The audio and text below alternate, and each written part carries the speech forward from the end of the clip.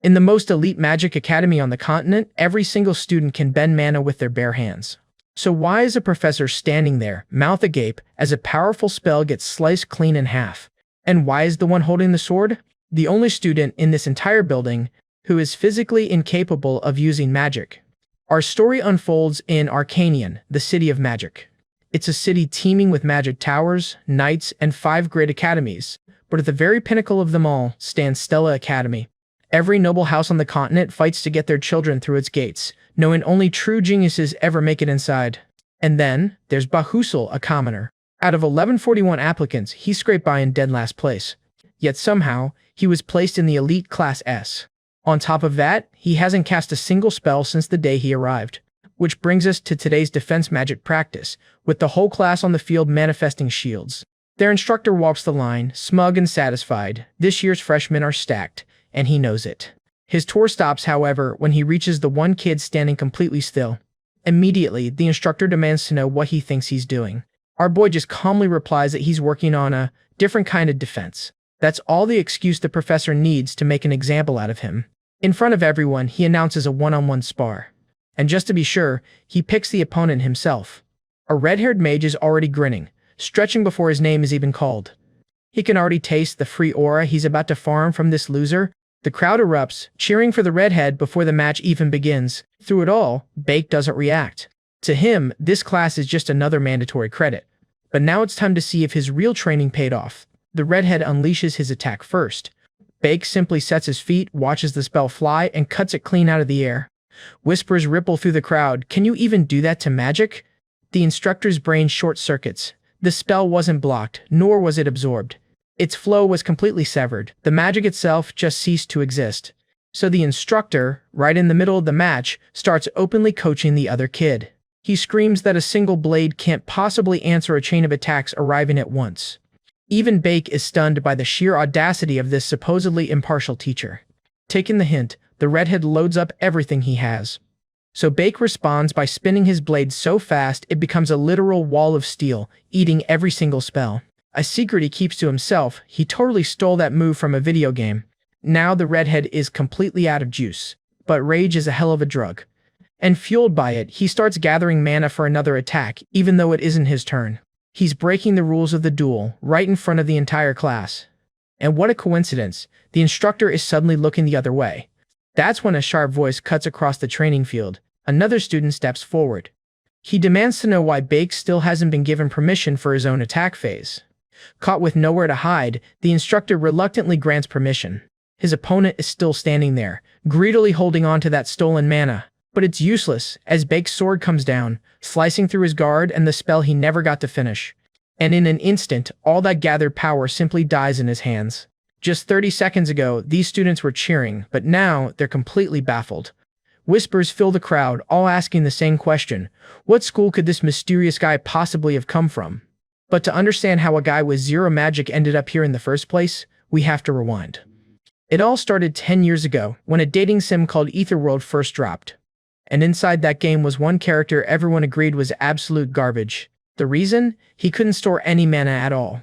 In a world where magic is like breathing, this character had a fundamental flaw, a hole that caused all his energy to simply disperse. And yet, despite this crippling weakness, he did have one single skill.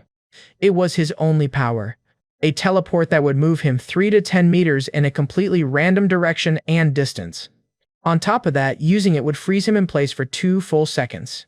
Almost no one who picked this character even made it past the tutorial, but one guy did. His name was Bake Usul. For 10 long years, he played only that one character, mastering the skill so completely that he could finally control its direction and distance. He even figured out how to cancel the 2-second freeze penalty entirely. So when the developers dropped the final boss that nobody could beat, everyone online just claimed it was bugged. You see, the dragon simply canceled all magic, making it untouchable. But our boy looked at the worst character in the game and saw a unique opportunity. This was it. His moment to shine had finally arrived. It was 10 years of pure muscle memory versus the strongest boss in the game. And he wins. Absolutely glowing, he gets ready to type GG's in the community tab. But then, system messages start stacking up telling him he reached the wrong ending. A final urgent message begs him to reach the true ending. Before he can even process his confusion, his entire screen flashes white. His real body slumps over, hitting the floor, and he wakes up on cold ground with no idea where he is. Spotting a nearby mirror, he stumbles over to it. To his absolute shock, staring back at him is his favorite character, the trashiest one of them all. Just then, a familiar system screen pops up right in front of him. Bake instantly recognizes this. It's the prologue quest for that same awful character. Reaching into his pocket, he pulls out an acceptance certificate for Stella Academy. As hard as it is to believe, the truth sinks in. He's now inside Etherworld. Trapped in the body of his favorite character, the one nobody likes, the absolute worst of them all.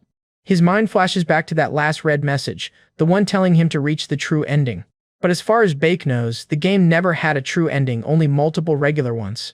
He figures that maybe, in all 10 years, no one ever actually managed to reach the real one. But that thought is cut short by a sudden, terrifying memory of what's supposed to happen right after his character wakes up. Outside, a group of unknown men is already approaching through the snow. He scrambles to the window, realizing with a start that they're already here. One of them, a man with a shockingly beautiful face, seriously, what a handsome man, spots the cabin. He points directly to the hut where Bake is hiding, and then he gives the order to search it. Before Bake can even decide on a plan, another system screen appears.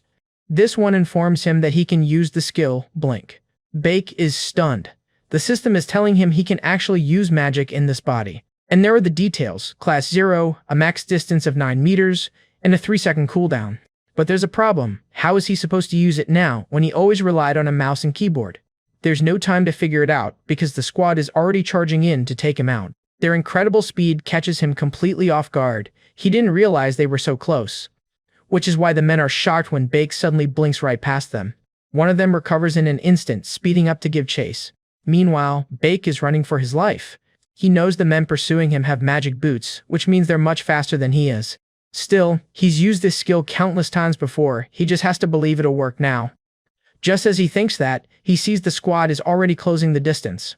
With his life on the line, Bake grits his teeth, ready to risk everything on this next move. If he messes up the distance, he'll slam into something and die on the spot. He immediately runs out of breath trying to figure out how the skill works in real life. So, he activates Jump. In an instant, he opens space between himself and the pursuer. The men are stunned by what Bake just did. Bake focuses on not making a single mistake. Right now, even one small error could kill him. He uses the rough ground to his advantage. Bake carefully measures each move, pushing the skill to its limit. The chasing squad is shocked by his masterful use of the skill. And, just like that, the mage unit steps in. This is the second part of his character's brutal tutorial. Before the attack can hit, another system screen appears. His Mana Leak Syndrome activates, along with its linked skills. The support skills kick in for Bake right away. The skills help him predict the path of the incoming arrows. He perfectly dodges every single shot coming his way. He braces himself and uses Jump to escape the attack zone. Bake resets his stance on landing. He narrowly avoids a heavy strike from the squad. He lets out a breath, realizing that was way too close. He knows he can't relax yet. In his head, he knows exactly what comes next. He has to cross a ravine using Jump. If he makes it, he'll reach a passing group of mages and finally escape. To pass this section, he has to cancel the skill within 0.1 seconds. With 20 floating stones to cross, the 8.1 second timing must be exact. He thinks the tutorial's designer had to be insane, but after 10 years of playing this character, he knows it can be done. Jump has a 3-second cooldown, which isn't enough time to cross safely. His only way to survive now is to stand his ground and fight. He realizes his best chance is to take all of them down himself. Even he knows this is a crazy plan. This isn't just a game anymore. He decides to wipe out the entire squad. He pulls out his dagger and steps right in front of them. The squad rushes him at full speed. One of the men charges straight at him, putting everything into the attack. But at the exact moment of impact, Bake activates his skill. He disappears from sight. The attacker is completely caught off guard. The man who was a normal player just yesterday feels blood run over his fingers for the first time. Strangely, he doesn't feel any guilt. He drives the blade deep into the man's throat. To him, this is just survival. Before the others can react, Bake rushes in and cuts them down at close range. As he moves to the next target, a small doubt hits him. Why did everything suddenly go quiet? He looks back and realizes they haven't given up the chase. They only stopped to cast a powerful magic spell. Under their leader's order, the mages finish preparing the spell.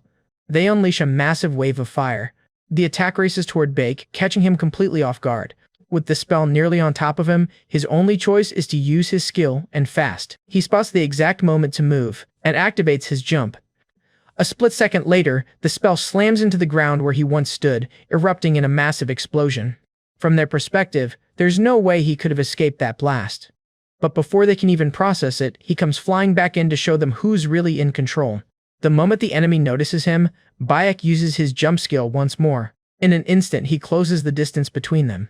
His blade slices clean through the man before the target even realizes he's been hit. The others can only stare in stunned confusion at what just happened. But Bayek doesn't give them a single moment to recover, slicing through them one after another. This sheer ruthlessness leaves the squad leader completely shocked.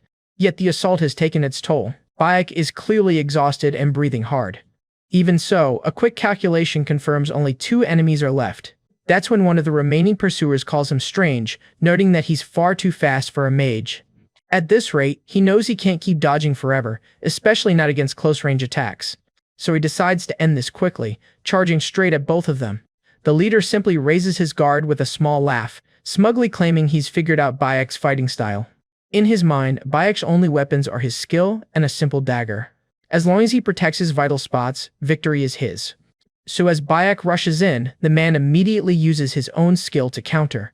Bayek appears to take the bait, preparing to activate his own skill in response, which is exactly what the leader wanted, laughing as he casts a powerful ice wave directly at Bayek. But instead of dodging, Bayek teleports to the other mage and cuts him down in seconds. This sudden turn of events leaves the leader completely shocked. He can't believe it, questioning how someone who was just running for his life could pull that off. Standing over his fallen foe, however, Bayek radiates nothing but pure confidence. With a smile, he thanks the leader, explaining that being chased this whole time has helped him sharpen his skills. This taunt only makes the man even more furious. He screams that this time he'll finish Bayek for good. But before the man can even finish his threat, Bayek is already moving. He rushes in, and his attack lands cleanly. The strike connects, drawing blood. Just as the man tries to reset and prepare his next move, Bayek vanishes. The leader turns around, but it's already too late. A decisive strike is already hitting him from behind. And just like that, the final blow is delivered, ending the tutorial stage. With the quest complete, a system window announces he's gained EXP and a special reward. But after all that fighting, he can barely stay on his feet and collapses from sheer exhaustion. His breathing is heavy, ragged. His hands won't stop shaking. Looking down at them, he finally begins to take it all in. The grim reality of what he's just done finally sinks in. This was his first time using the skill, his first real battle, and his first time taking a life. And yet, he knows this isn't the time or place to linger on it. Just before leaving, something near the bodies catches his eye. Even though it feels wrong, a grim sense of practicality takes over. He forces himself to search the bodies for anything of value. Inside one, he finds a pouch filled with a good amount of gold. Pocketing the coin, he heads for the summit, wondering what to do next. Suddenly, a sharp voice cuts through his thoughts. Across a wide chasm, a group of people are calling out to him. He quickly realizes it's the same group of mages from the tutorial. From the other side, they're shouting, asking if he can get across the cliff. After all, as one of them points out, crossing that chasm is impossible for anyone less than a third-class knight. In a move that surprises everyone, Ba activates his jumper skill and leaps across the gap. From there, he continues effortlessly from one floating stone to the next. This leaves the mages below wondering just what kind of jumping magic he possesses. But among them, a single blue-haired girl watches with a cold, intense gaze. It's then, while mid-jump, that Ba notices 2 unfamiliar people watching him from farther back. His focus is instantly broken when he sees them preparing a spell. That's when they unleash a massive fire attack aimed straight for him. Caught completely off guard, Ba just barely dodges the blast with his skill. He blinks away a split second before the direct hit. And now that he sees them clearly, he finally recognizes them as the mercenaries sent to kill him. The problem is, his skill has a 3-second cooldown, which makes it impossible to dodge every spell they throw. That means he has to reach the next floating rock on his own while waiting for the cooldown to reset. Yet before he can even move, another dark magic spell comes flying right at him. The attack screams past, just barely grazing his face. And to make matters worse, the rock beneath his feet suddenly begins to crack. Moments later, it shatters completely, sending him plummeting into the abyss below. He scrambles to save himself, but he's already in a complete freefall. Worse still, all of the other floating stones are now too far away to reach. With no other choice, he activates his skill in a desperate, last-ditch effort to survive. The skill immediately activates, pulling him toward another floating rock, his one and only hope. Using every ounce of his strength, he just barely grabs onto the ledge. Hanging over the vast abyss, he lets out a shaky breath, thinking he's finally safe. But that relief is tragically short-lived, because another powerful magic attack is already flying right at him. For one horrifying second, Ba is absolutely certain this is the end. Then, out of nowhere, a huge bolt of lightning erupts, blocking the attack like a shield. He looks closer, realizing with a shock that it wasn't ice magic, but pure, unadulterated lightning. A spell cast with perfect aim and absolutely no wasted mana. His eyes scan the group of mages, landing on the one person now standing out from the rest. It's the blue-haired girl, holding her staff with a look that means business. The mercenaries, for their part, are utterly terrified by this sudden display of power, so they immediately tuck their tails and run for their very lives. A little later, back on solid ground, Baek rejoins the mages, who welcome him with relief. It's not long before the girl who saved him quietly gets his attention. Naturally, Baek walks over to thank her for saving his life. But she barely reacts, coldly telling him there's no need for thanks and that he shouldn't worry about it. He's caught off guard by her response, but mostly because her voice is way prettier than he ever expected. Putting that strange thought aside, he soon learns the group that attacked him is infamous for raiding nearby villages. In truth, however, most of their activities are actually carried out by the dreaded Shadow Demon cult. Just as Baek figures his dealings with that cult are finally over, a system screen suddenly appears before him. The system announces his next mission: enroll in the prestigious Stella Academy. While it sounds like a big step, his first thought is that it doesn't seem too hard. Then the reality of the situation hits him. He's a man in his 20s who now has to go back to school. Hours later, inside the relative safety of the mage's carriage, Baek's exhaustion finally takes over and he falls fast asleep.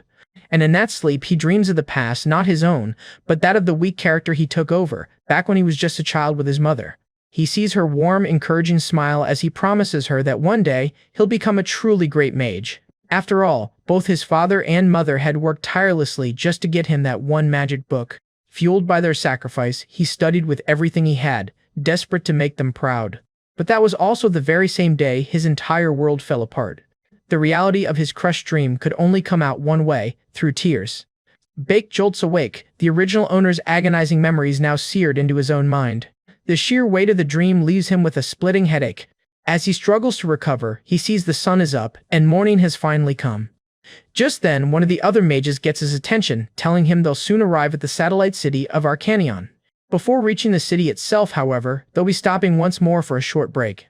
Baek stretches, shaking off the last remnants of the dream, but freezes when he notices the girl who saved him has been watching him. He is utterly confused by this sudden, focused attention. After being so coldly dismissed just hours ago, he has absolutely no idea what to make of her intense, unblinking stare. In the safe cities of this world, people traverse vast distances on trains and massive flying ships. But our story truly begins in Arcanion, the city of magic, renowned for its towering spires and 5 elite academies. And at the very peak of them all is Star Academy, a gathering place for the world's most powerful mages, geniuses, and nobles. Now inside this world, the first thing he must do is check his abilities. What he finds gives him a surge of confidence, a skill called Detection Acceleration. Yet this relief is shattered when he sees he's also stuck with a curse condition, Mana Leakage Syndrome. It's this very permanent curse that caused everyone to treat the original owner of this body like absolute trash. On the bright side, that Detection Acceleration skill allows him to sense incoming attacks as if time itself is slowing down. With his skills confirmed, he moves on to check the stats of his new identity, Baek Soul. Unlike other games, Etherworld doesn't have a single level, but rather individual levels for each separate stat. So, he makes a strategic choice, focus everything on sensitivity to sharpen his sixth sense and reaction speed, leaving vigor and flexibility for later. After all, if he's going to survive this world and somehow manage his accursed syndrome, he has no other choice. Just as he solidifies his plan, a system notification suddenly flashes before his eyes. Before he can even begin to read it, however, a sharp voice calls out for him to hurry up. And through it all, a quiet, blue-haired girl continues to watch you sail with an unnerving calm. A few hours later, they're all aboard the magnificent flying ship, heading towards the academy. It doesn't take long for him to draw unwanted attention, as his awe makes it obvious this is his first time on board. Immediately, a few of the other students begin sneering, calling him a country bumpkin. One particularly arrogant noble then strides over, loudly declaring that the world's most famous academy is being stained by Usail's very presence. Our protagonist simply sighs, seeing absolutely no reason to waste his breath on such pathetic trash talk. But while Yusel finds the whole situation childish, his blatant dismissiveness only serves to enrage the pompous noble. Yet, before the bully can make a move, a sudden new arrival completely captures the attention of everyone in the room. There in the doorway stands a silver-haired girl with piercing red eyes, her name whispered in awe, Abdulavid. With nothing but her commanding presence, she instantly owns the entire space. That same loudmouthed noble from before sees his chance and immediately tries to approach her. He is, however, shut down instantly with nothing more than a single ice-cold glance. She then glides past Yusel, who can't help but admit that she is breathtakingly beautiful. But he knows that beneath that stunning exterior lies a dangerous truth. Abdulavid is the ultimate villain of this world. In the game, she was one of the central figures, constantly clashing with the main heroine at every turn. And no matter which route a player chose, she was always destined to die a brutal, tragic death. In one ending, the entire academy viciously turns against her right before she's expelled. In another, she endures a humiliation so profound that she vanishes from public life forever. It's because of this inescapable tragedy that Yusel always considered her one of the game's most compelling characters. His train of thought is cut short, however, by the rumbling in his stomach reminding him it's time to eat. With that, he heads off in search of something, anything, to fill his empty belly. Too bad for him, everything on this luxurious ship is absurdly expensive, and he is utterly broke. But just as his hunger peaks, a loud, piercing signal suddenly rings throughout the ship. An automated voice announces that they will be reaching the next stop in precisely 1 minute. All passengers are instructed to proceed to the first floor, as their final destination of Arcanian is now only 10 minutes away. This is it. It's finally happening. A wave of nervousness washes over Yusel, but he steels his resolve, accepting that this is his reality now. He desperately wants to see the ending of this world with his own eyes, but a heavy sigh escapes him as he wonders if he can even survive Star Academy. Taking it a step further, he questions if he has what it takes to survive in this brutal world at all. In that moment of crushing doubt, Yusel desperately wishes he had some kind of ace up his sleeve. And that's when he remembers the notification from before. He quickly pulls it up. It's a special reward from the Constellatio project, offering him a choice between 3 powerful starting bonuses. His options are a downgraded version of his old items, a nerfed version of his former skills, or a simple injection of EXP. He carefully considers which of these 3 monumental choices will give him the best chance of survival.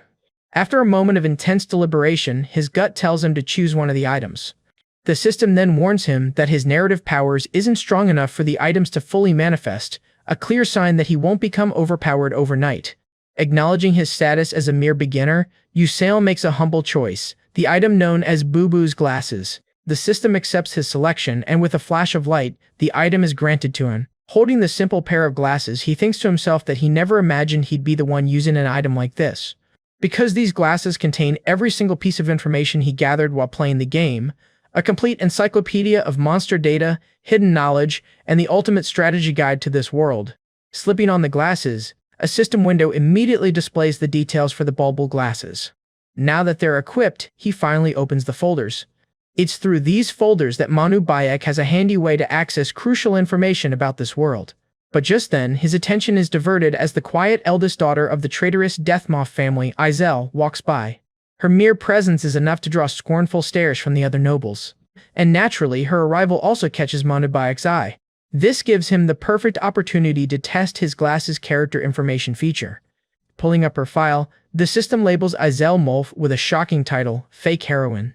You see, the game Etherworld is based on a novel called Don't Love the Princess, where Izel was actually the original heroine. Manu Bayek recalls that while Izel is now branded the fake, the possessed main character, Flame, is the game's true heroine. Yet, as he looks at Izel, a strange sense of familiarity washes over him. He can't quite place where he might have seen her before, but he quickly brushes it off, figuring he's just imagining things. A few hours pass, and it's finally time for the Estella Academy entrance ceremony. All the new students are gathered together in the vast schoolyard. Someone is giving a long, droning speech, but Manu Bayek couldn't care less, because what really matters to him is what comes next. That's when the most important characters from both the game and the novel finally make their appearance. To Manu Bayek, their grand entrance is just another cliché, over-the-top hero moment. But even among this powerful group, one person stands out from all the rest. The representative of the Kaileros, the absurdly overpowered Maya Sayong, who from now on we'll call Matthias. In Manu's eyes, Matthias is an untouchable character, a being who stands leagues above everyone else. And because he's so powerful, Manu knows that getting Matthias on his side is the absolute key to avoiding the story's many bad endings. There's just one problem: everything hinges on what the true heroine Flame does next. So Manu Bayek watches her carefully, trying to weigh his options. He knows that with both of them coming from the real world, things could get messy fast, and he simply can't afford to take any big risks. After all, even though they share that past, his own character is weaker than a background NPC, making it nearly impossible to get close to her. On top of that, she has the incredibly rare ability to purify demonic humans. However, as the tragic cases of Giselle and Deli proved, she also tends to bring disaster to those who get too close. That's exactly why he must be extremely careful in his approach. He decides his role should be a simple one: support the main characters from a very, very safe distance. In fact, he resolves to stay out of their lives as much as humanly possible. And with that decision firmly made, the freshman entrance ceremony finally concludes. Right on cue, a system window confirms the completion of Episode 2, Enroll into the Stella Academy. Following the ceremony, the students are all ushered into their very first class. Manu Bayek quickly finds a seat inside the crowded lecture hall. Having already finished college in his past life, it feels bizarre to be sitting in a classroom as a student again. He takes a moment to glance down at his Estella pocket watch. This little device serves not only as a student ID, but also grants access to the Academy's various perks. And naturally, he plans to take full advantage of every single one of them. Just then, an instructor enters, abruptly telling everyone to put away their things and remove their glasses for inspection. It turns out the placement tests are happening right now, immediately after the ceremony. The papers are handed out, and Manu Bayek can only stare at the completely incomprehensible text. It hits him all at once. He has no idea how to answer a single question. This single exam is what will sort every student into their respective classes, from the lowly F all the way up to the elite S. He knows for a fact that most of the game's main playable characters are destined for Class S. But since he only managed to enter the Academy dead last, he's certain he's headed straight for Class F. While he's lost in this spiral of thought, something from across the room catches his eye. One of the other students is already finished with the exam. Of course, it's Matthias. Manu Bayek can't help but stare, completely blown away by how quickly he finished. Then again, for someone with his overwhelming power, a simple test like this must be child's play. The one word that seems to define Matthias's entire existence is boredoms. And that makes Manu wonder just how the game's heroine, Flame, will eventually influence his choices. After all, in certain routes of the game, Matthias actually joins the demonic humans, a truly disastrous outcome for everyone involved. Manu Bayek figures a big reason for this dark possibility is Matthias's incredibly complicated family situation. But for now, the immediate problem is this test, and he considers using his glasses for an edge. He relied on them constantly while playing the game, and he's desperately hoping they still hold the information he needs to pass. So, ever so quietly, he begins to pull the glasses from his pocket, ready to test his theory. But before he can even put them on, the instructor's sharp voice cuts through the silence, asking exactly what kind of glasses those are. The teacher's warning echoes in his mind: all glasses will be checked for cheating. And true to his word, the teacher plucks the glasses right off Manu Bayek's face for a quick inspection. A cold sweat runs down Manu's back, because these aren't just any glasses, they hold the information he needs to pass. Yet somehow, the teacher finds nothing wrong and hands them back. Excitement surges through him. His plan to get into Class S is actually working. He returns to the test, but just as he starts to write, the proctor calls time. As the papers are collected, a horrifying realization dawns on him: he only answered 3 questions. Meanwhile, the teacher, now holding the stack of exams, suddenly notices something strange. That's when he marches right back to Manu Bayek and demands to see the glasses again. Studying them a second time, he mutters that what he's seeing should be impossible. The commotion draws unwanted attention, and the teacher orders a nearby student to call another professor. Moments later, the engineering magic professor, Dr. Grian, arrives and takes the glasses for his own inspection. His verdict is swift: while answering those questions is suspicious, Manu Bayek did not cheat. In fact, he flatly announces to everyone that the student solved them using his own brain. Dr. Grian even congratulates Manu and tells him he did well before abruptly leaving. Left behind, the first teacher can only offer a polite apology for the whole mess. Manu Bayek says it's fine, all while a wave of guilt washes over him for having cheated after all. Over in Professor Lee's office, that very same teacher is still bothered by this year's test results. Just then, a woman's voice cuts through his concentration. She asks if the papers he's holding are from this year's student exams. With a bright smile, she remarks that she heard this year's freshmen are especially interesting. She brings up the princess from the most famous fire magic family, then Jeremy Scarvin, the heir currently caught in a struggle for the throne, and, of course, Ian, successor to the master of the magic tower. At the praise for his work, Professor Lee can't help but give a small, pleased smile. He explains that the first 3 questions were so difficult that out of 1,141 students, a full 1,000 left them blank. The only students to answer correctly were top-tier geniuses like Matali and Flame. And then, there was Baekhyun Sol. While Matali and Flame were expected geniuses, he never imagined Baekhyun Sol, with no prior scores of note, would solve them. This piques the other teacher's curiosity, who asks why he's so focused on that one exam. He reveals the impossible truth: Baek answered all 3 of the special, impossible questions. This single fact changed everything about his evaluation. He answered only the 3 hardest questions on the whole test, and left everything else completely blank. Despite desperately wanting to stay unnoticed, Baekhyun Sol now finds himself staring up at the class placement boards. And there, to his absolute shock, is his name listed under Class S. He's completely stuck, realizing this placement will only drag him closer to the main characters he wanted to avoid. Of course, his plan is already falling apart, as someone has taken a special interest in him. Elsewhere, a sharp slap rings out as Bia is struck hard across the face. It's her mother, Fire Element Professor Hong Yel, yelling at her for missing 3 questions on the exam. She sneers that even insects answered those questions, meaning Bia is worse than an insect. Bia just stands there in silence, a red slap mark blooming on her cheek. The woman heaping this abuse upon her is her own mother.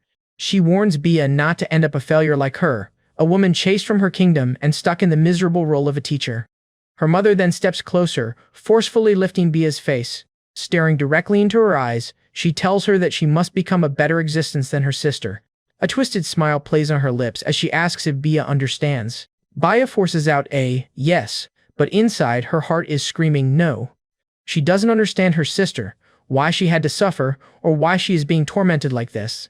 Leaving that pain behind for now, we return to Baekhyun Sol, who's nursing a pounding headache of his own. He sits alone in the vast lecture hall, feeling completely overwhelmed. All around him, he can hear the other students whispering, questioning why he's even there. He gloomily thinks that he came into this world alone and will likely leave it alone too. Still, he knows the gossip won't last long, as another student from Class A is set to move up to Class S soon. But what truly grabs his attention isn't the gossip. It's the bizarre feeling of seeing them right in front of him. After all, up until yesterday, these people were just characters in a game. In a few years, most of the students in this class will be famous, but about 5 of them are fated to betray the magic world. And one of those traitors is Matale. The one person who could stop that future, or perhaps even cause it, is a student named Flame. And it's a future Bulk feels she has to prevent from ever happening. But any thoughts about destiny are cut short as the teacher finally enters the classroom. Striding to the front of the room, he formally begins his introduction. He is Professor Lee, the instructor for the elite Class S. Professor Lee immediately notes this year's class has many talented students, including one very unique individual named Baehik. Yet before the lesson can truly begin, the door slides open, revealing a late arrival. It's Bia, and what's impossible to miss are her red, swollen eyes. This sight gives Baehik pause. It is completely unlike Bia to be late. From a distance, he watches her quietly speaking with the professor, and he just can't shake the feeling that something is terribly wrong. That's when he falls back on his usual trick, using his special glasses to see what's really going on. The information that flashes into view is chilling: a fire mage villainess who is guaranteed to die. Baehik freezes as he reads her fate, the words burning into his mind. He can't get past the part that says her death is guaranteed. That's when he remembers the horrifying truth. Because of Flame, both Yusale and Bia are supposed to die. A desperate urge to save her rises within him, but he knows he's in no position to help anyone. Then, to his utter surprise, Bia turns and walks directly toward his desk. She stops right in front of him, fixing him with a cold, piercing glare. And without a single word, she takes the empty seat right beside him. Baehik has no idea what is happening, but he worries the game's story is already going off the rails. As class resumes, Professor Lee announces the staff succession ceremony, where every student will get their staff. He explains that the academy has 2 major events: the familiar contract ceremony and this very staff succession ceremony, which they are about to attend. The staves, he explains, range from low to upper middle class, and he tells the students to simply choose one. But Baehik knows that's not how it works. You don't actually choose a staff at this event. Instead, the staff chooses a worthy person through the power of resonance. Wandering through the selection, Baehik can't help but wonder which one, if any, will choose him. His eyes land on a particular short staff, thinking it would suit him perfectly. Just as he's considering it, however, a sharp voice suddenly calls out his name. Baehik turns to see who it is. It's just some guy he doesn't recognize at all. This boy, however, clearly has a problem with him.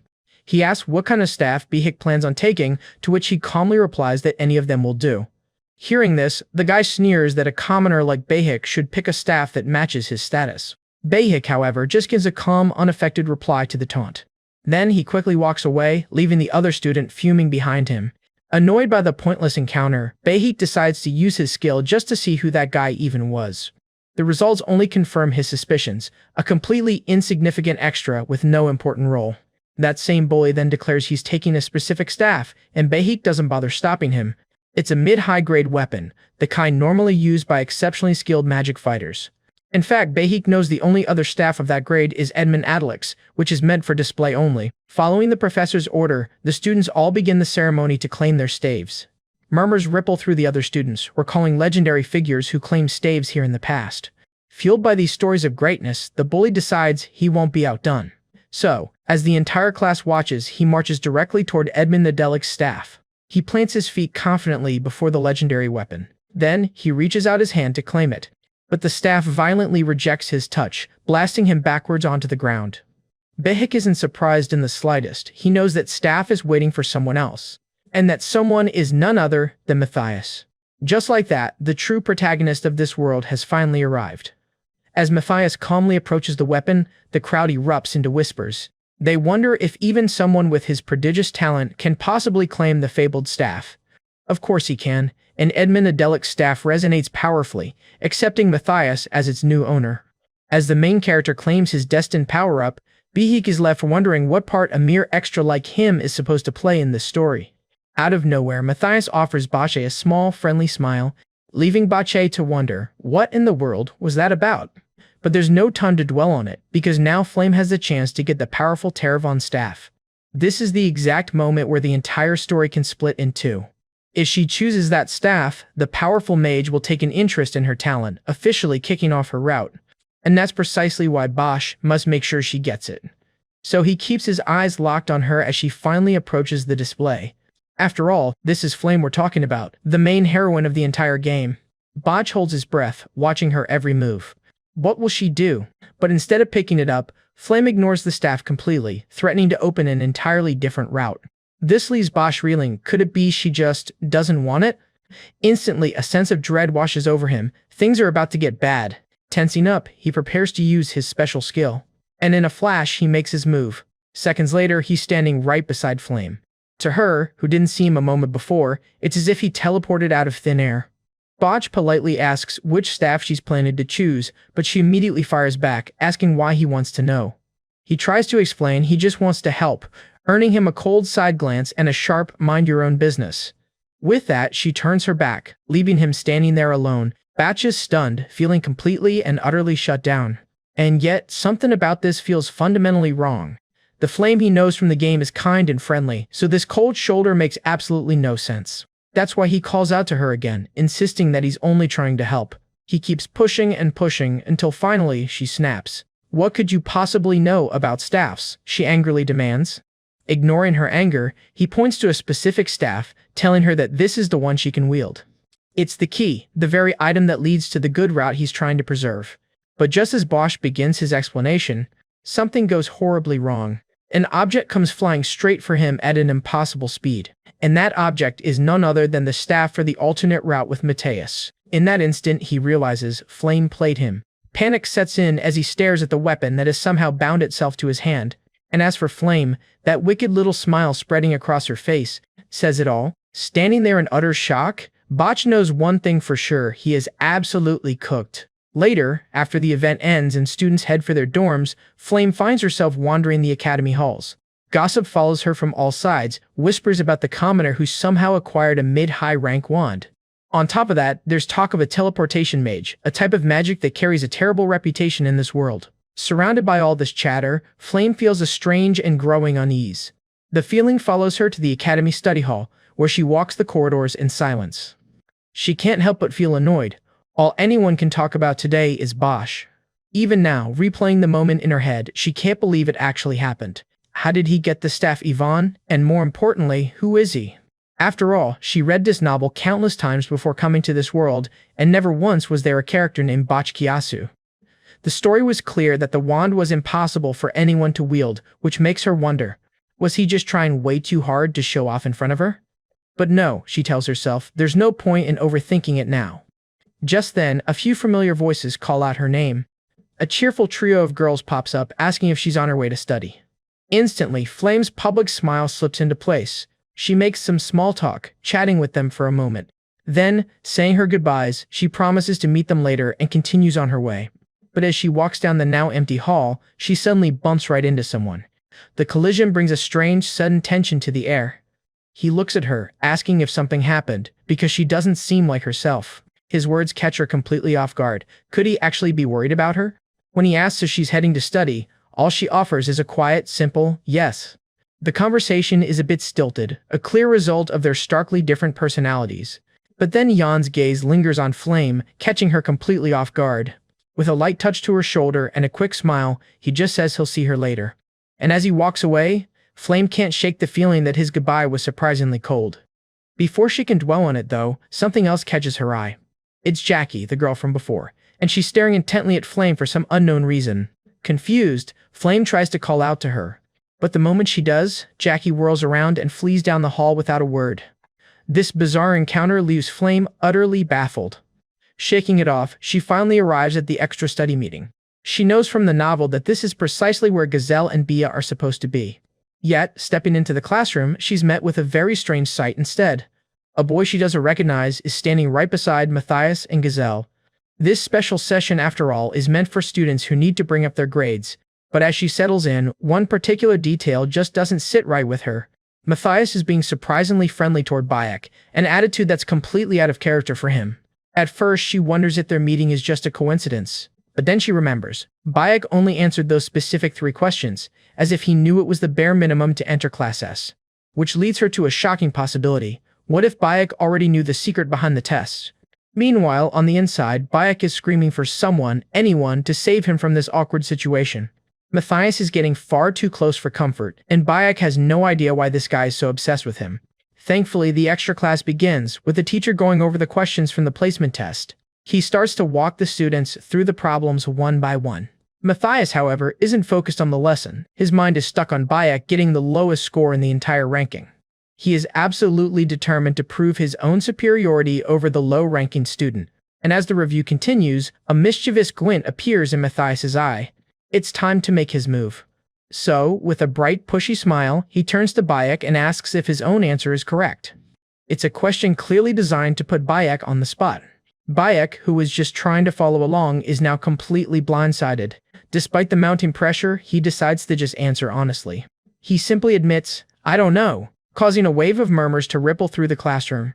But Bayek is caught off guard when Matthias presses again, demanding to know if his method is wrong. That's when Matthias finally loses his patience, snapping and challenging Bayek to come solve it himself. He then waits with a smug, expectant look on his face, sure of his victory. In response, Bayek simply walks to the board, puts on his glasses, and gets serious. He looks at the problem, realizing it's less a real question and more a wordplay puzzle. It describes a mage casting a spell with the bizarre incantation, "Dear Earth, shed tears." To Bayek, the answer is painfully simple. If the earth, which is dirt, cries, it must be in a state of decomposure.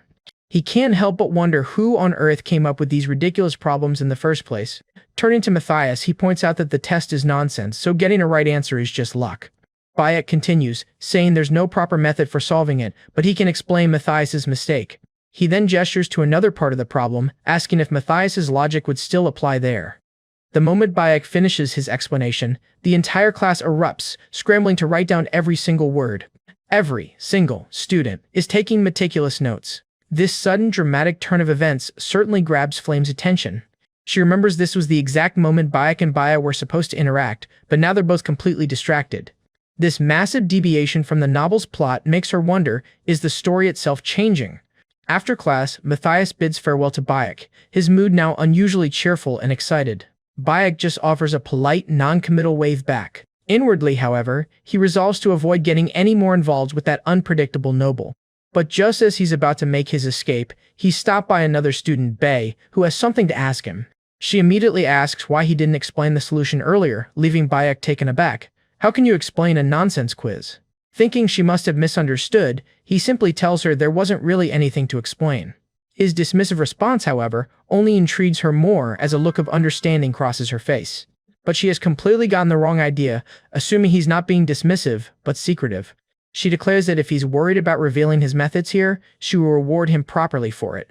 With a proud, determined look, she promises to make it worth his while if he explains absolutely everything he knows.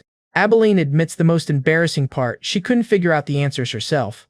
But this confuses Bei, who wonders why a princess with endless resources would come to him for help. Her reasoning is simple: out of all 11141 freshmen, only 3 people managed to solve the infamous 3 questions from hell. Those 3 were the original author, Abilene herself, and now, somehow, Bei. Even Abilene can't believe it, because those questions were never even meant to be solved. A sudden panic washes over Bei as he realizes this was supposed to be common knowledge. In that moment, it all clicks into place. This is why he was placed in Class S.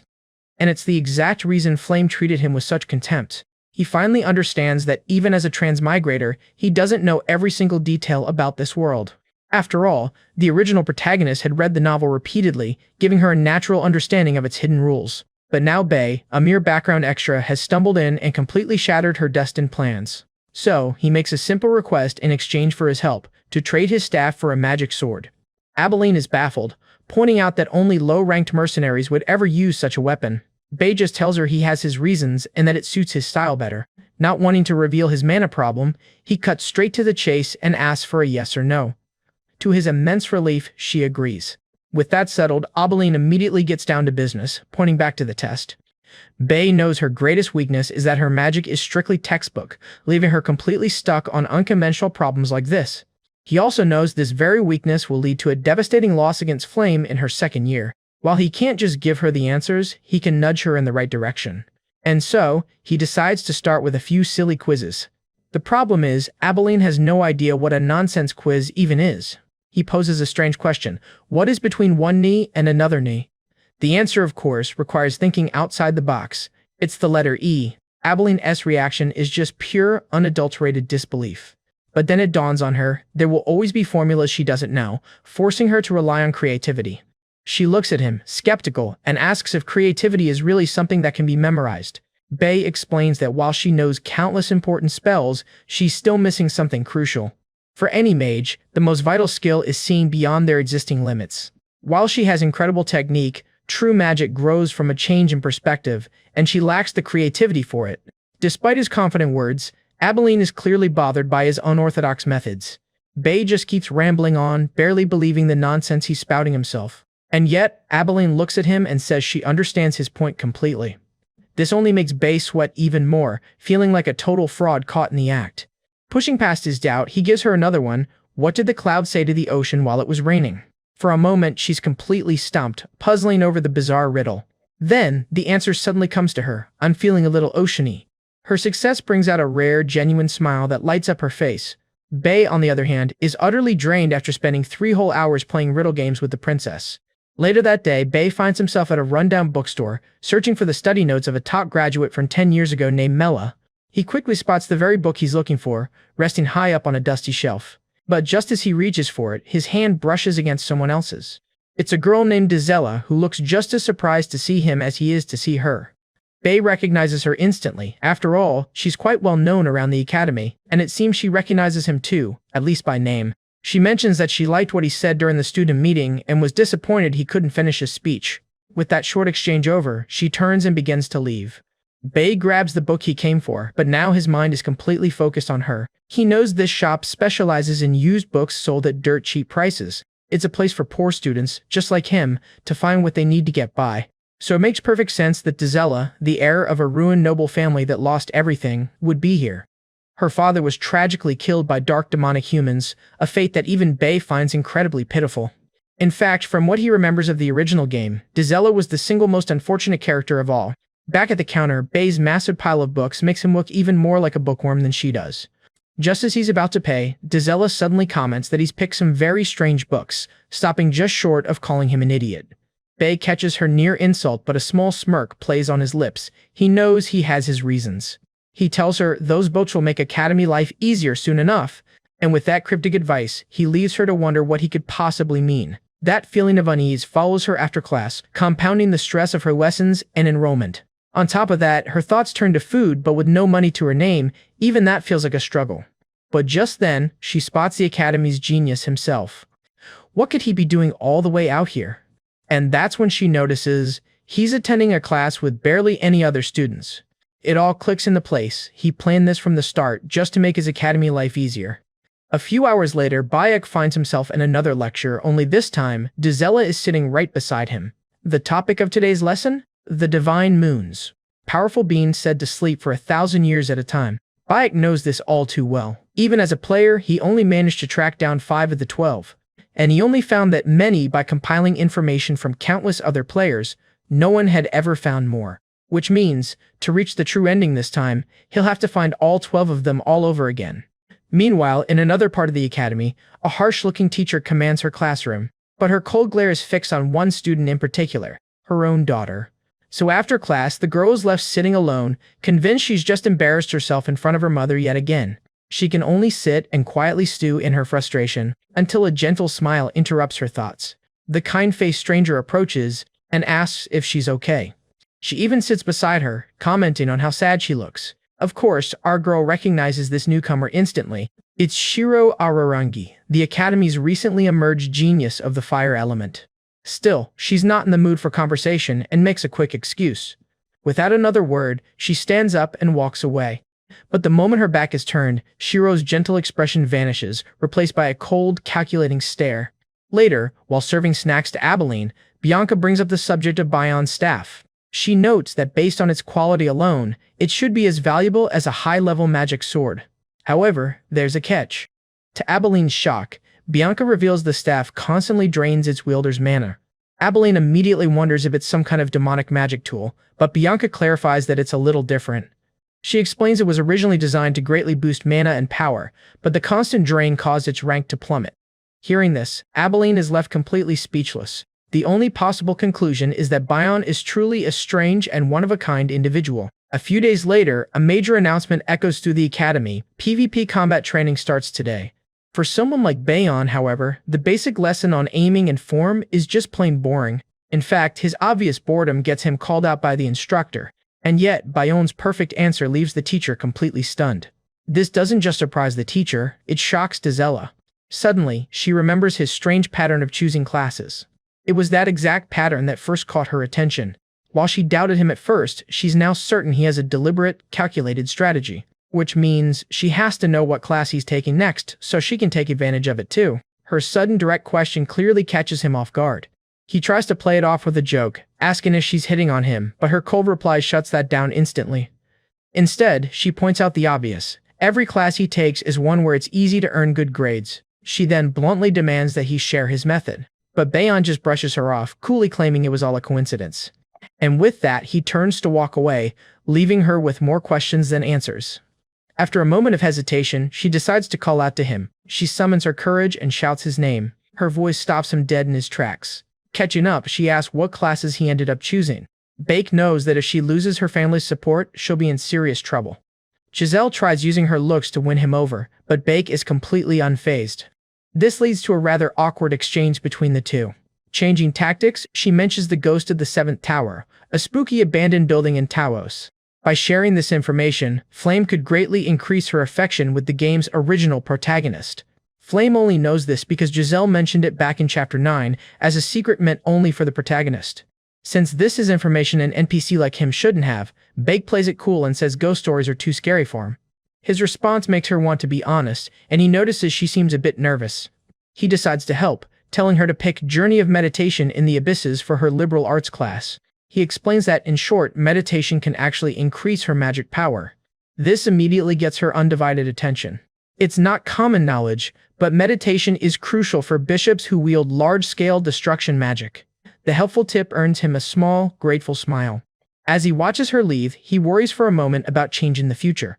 But he knows that if he does nothing, Giselle is destined to die a tragic death. He resolves to help, hoping the meditation class will change her fate. He then realizes that meditation might just be the key for him as well. In the original game, Bake's soul focused on physical training first, hiding his magic to grow insanely strong later. Back in his room, he sits on his bed and prepares to meditate. He takes a deep breath and begins to focus his mind. Though treated as a trash character, the original Bake was a genius who could manifest a sword aura. He achieved this by utilizing the endless circulation of mana flowing in and out of his body. Believing this is his only path forward, he focuses with all his might. His intense meditation continues for a very long time. Before he realizes it, the sun has started to rise. He remains completely absorbed in his meditative state. Finally accepting his unique condition, he feels a new door open within him. A notification pops up confirming that both his mana leakage syndrome and blink skills have leveled up. Thrilled with the result, he feels one step closer to reaching the game's true ending. With his meditation a success and his blink skill powered up, we cut to a new scene. A girl walks across a grassy field, seemingly lost in thought. It's Flame, and as the wind blows, she contemplates how this entire environment was created artificially. They are inside Stella's dimensional dome, a pocket dimension on campus that can change its size at will. This is where the Academy holds sports events, dungeon simulations, and monster training.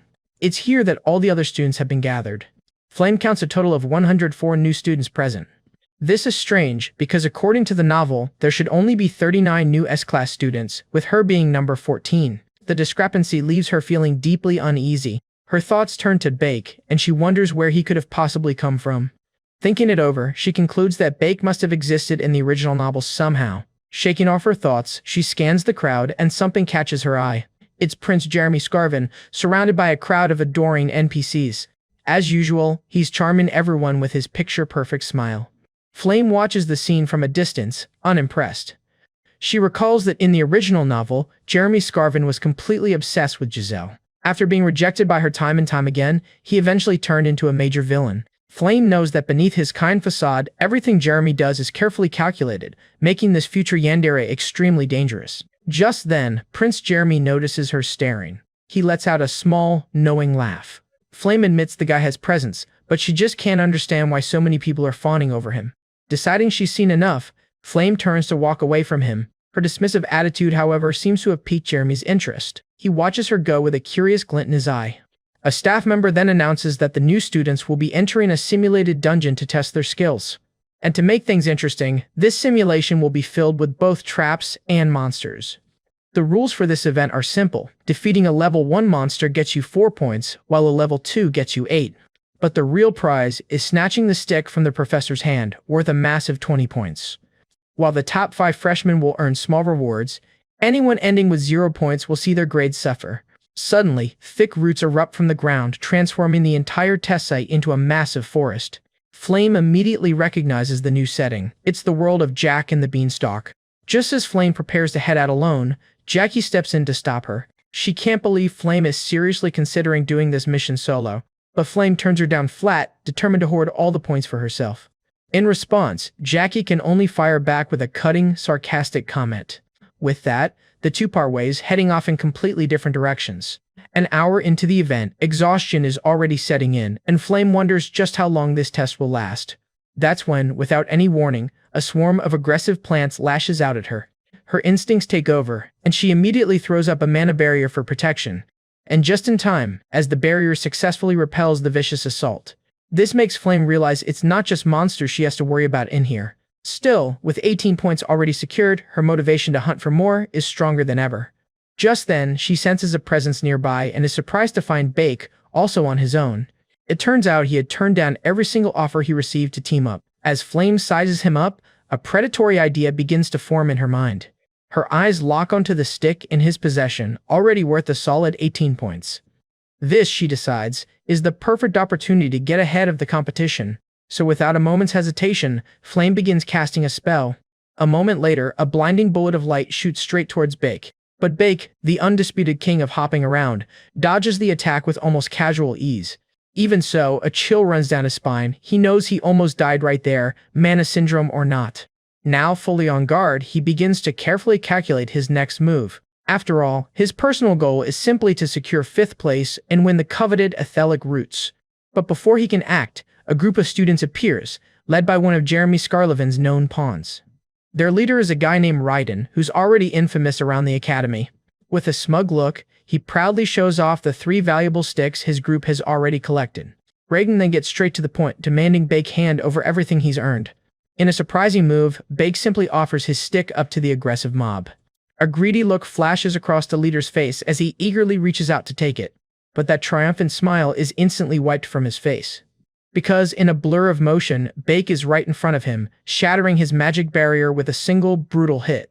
Before the rest of the group can even react, Bake is already on the move again. He darts between them, swiftly snatching every last one of their sticks.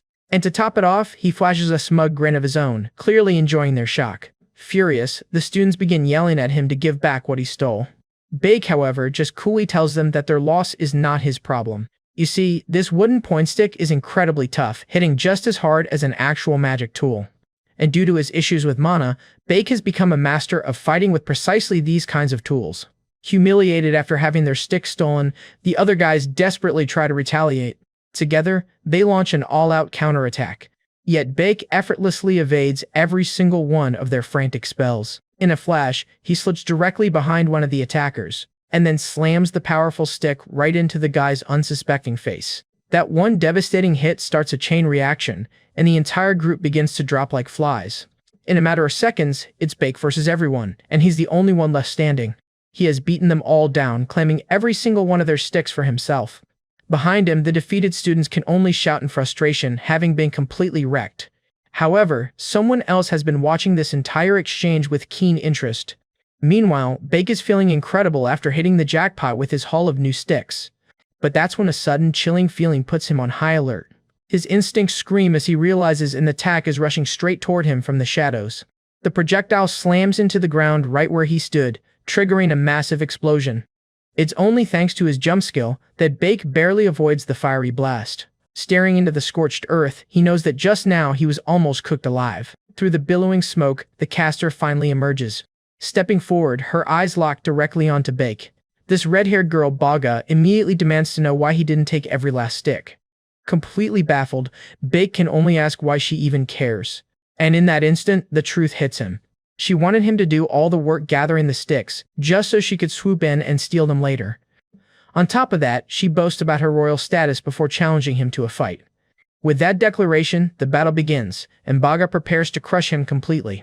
Wasting no time, she unleashes a torrent of magic directly at him. Bake realizes that even if he dodges the initial blast, the spell's massive range could still trap him in the explosion. But just then, a sudden sound from the side yanks his attention away. Instinctively, he uses his movement skill, leaping directly toward the noise. A moment later, Baga's magic slams into the very spot he just occupied, incinerating the ground. That was far too close. He realizes this fight won't be simple at all. Because next time, the flames swirling around her will detonate the second he steps into her range. He knows this from fighting countless fire mages as a player, yet Baga is on a completely different level than he ever expected. Refusing to give him a moment to breathe, she sends another wave of attacks rushing his way. As the spells close in, Bake has to admit she's terrifyingly strong. Without this open space, he'd already be a pile of ash. But clutching the wooden sticks, his expression hardens. He refuses to give them up that easily. Just as he steels himself, Baga's attack lands, triggering another massive explosion. As he dodges yet again, weaving through the chaotic battlefield, something incredible becomes clear. Somehow, everything is moving in slow motion, allowing him to read the direction and path of every single spell. That's when he uses one of the sticks to start knocking her fireballs right out of the air. Baga just stares, completely stunned, wondering how any of this is even possible. This is nothing like fighting as a player behind a keyboard. In his real body, the experience is profoundly different. He can actually feel the flow of mana, so tangible it's like he could reach out and grab it. Frustration boils inside her, but this princess refuses to back down. Instead, she resolves to use an even stronger spell, one that Bake will have no chance of avoiding. But Bake knows he can't stay on defense forever. He has to use these sticks to break through her barrier. And then he moves. He begins circling Baga, whose body remains wrapped in a protective armor of pure fire. This is the very opening he was waiting for. With a burst from his jump skill, he closes the distance in an instant, landing just inches away from her. His sudden speed catches her completely off guard. Still, she reacts as fast as she can, activating her Light Crash spell. It's a devastating close-range spell, designed to explode the very instant it's cast. But for Bake, this is familiar territory. He's dealt with this exact type of magic countless times before. He times his movement perfectly, slipping just outside the blast radius while preserving enough momentum for a counterattack. That's when he throws himself forward, bringing the simple wooden stick down hard against her magic barrier. And with that one single expert strike, it shatters completely. The boy with no magic, the one everyone dismissed, now stands directly in front of her. He leans down, meeting her shocked gaze at eye level, and he makes it perfectly clear that he, Bake, is the one who won this fight. For a long moment, Baga is left utterly speechless. Finally, she manages to ask who he really is, and his answer is deceptively simple, just a normal student. But the confrontation isn't over yet, as Bake calls out to someone else who's been hiding nearby this entire time. From the shadows, this hidden girl witnessed his true strength, and now understands just how dangerous he really is. At last, Flame steps out into the open and walks toward him. Looking a little uneasy, she tries to play it cool, denying she was hiding and asking how he even knew she was there. Bake just shrugs it off as intuition, when in reality it was his sixth sense that had detected her presence. His vague answer only makes Flame more suspicious, and she asks how he shattered a royal's magic barrier with a mere pointed stick. Her direct question clearly catches him by surprise. Almost teasingly, she asks if he used that same intuition to pull off such an impossible feat. Of course, the truth is that it only worked because of a game bug, something Bake can't possibly explain to her. She then points out the obvious flaw: if that were truly possible, the world would be filled with knights, not mages. And so, Flame looks him dead in the eye and asks with deadly seriousness, who exactly is he? The mood becomes so tense that even Bake starts to feel the pressure. For a split second, he considers telling her everything, that she's a character from his favorite game and that he knows she's from Earth too. But instead, he simply tells her that her suspicion is fair, before promising that he's not a bad person. He then adds that before anything else, he wants to help her, a statement which only deepens her curiosity. Before she can press him for more answers though, he cuts the conversation short, insisting that he has to go. Yet as he turns to leave, a still fuming Baga decides she's not quite finished with him. And with a cry of frustration, she hurls the wooden stick right at his back, getting in one last petty shot. Yesol's mana sense is tied to his mental strength, so when he's drained, all he gets is a pounding headache. His head is still throbbing from their fight as he asks the redhead why she threw the stick. He then walks over to Bayek's pile of wood and takes just one piece. He tells her he'll only take a single stick, letting her have the rest. Bayek just thinks he's an idiot, knowing his over-the-top swagger is bound to cause trouble. Meanwhile, in another location, the academy aides are gathered to monitor the students. They're watching all the test matches unfold on a large holographic display. Suddenly, a particular fight on screen catches one professor's eye. It's a high-stakes clash between two S-class students. On the screen, the student Metali faces off against Yoping. Yip makes the first move, rushing straight towards Metali. Metali coolly responds by using his advanced jump skill to evade the attacks. The observing professors immediately recognize that Metali is exceptionally skilled. The level of skill and magical control these two students display is completely off the charts. Their duel is cut short when a giant icy bird suddenly appears from above. The unexpected interruption shocks both of the S-class combatants. The enormous bird lets out a piercing cry, drawing their full attention. Both students realize at once that this must be the event's hidden boss. But before either of them can even act, the massive creature drops dead from the sky. The person responsible for this incredible feat steps into view, revealing herself to be a student named Giselle. As powerful as Metali and Yoping are, the girl who just stole the spotlight is on another level entirely. She casually asks if she interrupted, making it obvious that she one-shotted the powerful monster. The professor watching from the control room instantly understands what happened. He can see that Giselle took down the hidden boss with absolute effortless ease. Don't let the Q face fool you, this girl is the real deal. While the other aides start talking about her, the mustached old man's focus is caught by something else. He's looking at a completely different monitor, watching another battle. He's captivated by our MC, Yusaez, and his perfect mastery of the blink movement technique. For hundreds of years, countless scholars have tried and failed to control that variability. It's a spell that was long considered absolutely impossible to control. Seeing a mere student use it so flawlessly leaves the mustache man utterly stunned. The impossible sight draws the full, shocked attention of everyone in the room.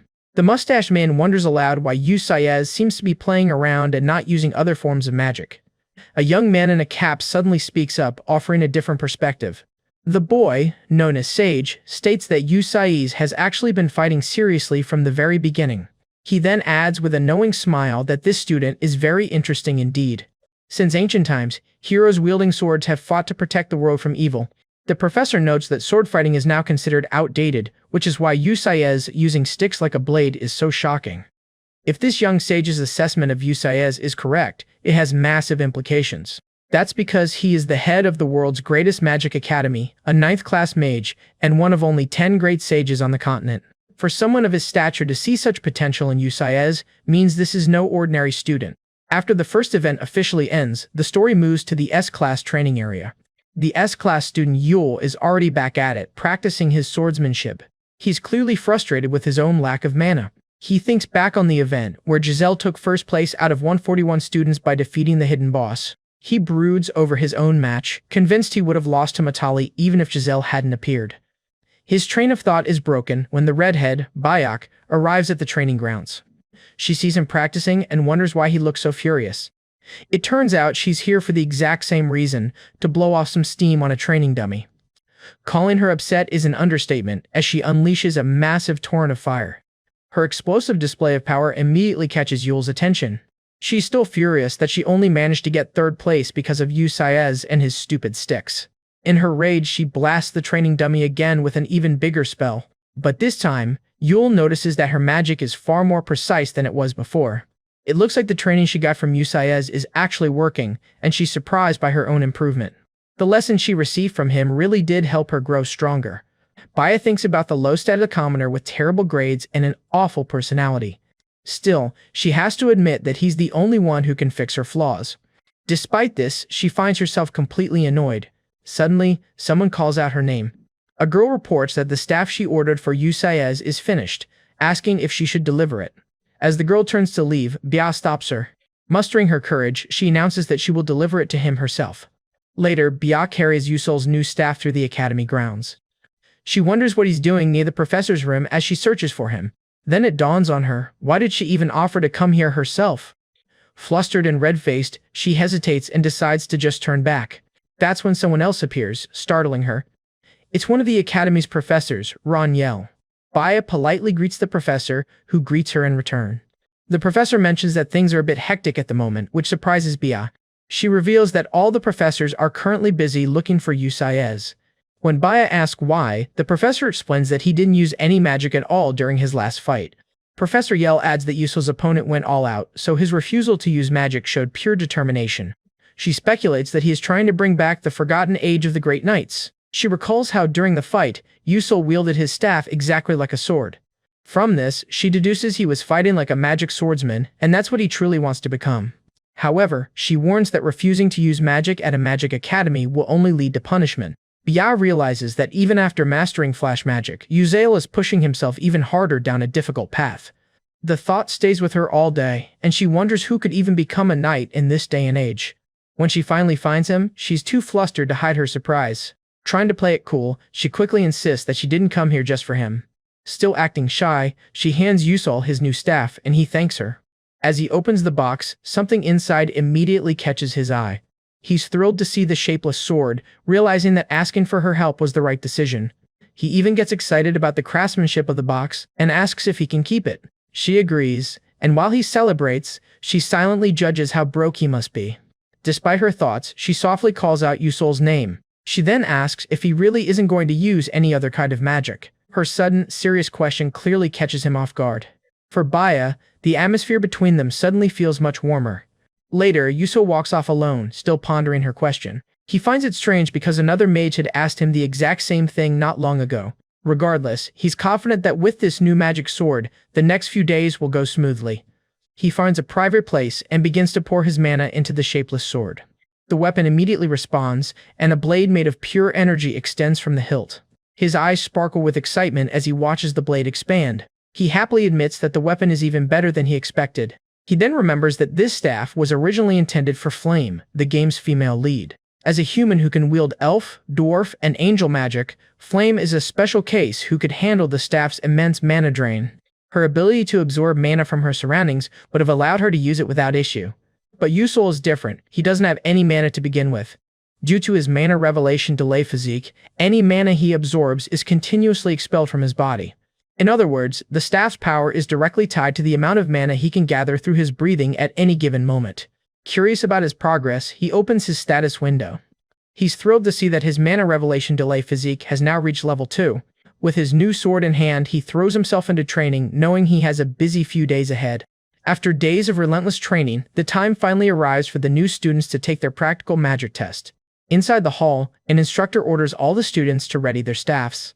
The students immediately get to work, practicing their shield magic. The instructor looks on, pleased with the high level of talent in this year's class. However, his attention is soon drawn to one student who is just standing still. The instructor squints, wondering if this is the S-class student that all the other teachers were talking about. Already annoyed, the instructor calls out to Yusul, demanding to know why he's doing nothing but standing there. Bayek's defiant posture makes it clear he's studying his own defense technique, not the one being taught in class. This blatant disrespect annoys the instructor, yet it also sparks a flicker of curiosity about these so-called special methods.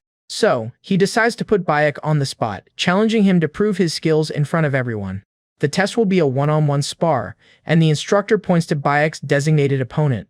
Stepping forward is a red-haired student who looks more than ready to crush Bayek. But in reality, he's the one who's about to be taught a brutal lesson.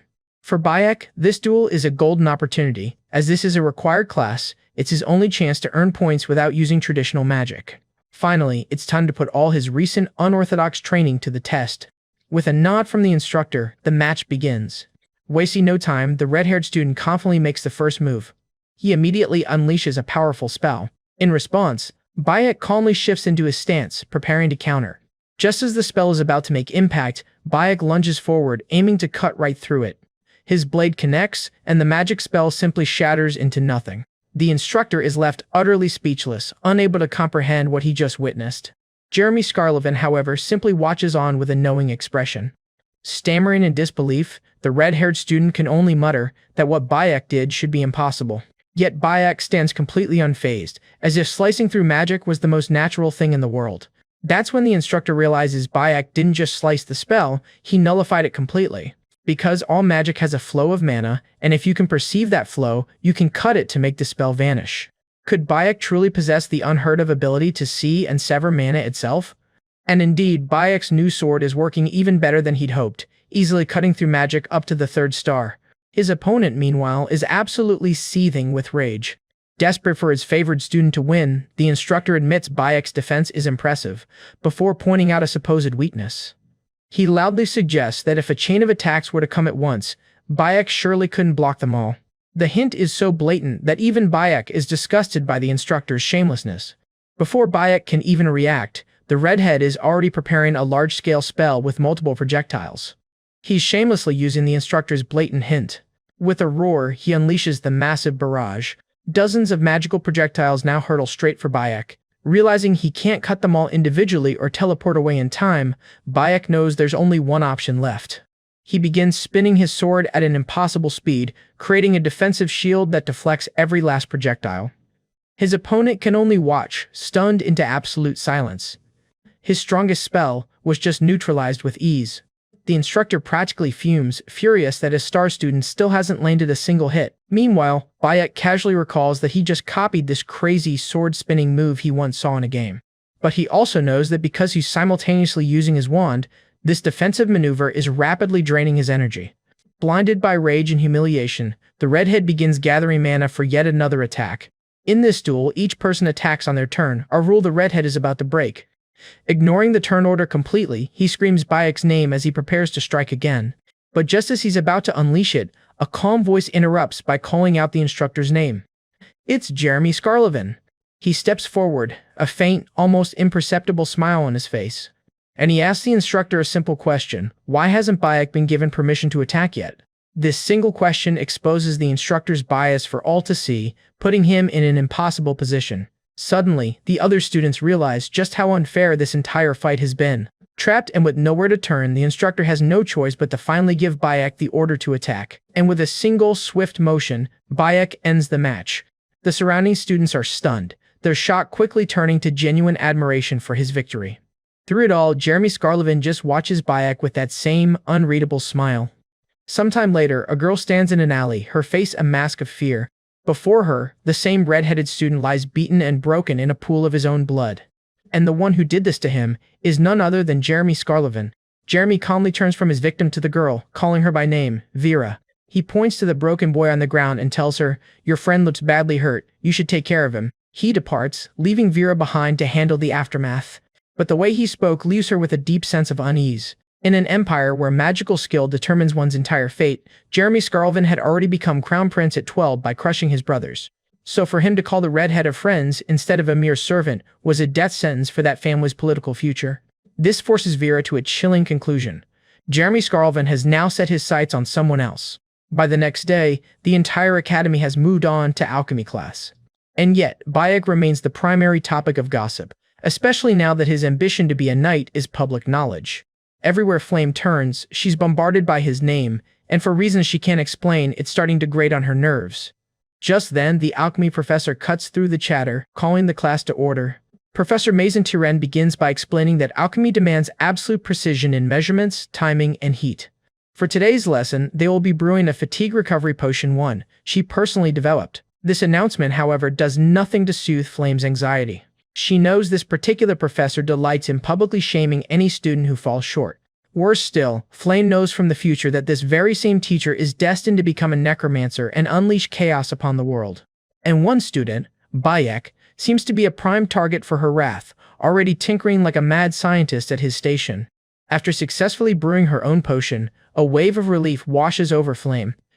With her task complete, she scans the classroom for Gisela, curious to see how she's faring. It only takes a moment to spot her, completely absorbed in her work.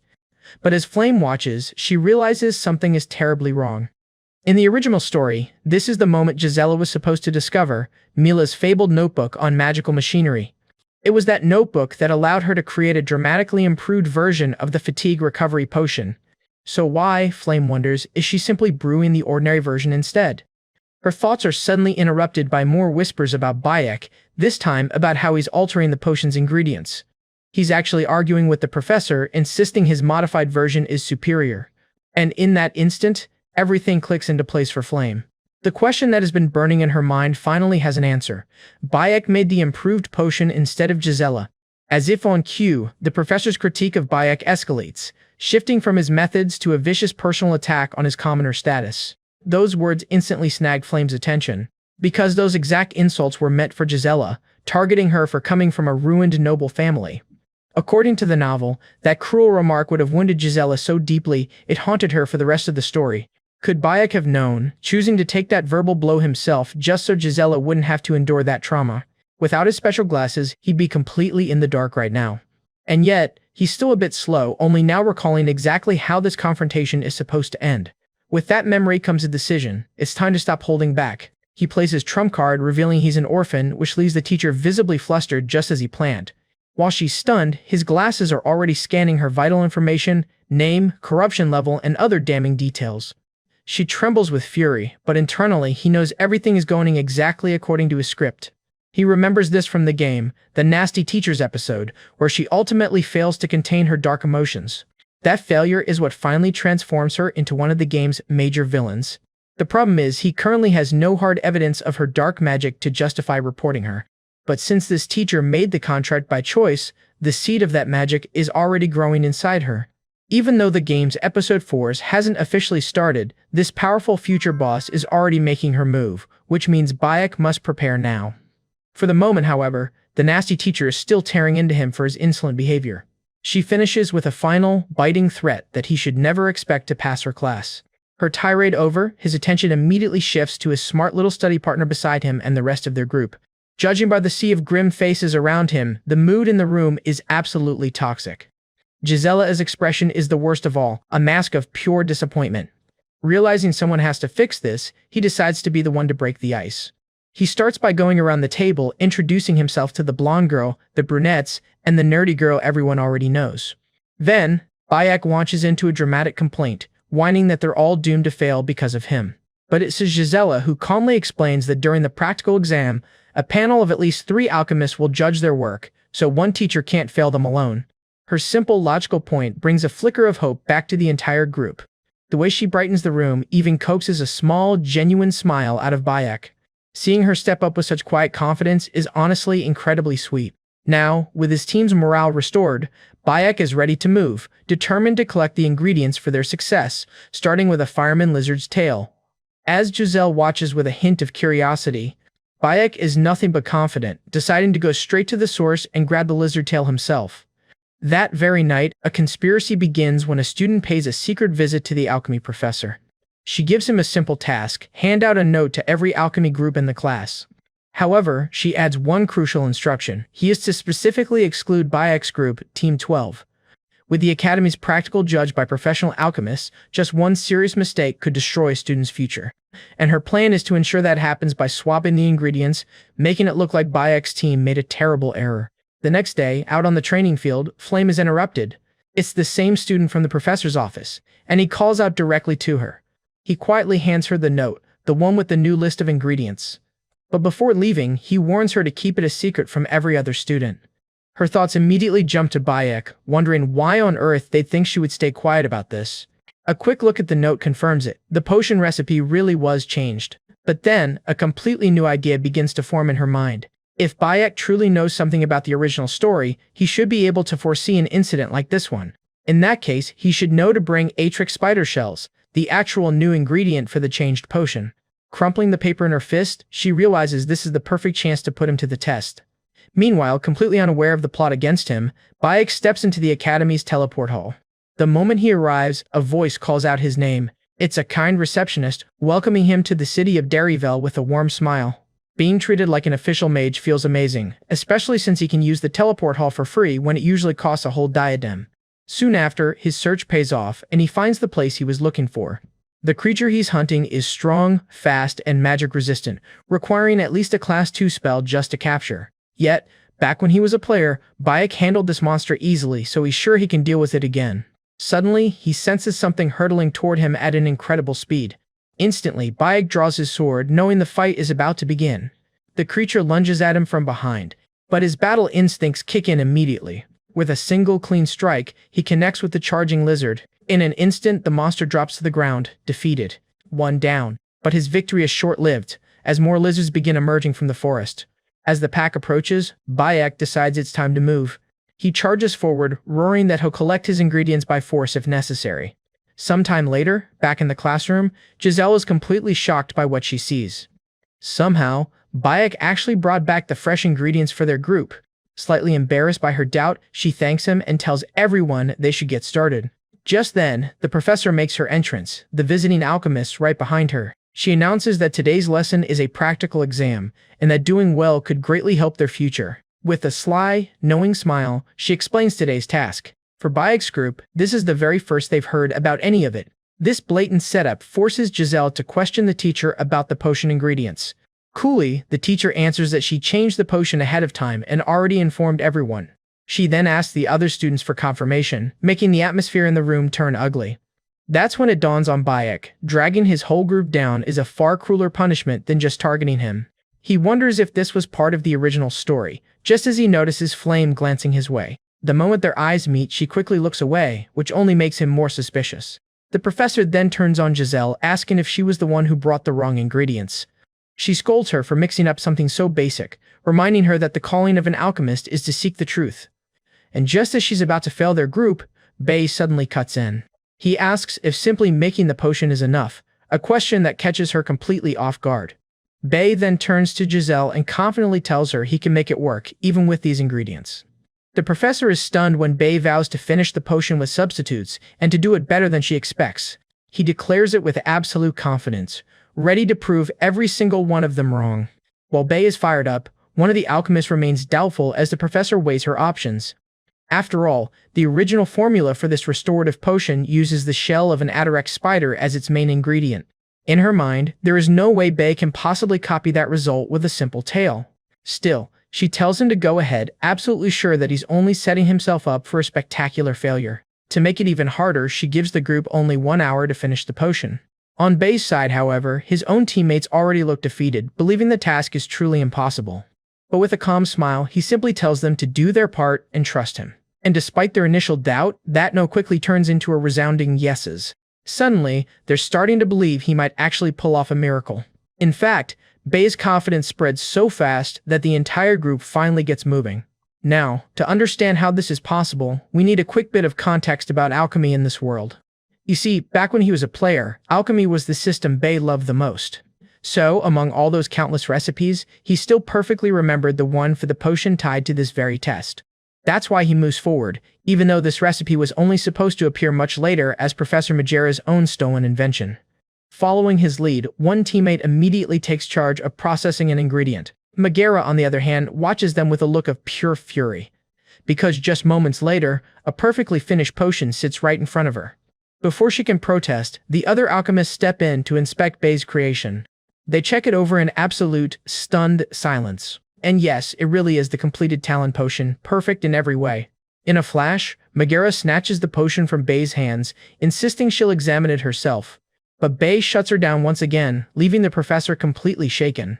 Then, just when it looks like she might still try to fail his group, one of the other alchemists announces the grade. The result is a clear A. The other alchemists confirm it out loud, leaving Majera utterly stunned. An undeniable perfect A for Bei's group. And while everyone else is celebrating this victory, one person is definitely not happy. Her hatred only intensifies, and it's now all aimed squarely at Bei's group. Of course, with that boiling hatred, her corruption progress continues to tick upward. Later, at the training field, Flame grumbles that going back to studying like this is rough. But what's truly frustrating her is that Bei has been outperforming her in training. As far as Flame knows, the potion Bei just created was originally Gazella's work, which Majera was supposed to steal and take credit for. This leads her to a critical question. How could Bei know a recipe that never even appeared in the original novel? She starts to assume Bei isn't from Earth like she is, but instead is someone who went back in time. After all, in the original story, Bei's character did get one single opportunity to regress. This power was granted by a certain powerful being, the only one with dominion over time itself. Yet, before she can finish that train of thought, someone calls out her name. Hurrying over to Ian, Flame immediately asks if he knows anything at all about Bai, but he doesn't know a thing, and his simple answer clearly annoys her. So Ian asks a question of his own. Is she worried about Bei? She has to admit that in a way, yes, she is. Picking up on this, Ian declares he'll just ask Bei himself, which is, of course, the catalyst for a whole new set of misunderstandings. In the end, Flame just says her goodbyes and leaves Ian behind.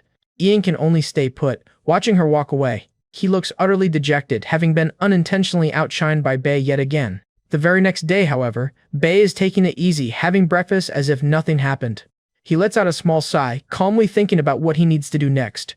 Right now, Professor Megara's corruption level sits at a dangerous 31%. This means she will target one of three people, the first being Flame's so-called friend, Jackie. The second potential target is a member of a rival clique, Arshwang. And the third is Ian, the heir to the Tui family, also known as Hei Wonryang. If the dark corruption reaches a major character like him, things could go very, very badly. So Bei knows he has to stop it, carefully considering who her most likely target will be. But before he can come to a conclusion, Flame suddenly appears before him. She demands to know who he really is and what he actually wants, pointing out he never gave her a real answer last time. Getting cornered by Flame like this is definitely not what he had planned. Still, seeing how genuinely worried she looks, Bei decides telling her the truth might be the best move. So he takes a breath and starts to explain that he's a person from Earth, living inside the body of this game character. Just then, a system screen flashes an aggressive red, warning him that he lacks the required narrative powers. The message explicitly forbids him from revealing his identity as a possessor to the relevant character. As more warnings fill his vision, they completely block him from sharing any of his knowledge, leaving him utterly powerless to answer her. A sudden barrage of system windows gives Betis a splitting headache. As their question game begins, Flame immediately asks if he knows the future. Her question sends a jolt through Betis. Could this mean she also knows what's to come? But Flame's reasoning is simple. The world is in danger and she doesn't want it to end. That, however, was just a warm-up for her real question. Why does he act with such kindness? Caught completely off guard by how personal it is, Betis decides to keep his answer vague. He simply tells her that he acts this way because it's the best way he knows how. At this, she starts shaking with emotion, accusing him of lying and asking how anyone could be so kind. The truth is, she's upset because she can't believe he'd do all of this without some hidden motive. And so, he gives her an answer she never expected. He just wants to live. Stunned into silence, Flame apologizes for being rude and runs off, leaving Betis utterly confused. Just as she disappears, however, an enraged Ian storms into view. His intimidating presence immediately puts Betis on the defensive. With pure fury in his eyes, Ian demands to know what he did to make Flame cry. This is bad. Betis knows he's in serious trouble, especially since Ian is completely devoted to Flame. Thinking fast, he forces a friendly smile and assures Ian it's all just a big misunderstanding. And surprisingly, Ian actually believes him and begins to calm down. He even apologizes to Betis before taking his leave. Betis can only marvel at how emotional the usually cold and careful Ian just became. Later that night, in another room, a girl sits trying to study but finds she can't focus. A deep, uneasy feeling keeps her from concentrating on the words. Instead, her mind drifts back to when she asked Betis if he was the one who created the new potion mix. His vague, non-committal answer had only made her more suspicious. For so long, she had thought of herself as a genius, certain she would one day surpass her. But now she's terrified that at this rate, she'll never be able to avenge her father. This young woman is Gisela, whose father was framed as a traitor and then executed. The ones behind it all were the filthy Lebeda family, and she swears she will get revenge on every last one of them. And yet, she knows now isn't the time, so she forces herself to stay calm. Resolving to work harder than ever before, she steels her determination. With that renewed focus, she returns to her studies as the night deepens. Meanwhile, Flame is also lying wide awake in her own bed. There's only one person she can think about. And of course, that person is Baek Yusol. His claim of having no real goal only confirms her greatest suspicion, that he's a time traveler. It reminds her of the original novel's hero, Mateus, who could turn back time but would lose his memories and existence once his mission was complete. After saving the world, no one would remember him, not even the people he loved. Despite this terrible price, the hero was asked if he still wanted to do it. With a sad smile, the hero named Madrid said yes. But at that very moment, his lover, Giselaus, suddenly stopped him. She declared that she'd rather the world be destroyed than live in one without Madrids. Their tragic love led directly to the world's destruction, and that's exactly how the novel ended. This leads Flame to a startling conclusion. What if Betis, not Mateus, was the one who actually came back in time? If she's right, it means Betis will vanish from existence the moment his mission is complete. That's when her theory solidifies. Betis is here as a living sacrifice. The price for his help is his own existence, which must be why he can't tell her everything.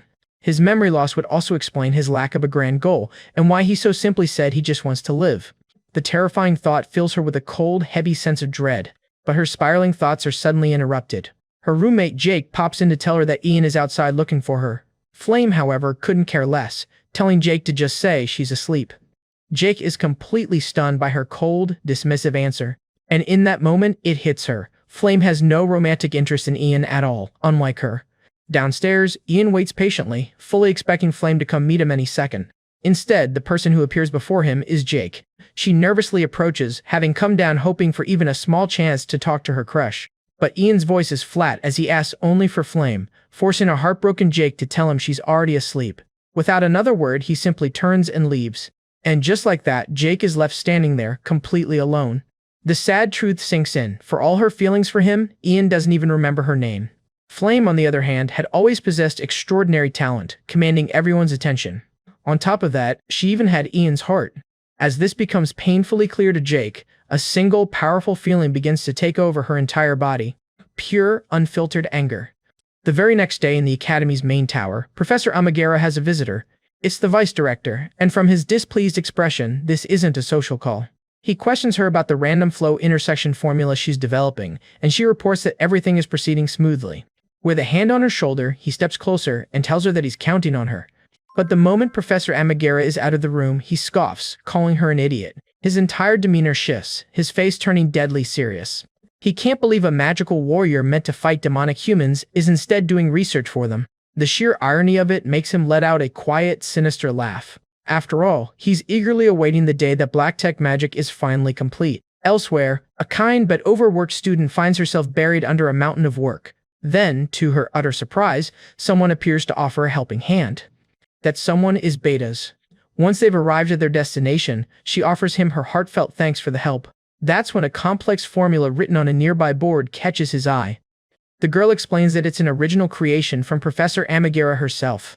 To his shock, Betis realizes it's the infamous random flow intersection formula. This is the very first formula for black tech magic. He knows that in the original story's corruption episode, the demonic humans use her to complete this very technology. The resulting power gap is what causes such catastrophic damage. However, The one who changes everything is this very girl, Altarisha, who steps in to solve the crisis. Which gives Bayek a brilliant idea. What if Alicia cracks the formula before the demonic humans can? To test the waters, he asks if she isn't furious that Fisura Amagera is always pushing her around. Then he leans in, asking what she would do if she had a truly satisfying way to get back at her professor. From the confident smile on Bayek's face, she knows he's being completely serious. Before she can doubt herself, Bayek cuts in, promising she'll become an alchemist 10 times greater than Fisura Amagera. He pushes further, insisting that no one will ever look down on her again, she just has to believe in her own talent. A small, shy smile finally breaks through as Alicia admits, that would actually be amazing. You see, Alicia always dreamed of becoming a great alchemist, inventing whatever she pleased, and she absolutely has the talent for it. In fact, she is destined to become the greatest genius alchemist of this era, known for her sharp mind and original ideas. She had pushed that dream aside as life wore her down, but now, Bayek vows to help make it real. Following that promise, Bayek becomes a regular visitor for Alicia right up until the first exam. And unlike the tired student he first met, Alicia now wears a constant, bright smile. The two lose themselves for hours in conversations about alchemy, leaving Bayek deeply satisfied. Even his own inventions are improving steadily, without any major problems. While lost in these thoughts, a familiar voice calls out to him, it's Flame. She teases him that if he keeps walking around half asleep, he is bound to run into someone. After he asks why she stopped him, the two of them fall into a light, easy conversation. But Bayek turns the topic, asking Flame to take good care of her friend. He's worried the sober erosion is already affecting her, and that she might not be stable anymore. Flame admits she isn't sure about Jack, but promises to watch over her since they're going hunting together this weekend. And that upcoming hunting season is far more important than she knows, because it marks the official beginning of episode 4. This is the event where all the story's main characters finally gather in one place. It's the stage for a massive battle, one that even features a 5th-level necromancer. In Bayek's mind, however, that's a story for the main cast to handle. The professor reviewing his request agrees, noting you can't exactly keep swordsmen and cavalry locked up forever. Just as his leave is approved, another document on the desk catches Bayek's eye. There's another request, almost identical to theirs, but this one belongs to Matale. And Bayek can't help but notice that a lot of new students have been going out to hunt lately. Baek Yusul tries to argue that Matale and Yan are working hard, but the professor just cuts him off, insisting that's not the issue. This dismissal sends a chill down his spine, because without Matale, Flame's group is doomed to fall in the necromancer's attack. He can't understand why Matale would suddenly go home. This is a complete and dangerous deviation from the original story's events. And to make matters worse, a strange narrative force physically prevents him from telling Flame that he's a possessor like her, so he can't explain the future. But despite these restrictions, he clenches his fist, making a silent vow that he will not let a single one of them die. So, even though it's the last thing he wants to do, Baek Yusul decides he will have to handle this all by himself. A few days later, the students arrive at the cemetery for their practical exam. In one area, the action has already started, with a student having just taken down a large monster single-handedly. That student is Dok, a second year, standing proudly beside his classmate Derek. As the two start bickering, we meet 2 more second years, the composed Diana and a nervous-looking Gisello.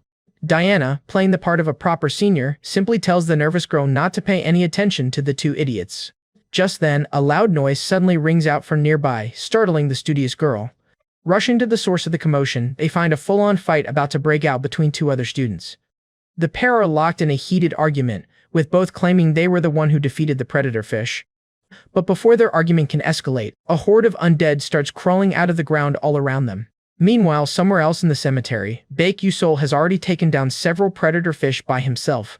He isn't fighting aimlessly though, he's moving through the area searching for something very specific. And after a tense search, he finally finds what he was looking for. It isn't a monster or an item, but one particular gravestone. He knows he doesn't have overwhelming power, which means he must fight intelligently, using a player's strategy. This is the spot, the exact place where the necromancer's attack is scripted to begin. It's the spawning point for the skeleton general, a powerful sub-boss that only shows up 3 times in this entire episode. So instead of watching it spawn, Baek Yusul punches the monster square in the face the moment it starts crawling out of the ground. This preemptive strike allows him to secure the Spine of the Sky staff, a key item that will make the skeletons obey him. Back with the main group, however, the battle against the undead is already going horribly wrong. Flame understands the gravity of the situation, but something about it feels completely off. She can't stop wondering why she is in this place instead of Matale. The thought leaves her seriously worried they'll have to face the necromancer with this ill-suited group. Yan tries to reassure her, saying he already sent a distress signal and that they just need to hold on until help arrives. But Beyond gives a soft, sarcastic remark, asking if they really believe it will be that easy. After all, the longer they stay, the more skeletons will just keep coming. Her answer is brutally simple: fall back and return to base immediately. At that same moment, a student named Jackie is starting to get completely overwhelmed. Just as a skeleton charges straight for her, a sudden magical attack cuts in to save her life. The resulting blast completely obliterates the skeleton. The attack came from Neely, who quickly rushes over to check if Jackie is okay. Watching the unending horde, Gazelle observes that the necromancer came to this fight fully prepared. She explains that even a powerful necromancer has finite mana. To summon this many skeletons, the answer is obvious: the enemy must have prepared a force vessel beforehand. As the skeletons start gathering around them in a tightening circle, Senpai realizes this had to be planned from the start.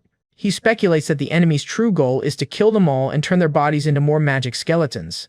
That's when he decides to use his strongest magic and wipe out every last skeleton in a single, massive attack. Catching Flame and Gazelle completely off guard, Bioan screams that if it blows up here, everyone will get hit. But it's too late. A massive explosion erupts right in the middle of their group. The friendly fire is devastating, knocking out the entire party instantly. Now, Flame is the only one left standing, but she's already pushed past her limit. Her mana is almost gone, and there's absolutely no time to recover it. On top of that, a fresh wave of enemies is already closing in for the kill. Yet, just before they can strike, every single one of the skeletons suddenly freezes in place. Flame is stunned, wondering what just happened, but the reason soon becomes terrifyingly clear. Among the motionless skeletons, she sees a familiar figure walking calmly toward them. It's none other than Beit Yusol, arriving at the last possible second to save everyone. Flame can only stare in disbelief, her mind racing with a single impossible question: how could he possibly be here? She stares in shock at the face of the fearsome skeleton general. After all, a skeleton general is far stronger than a regular one, and is supposed to be guarded by elite skeletons. Which is why she can't possibly understand how Bayech captured it all by himself. She can hardly believe it, and yet, there's no denying that because of him, she's still alive. As the immediate danger subsides, Dok Chilguang Senpai is the first to thank Bayash for saving his life. But Giselle is still burning with curiosity, demanding to know just how he got the head of a skeleton general. Before he can answer, Doke Chilguang Senpai warns that if the necromancer takes direct control of the other skeletons, they're all done for. Escape, however, is impossible. Beige points out that the necromancer already controls the entire area around their base. But there is a weakness. Baik explains that while necromancers have dangerous skills, their physical bodies are incredibly fragile. That's when he lays out their target's current guard: 1 skeleton general, 6 elites, and 50 regular skeletons. Meanwhile, that very necromancer, Hybe, is dreaming of turning these academy students into his new skeletal puppets to finally earn the respect of the Black Alliance. He spent a whole year storing mana for this, and has 700 skeletons lying in slumber, just waiting for his command. But his triumphant thoughts are cut short by a sudden, jarring break in his control over the skeletons, and before he can even react, a surprise attack comes screaming straight for him. He frantically throws up a wall of skeletons to block it, only for the sheer force of the blast to begin shattering his defense. Just as the second strike follows immediately after the first. It's a massive fire attack, launched by Beyond, that slams into the necromancer head-on. While the attack isn't enough to finish him, it definitely leaves him in serious trouble. Through the smoke, he spots 4 students from Estella Academy, confirming they really are just kids after all. So with a furious roar, he commands his entire skeleton army to rise. The sheer force of such a massive summon, however, causes him to suffer painful internal damage. Still, believing it will be more than enough, he sends the skeletal horde charging toward the students. And as his army clashes with the students, the necromancer allows himself to relax right before someone appears in his blind spot. This newcomer is proof that even with a so-called trash skill, you can still get things done. Bayech's sudden appearance instantly captures the necromancer's full and undivided attention. He furiously demands to know who Baech is, but our hero just stands there with a smirk. Growing even more enraged, the necromancer demands to know how Baech has control of his skeleton general. In response, Baech simply slams the skeleton's head into the ground, shattering it to pieces. The painful feedback from his destroyed summon immediately makes the necromancer cough up blood. On the outside, Bayash is calm, but internally he's panicking, wondering why none of this is going according to his script. Daka and the others were supposed to be the ones to defeat the skeleton general and then back him up. Resigning himself to the new situation, he quickly scans for a way out, and that's when something catches his eye. He notices that while the necromancer is putting on a tough front, he's actually in pretty bad shape. That massive summon must have caused serious internal damage, just like Baich suspected. A confident grin spreads across Baich's face now that he knows his opponent is vulnerable. Meanwhile, back with his teammates, they're getting completely overwhelmed by the sheer number of skeletons. Daka knows they have to clear out these skeletons, and fast, so they can go help Baich. Just then, one of the other girls frantically calls out her name. To Daka's absolute horror, she points out that Baich is fighting the necromancer completely by himself, and at that exact moment, a massive burst of mana erupts from the direction of their fight. Overcome with worry, Daka swears she'll never forgive the necromancer if Baich falls here. Back in the fight, a wall of sharp bones suddenly erupts from the ground right in front of Baich. He's forced to quickly use a movement skill to dodge the necromancer's sudden attack. But another bone spear comes flying right after, forcing him to use the skill again to evade. This incredible speed allows him to close the distance, clearly surprising the necromancer. Thrown into a panic, the necromancer desperately fires off another spell. But Baich was more than ready for this one. He unleashes a powerful attack that's the perfect counter for bone magic, melting it instantly on contact. Utterly panicked now, the necromancer can only scream curses at Baich. That's when he unleashes his signature Bone Pierce attack. Yet once again, Baich easily slips past the attack, appearing right behind him in the blink of an eye. With his opponent wide open, he moves in to deliver the finishing blow. But just as he strikes, a hidden trap springs from the ground, piercing him straight through the chest. The force of the impact sends him flying backward through the air. Gasping for air, the necromancer bursts out laughing, mocking how confident Baich looked just moments before. It's then Baich realizes his fatal mistake. Even weakened, his opponent is still a 5th-level necromancer. And yet, as the necromancer pants for breath, it's clear this desperate battle has taken a heavy toll on them both. Baich thinks just one more solid hit will be enough to take the necromancer down, but the agonizing pain makes it nearly impossible to focus his mana. If this continues, he'll lose control of his teleportation ability completely. Just as he's about to give up, a desperate idea flashes in his mind. The necromancer closes in, ready to deliver the final, killing blow. In a last-ditch effort, Baich suddenly hurls himself backward onto the ground. The villain mocks him, saying he's just a helpless animal crawling on the floor. All Baich can think is that he just needs to hold on for a little bit more. Before the necromancer can react, Baich teleports directly in front of him. He bets everything on a final, all-or-nothing kamikaze attack. And this time, his blade finds its mark. All at once, the necromancer's skeletons begin to crumble into dust. Dake can hardly believe it, wondering if Baich actually defeated the monster. The students are safely handed over to the Stella Magic Knights and return to the academy. Confronted by the professor, Baich can only apologize like a guilty child. The professor tells him that while breaking rules is bad, abandoning his friends would have been far worse. It's the honor student, Gisela, who approaches him. She's come to thank him for everything he did, but even as she thanks him, she seems deeply troubled. She then asks him if she could ever become strong enough to do what he did. Her question gives Baich pause, making him think. He remembers that in the original game, this version of Gisela would never have asked such a thing. The game's story forced her through endless trials without the character growth she deserved. Hearing her genuine vulnerability, Baich tells her she doesn't need to ask that question. He says she has already accomplished something everyone thought was impossible, which leaves her completely stunned. He tells her that he's been watching her this whole time, and he knows he's right. His unexpected words leave her blushing and completely frozen. Baich immediately realizes how creepy that must have sounded. She was a girl no one ever cared about, ostracized as the daughter of a traitor. But his simple words give her the courage to finally move forward, changing everything for her. He notices a beautiful girl who seems strangely excited to be at the ceremony. She catches him staring and immediately asks what his problem is. An announcement declares that 12 brave students will be honored for fighting the demonic humans. Following the announcement, the headmaster steps up to the podium. He gives the students a calm, gentle smile.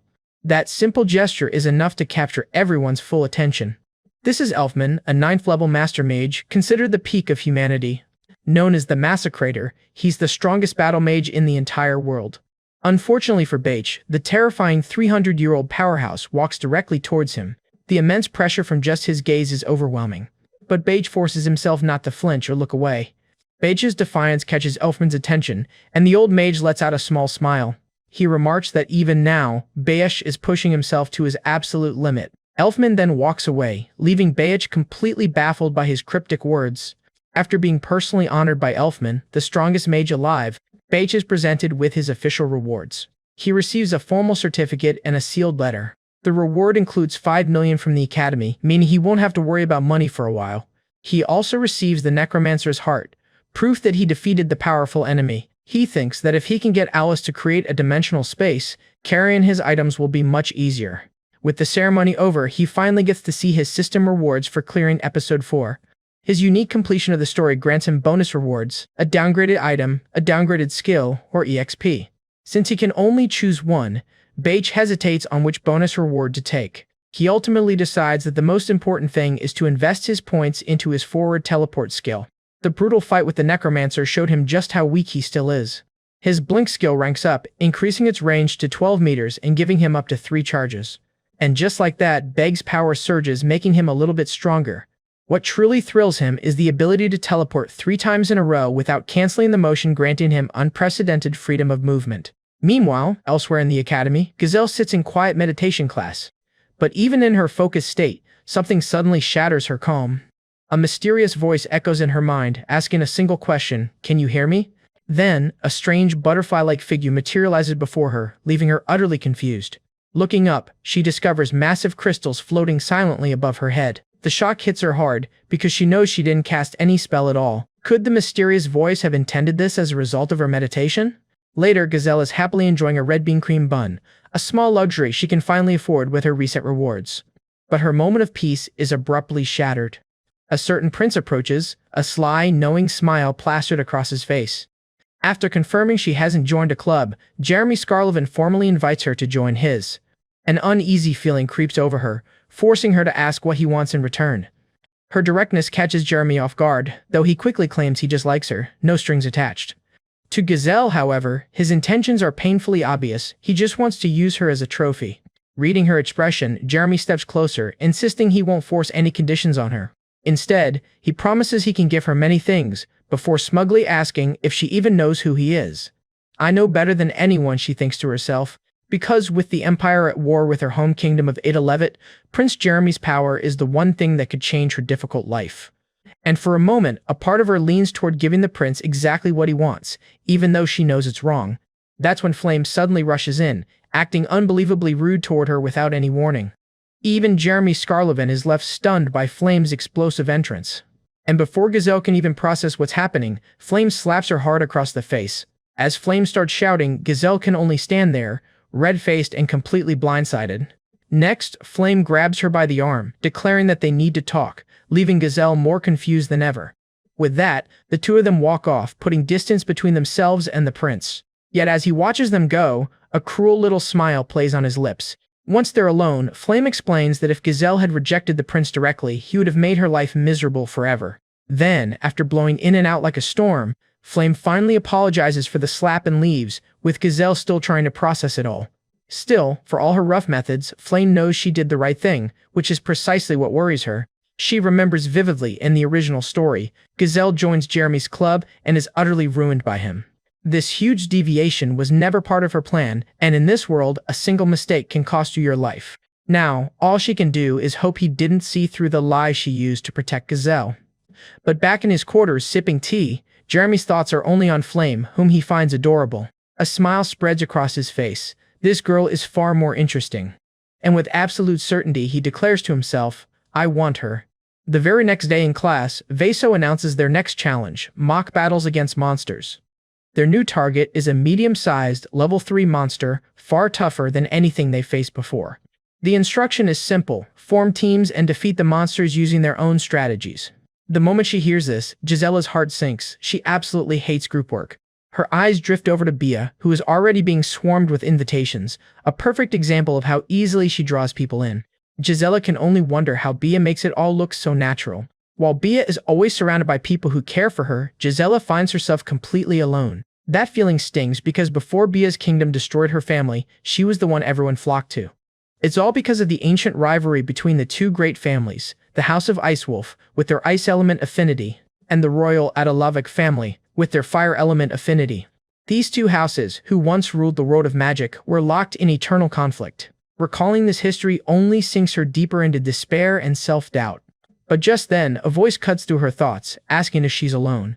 Of course, it's none other than Beg, showing up at the perfect moment to offer the poor girl a shred of confidence. He gets straight to the point, warmly asking her to pair up with him. His simple offer, however, immediately draws the unwanted attention of Bia and her group. From across the room, she shoots Gazella a look that could kill. Gazella, for her part, is completely bewildered by Beg's sudden offer.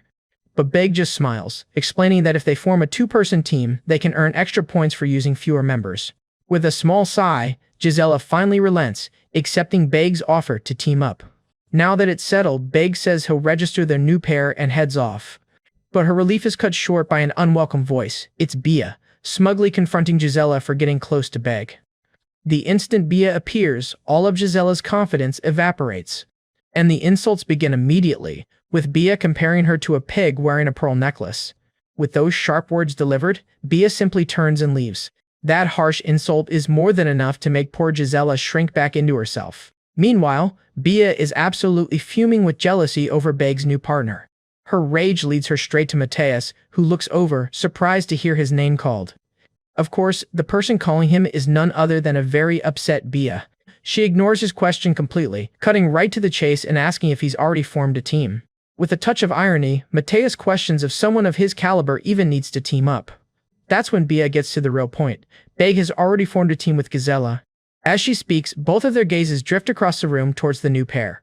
Seizing the moment, Bia formally asks Mateus if he wants to team up with her. With Beg now positioned as a rival, this unexpected offer suddenly becomes very tempting for Mateus.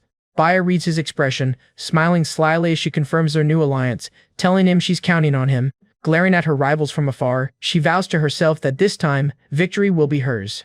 4 days fly by as all the students prepare for the upcoming test. Finally, the day of the monster combat simulation arrives. Inside the simulation hall, a professor stands before the students, dwarfed by a massive, shadowy monster. He gives one final instruction: begin the test.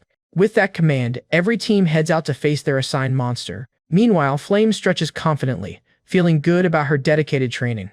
Even so, she knows that taking on a special or large monster for bonus points is still beyond her reach. After all, it normally takes 5 mages of the same level to handle even a mid-sized monster. However, using the right element, experience, and timing can allow a single mage to defeat a much stronger foe. This reminds her of the original story, where Bia isolated Gazella, causing her to fail this very test. Just then, her eyes land on Beg and his new partner. Seeing them together, Flame hopes that with Beg by her side, Gisella's future might finally change for the better. Her thoughts are interrupted as an instructor calls for Team 17 Flame's team to step forward. She responds with a quick, confident yes. As she passes Beg, she makes a point to try and act cool and graceful. Unfortunately for her, showing off like this often backfires. And sure enough, her foot catches on something, sending her stumbling forward. But in a flash, Beg moves, catching her just before she hits the ground. Having saved her from the embarrassing fall, he lets out a small sigh. Flame gasps, completely flustered from the sudden close-quarters save. She then shyly thanks him for his help. That's when Beg simply points out that her shoelaces are untied. From Flame's furious reaction, it's heavily implied Jack untied them on purpose to trip her. With her laces now securely tied, Flame takes her position, ready to begin her test. That's when the instructor makes a shocking announcement: Flame is taking the test alone. This revelation sends a wave of disbelief through the other students. They wonder how she could possibly face that huge monster all by herself. On top of that, someone points out that this particular beast has no clear weakness, making any elemental counter-strategy useless. Without a shred of warning, the monster charges straight for her. The sudden attack grabs everyone's attention, especially Beg and Gisella's. Yet Flame remains calm, making her first move by casting Whisper of the Petals carried by the winds. She knows this is her moment to shine, and the spell works perfectly. Immediately after, she follows up with the second spell, Material Transmutations. This new magic strengthens the branches from her first spell, tightening their grip on the beast. But she isn't finished yet. Instead, she strikes a dramatic pose, beginning to charge a much larger spell. Suddenly, with a deafening roar, the monster shatters her magic and rushes toward her at full speed. Just as the monster is about to crush her, Flame's spell activates. It blasts directly into the monster's open mouth. Flame shows off her skills, securing a clean victory. The defeated monster collapses to the ground in front of her.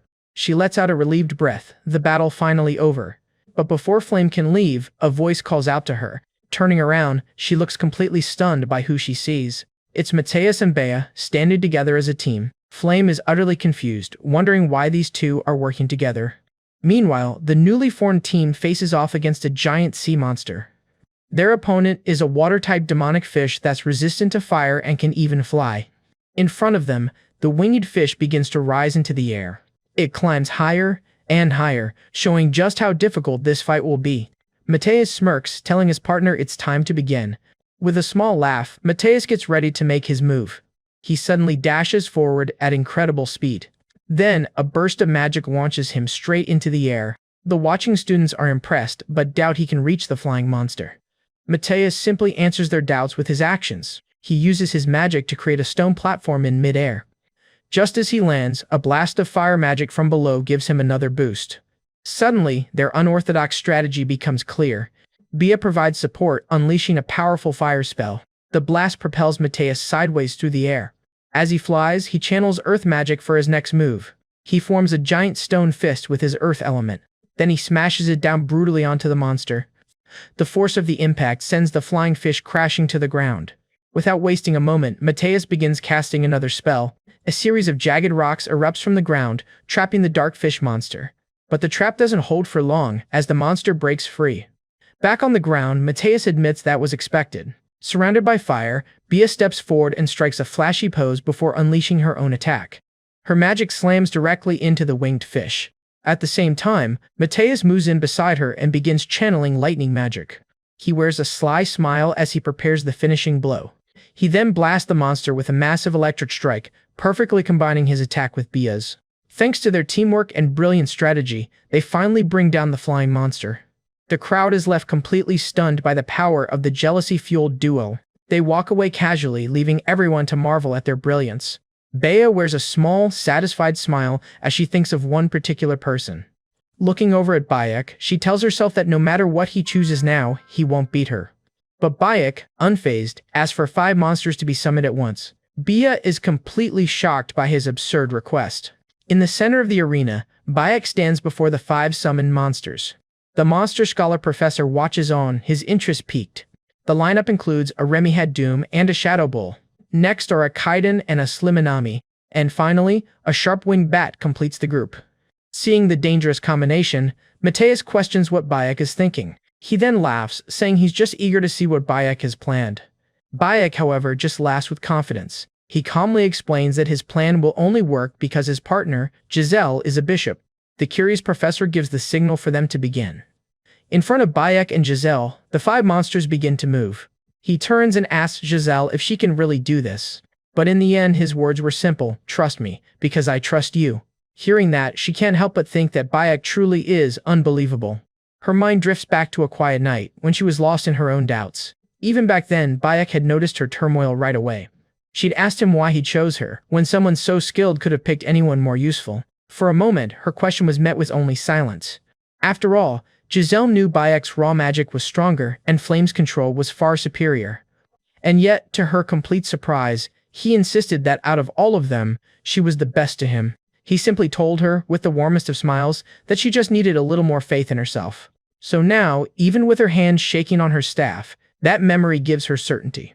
She might not fully understand him, but she knows Bayek chose her for a reason. And just like that, it begins. As her magic gathers, an angelic aura surrounds Giselle, echoing with power. This is a sensory resonance skill.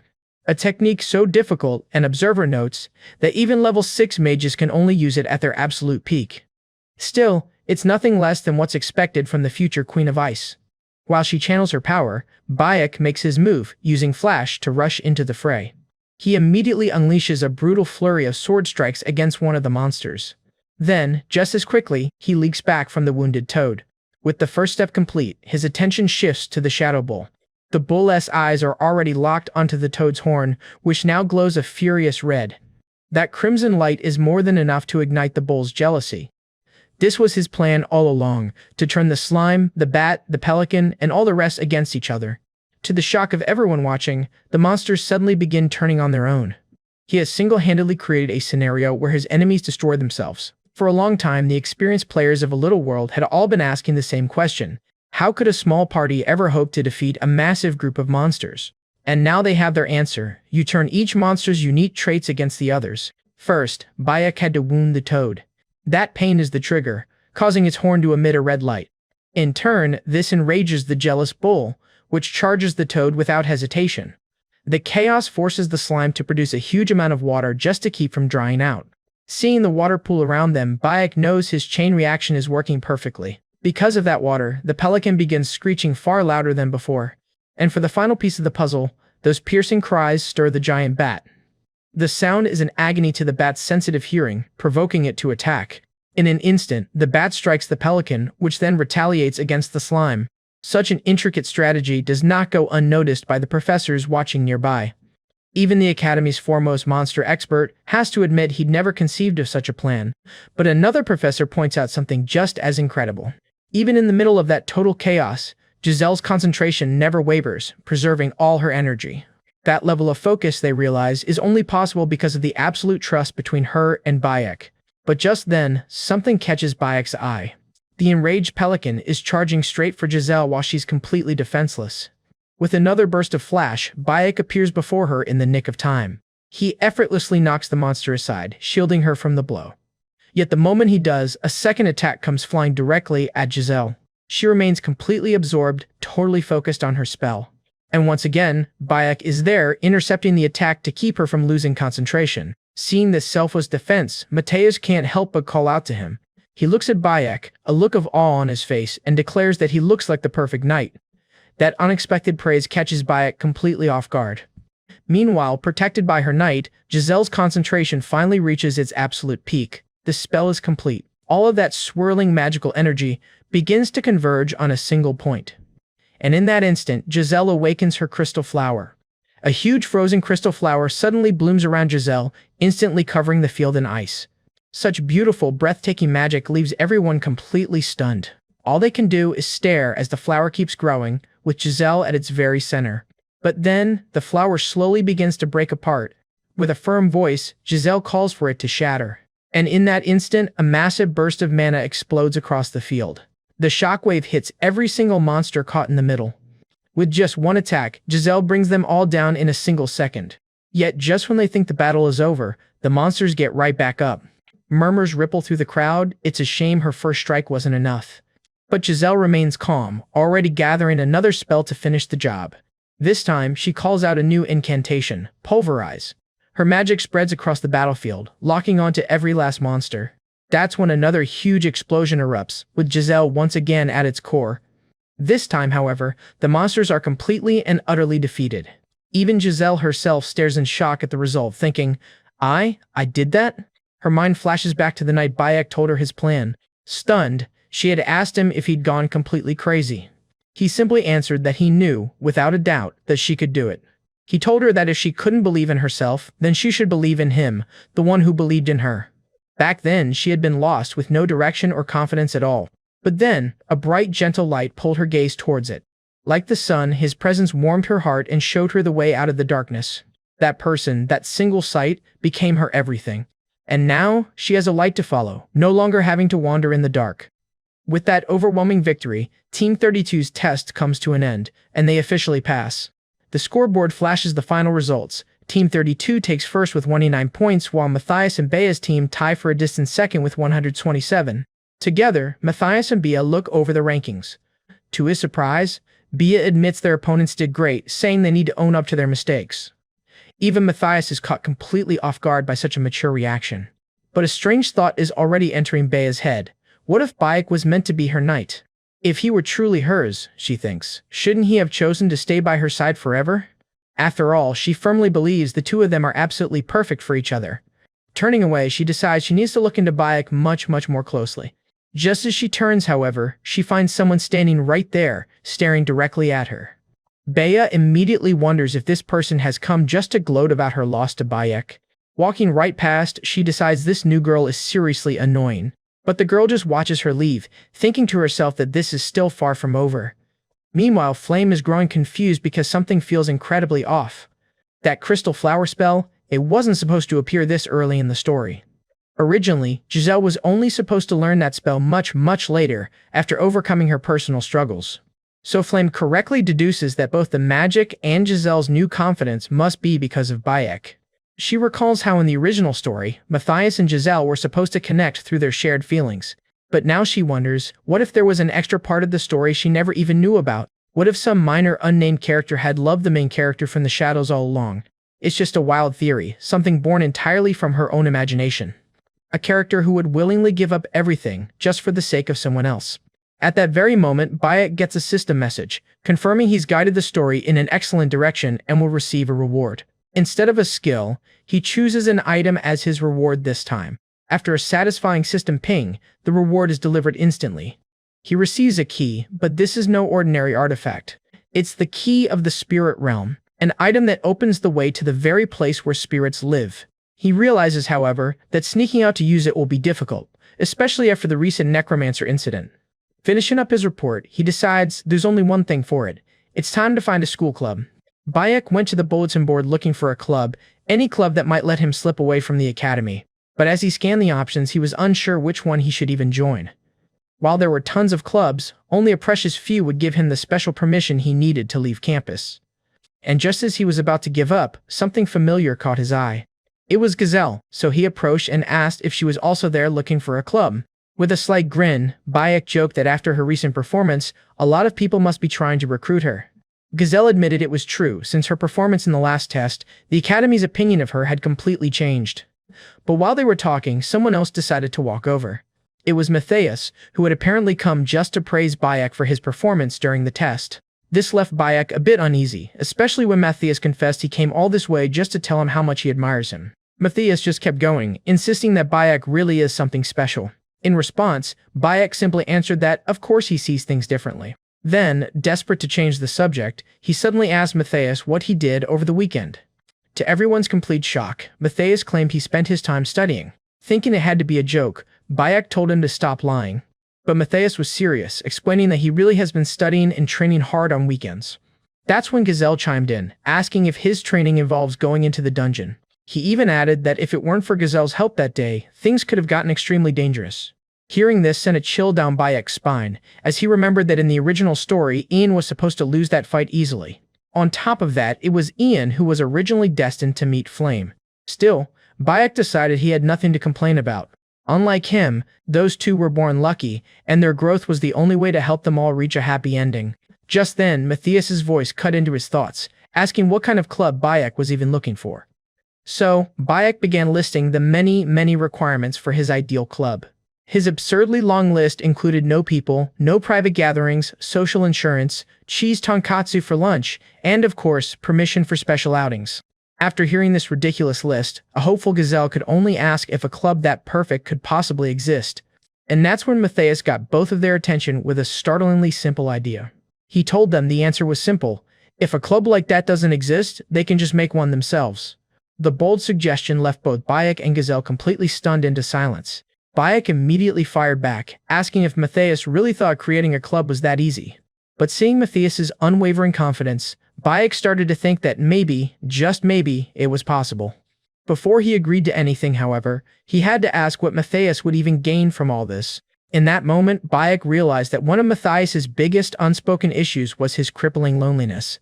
Accepting the deal, Bayek made sure to pull Giselle right into their new group.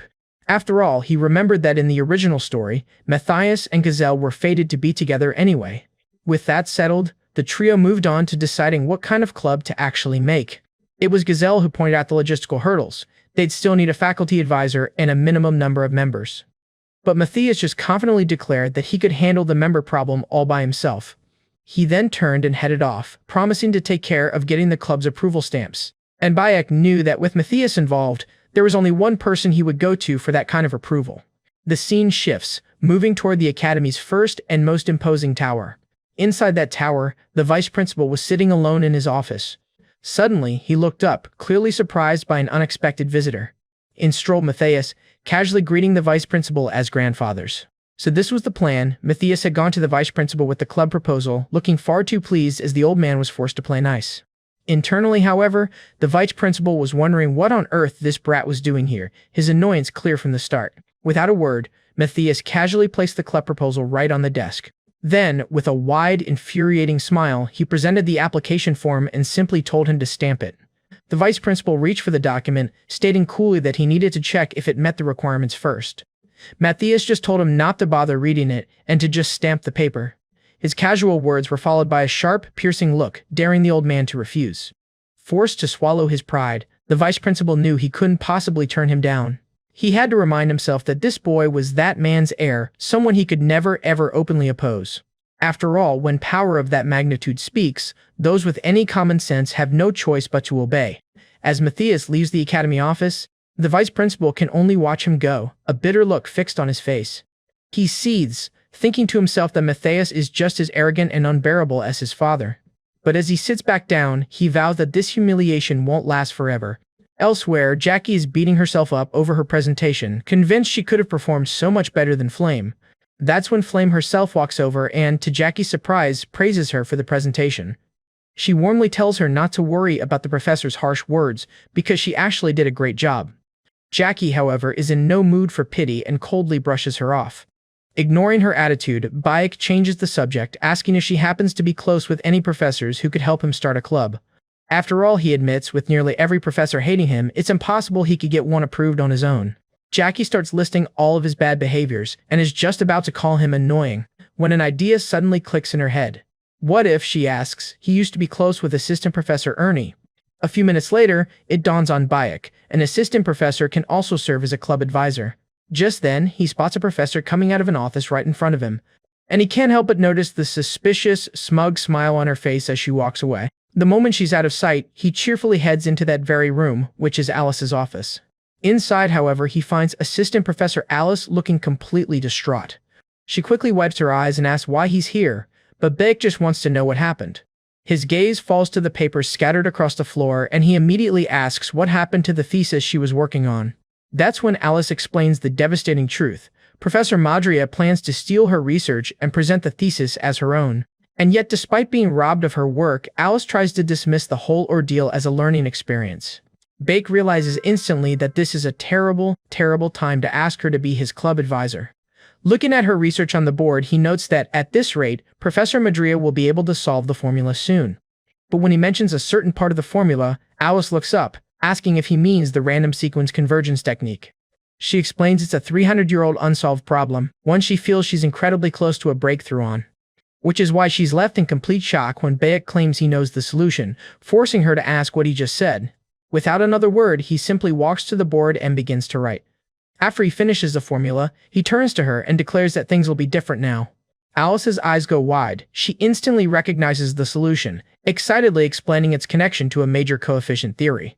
And as she gets completely absorbed in the math, a quiet smile plays on Bayek's lips.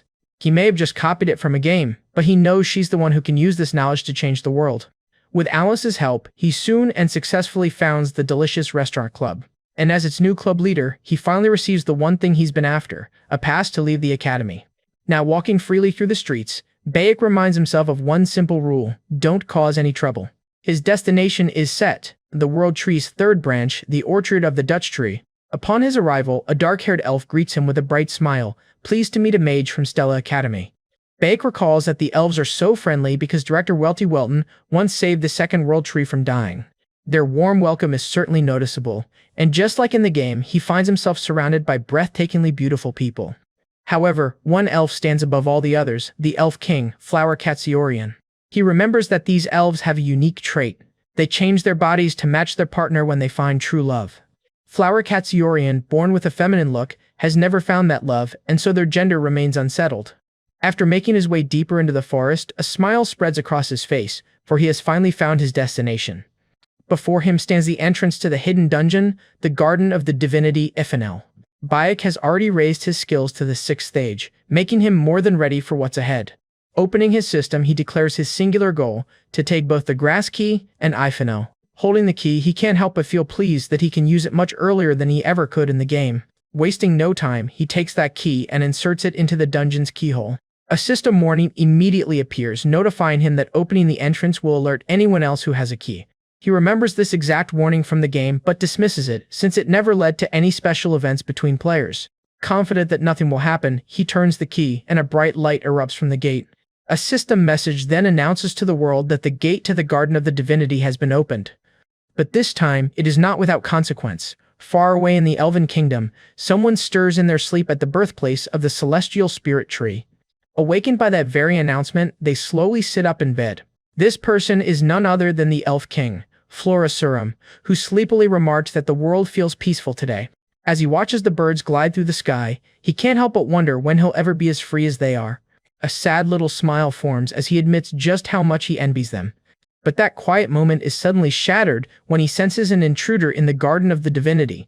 The person's energy is so potent it immediately grabs his full attention. Clutching his head, he worries if someone has truly breached the secret garden where Ethanel sleeps. Because, if the curse activates again, there's no telling who might lose their mind this time. For now, he'll have to wait for the World Tree anniversary to investigate what's truly happening.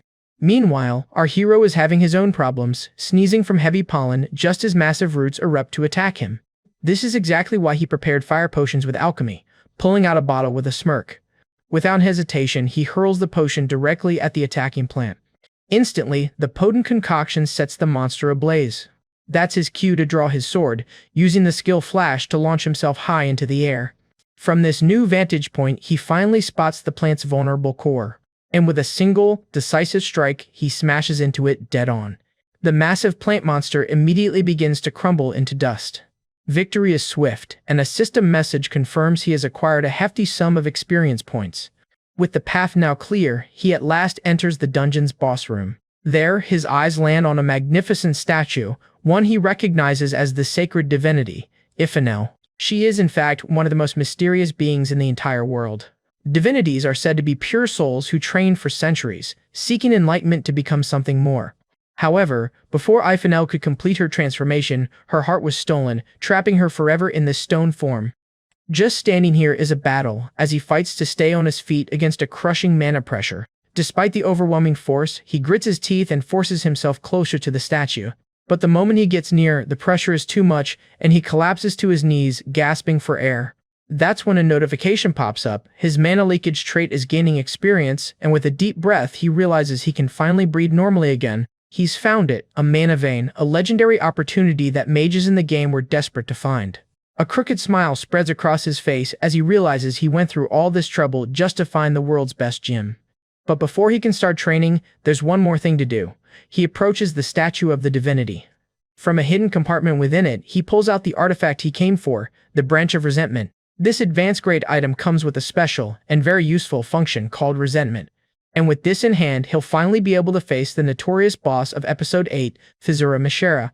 A few weeks of intense training later, his mana leakage has hit level 3, granting him an 8 strength, 12 agility, and 20 sensitivity boost.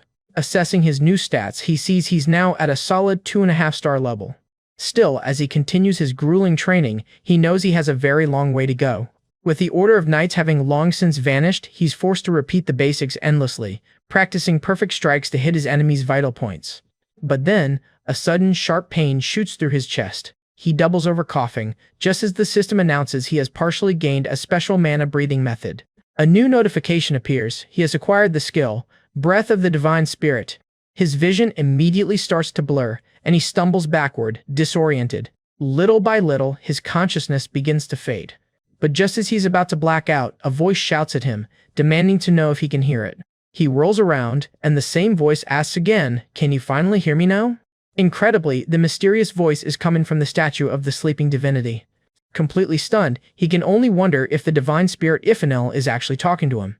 To his shock, she says she's been talking to him this entire time.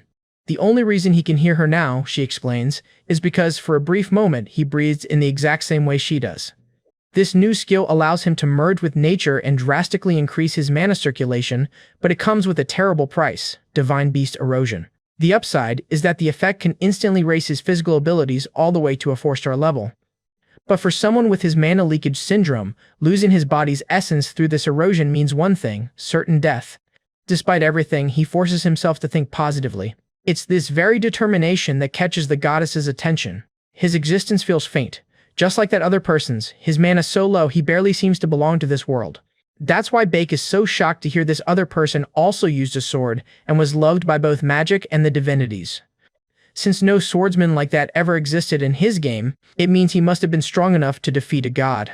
Then, catching him completely off guard, she asks if he wants her to teach him. She explains that she was this legendary figure's successor, and has recorded all of his breathing methods and sword techniques. However, there's a catch: she can't leave this place or speak to anyone else. So, in return for her knowledge, she asks him to recover her heart and save her. This is exactly the kind of deal he was hoping for, but there's a huge problem. He has no choice but to apologize to Ifanel, explaining that her request is impossible for someone like him. But she clarifies that if a divine heart is too much, then the pure heart of a beast will suffice. Suddenly, the impossible feels possible. Getting the heart of an ordinary divine beast is definitely within reach. And with the familiar contract ceremony coming up, he knows he'll run into plenty of divine beasts before then. Hearing his agreement, she thanks him and promises that she will wait. She then tells him to check the pillar behind her for a gift. As he takes the object, she calls it proof that the two of them are now friends. It's Ifanel's flower necklace, tangible proof that he became her friend without needing any special skill. He can't help but joke to himself that if nothing else, he could always use it as firewood in an emergency. But right after that dumb thought, he remembers that Ifanel is a literal god. Looking down at the necklace again, he realizes what he now holds, proof of his connection to a divine spirit. Meanwhile, in another part of the world, Alice drops to her knees in shock. She stares in disbelief at the massive, complex formula written across the board. Under her breath, she whispers two triumphant words: she finally did it. With a wide smile, she walks back to her desk and begins to write. She declares that a new generation will begin tomorrow, and that Bake would be happy to see it. And on that very same page, she also writes Bake's name. The scene then shifts to the Dwarf Kingdom, the magnificent capital of the Black Iron Empire. This is where Bake arrives for the conference, right alongside Alice. Because the dwarves lead all research in material magic, everything here is on a completely different scale. To top it all off, the world's greatest alchemist, the Golden Alchemist Kun Cordon himself, is attending. Alice can't help but worry that she's presenting research Megara spent her whole life on, and Bake finds her foolishly kind for it. So with a small smile, he reminds her that she isn't stealing Mihara's work at all. To boost her confidence, he tells her the simple truth: she's just better than her professor. Moments later, in the first session, Professor Mihara of Stella Academy greets the assembled alchemists. She proudly begins her presentation on the red alpha-type potion. From the crowd, Bake overhears people praising Mihara, calling her amazing, brilliant, and talented. Yet she's shamelessly presenting Alice's own theory as if it belongs to her. Watching her on stage, Bake knows there are many ways to take her down, but he decides to wait for the main event. Next up, Alice is introduced as a mere assistant professor from Stella Academy. Overcome with nerves, she stumbles through her greeting, just identifying herself as an alchemist from the academy. Instantly, Bake notices uninterested faces ripple through the crowd. But just as the presentation is about to begin, a faint, knowing smile appears on his face. That's when Alice announces her topic: a full theoretical understanding of the random convergence technique. The moment she finishes the sentence, the entire hall is stunned into absolute silence. She then declares they will accept her theory the same way alchemists accept anything, through undeniable proof. At that, the crowd erupts, arguing that random convergence makes no sense and that mixing magic engineering with alchemy is impossible. Amidst the noise, however, one person who has been silent until now finally speaks. Kun Cordon calls for quiet, stating that declaring something impossible just because others failed is not the alchemical way. In fact, he adds, he for one can hardly wait to see what she has discovered. His words are enough to lift Alice's spirits, and he encourages her to present the truth she has found. But just as she's about to continue, a sharp voice rings out, shouting, "Objection." Before the presentation can go any further, Professor Mihara insists she wants to question its authenticity. Wearing a nasty smirk, she finally makes her move against Alice. Right there, in front of everyone, she openly accuses her own student of plagiarism. The shocking accusation catches not only Alice, but the entire hall, completely off guard. And to the unspoken question hanging in the air, Mihara gives a chillingly simple answer: of course she knows. Majira strides onto the stage, immediately declaring that the infamous random convergence technique contains 5 main riddles. For centuries, she claims, the academic world has only managed to partially solve 2 of them, but she, personally, boasts that she has solved a staggering 4 of the 5. And to twist the knife, she reminds the entire hall that Alice was once her own student and assistant professor. That's when Majira makes her bold accusation: Alice is a plagiarist, and the thesis is actually hers. She even laughs, asking if anyone truly believes a girl this shaken could have possibly solved the other 4 riddles alone. Even if Alice did solve the final piece, Majira scoffs. that hardly proves she was capable of the rest. Staring Alice down with a predatory glare, Majira brands her an unpredictable creature. She concedes that Alice is a genius, but declares her life as an alchemist is now over, and that all her talent will henceforth belong to Majira. Then, stepping right into her personal space, she demands, "So, what do you say, Assistant Altalicia?" Although Alice expected this confrontation, her mind goes completely blank in the face of the public onslaught. But just then, a quiet voice echoes in her mind. It's Bakes. A simple promise. If you feel you can't handle it alone, call me. Fueled by that flicker of hope, she nervously raises her hand, asking to call someone to the stage for support. Intrigued, the elf Cordain leans forward, asking exactly who she wishes to call. Alice announces that it's none other than the co-author of her thesis. Looking toward the back of the hall, she calls out for her student, Bake Usail. This comes as a complete shock to Bake, who had absolutely no idea she'd listed him as a co-author. Cordain, on the other hand, is absolutely delighted by this dramatic turn of events. As Bake makes his way to the stage, he gives Majira a cold, passing glance and walks right past her. And on the way, he covertly presses a strange item against her skin. A system window immediately confirms it. The branch of resentment has activated, its target locked on Professor Majira. He completely ignores her muttered insult and just keeps walking. Stopping before the crowd, Bake announces he'd first like to understand Professor Majira's point of view. And so, he proposes a direct challenge to settle this. Both women will solve the random convergence technique right here and now. His confidence reminds Alice of an earlier moment when he'd seen her nerves and simply asked if she trusted him. He had reassured her then that he'd been watching all along, and he knew for a fact she had what it takes. Those very words were all the courage she needed. Now, back in the present, Alice pushes past her doubt and firmly adjusts her glasses. With newfound resolve, she turns and calls out directly to Professor Majira. Majira looks over with a smug, self-satisfied grin, ready to tear her former student to shreds. But this time, Alicia faces her with unwavering confidence, ready to prove her wrong once and for all. The specific challenge laid before them is the cross-formulation of random sequences. 300 years ago, an alchemist supposedly discovered an amazing formula to solve it. Yet for centuries, countless alchemists tried and failed, until eventually, everyone simply gave up. Meanwhile, watching from the shadows is Captain Kame, leader of the 13th Destruction Group from the Tower of the Black Moon. Beside her, Vice Captain Hygiene McCoran can't help but yawn, wondering what's so interesting about this boring academic conference. They remain hidden as she privately wonders if Majira is even the shadow demon they've been searching for. Looking toward the stage, she starts to consider their entire mission a total failure. This pathetic academic squabble is definitely not what she came all this way for. Sighing, she turns to Kame and asks if he really believed what that old man told them. Back on stage, both women successfully solve the first problem, but their methods are noticeably different. And Captain Kame immediately notices that Alicia's solution is far clearer and simpler than Majira's, with a small difference in the final result. Without missing a beat, they both move on to the second dilemma.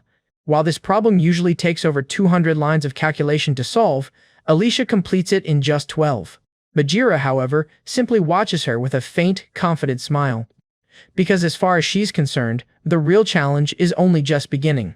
Now, as they reach the third dilemma, the crowd wonders if either of them can possibly solve what's long been considered unsolvable. Suddenly, Quarters leaps from his seat in absolute shock, exclaiming that it has, in fact, been solved. He points out that even though Majira also found a solution, Alicia's answer is clearly and undeniably superior.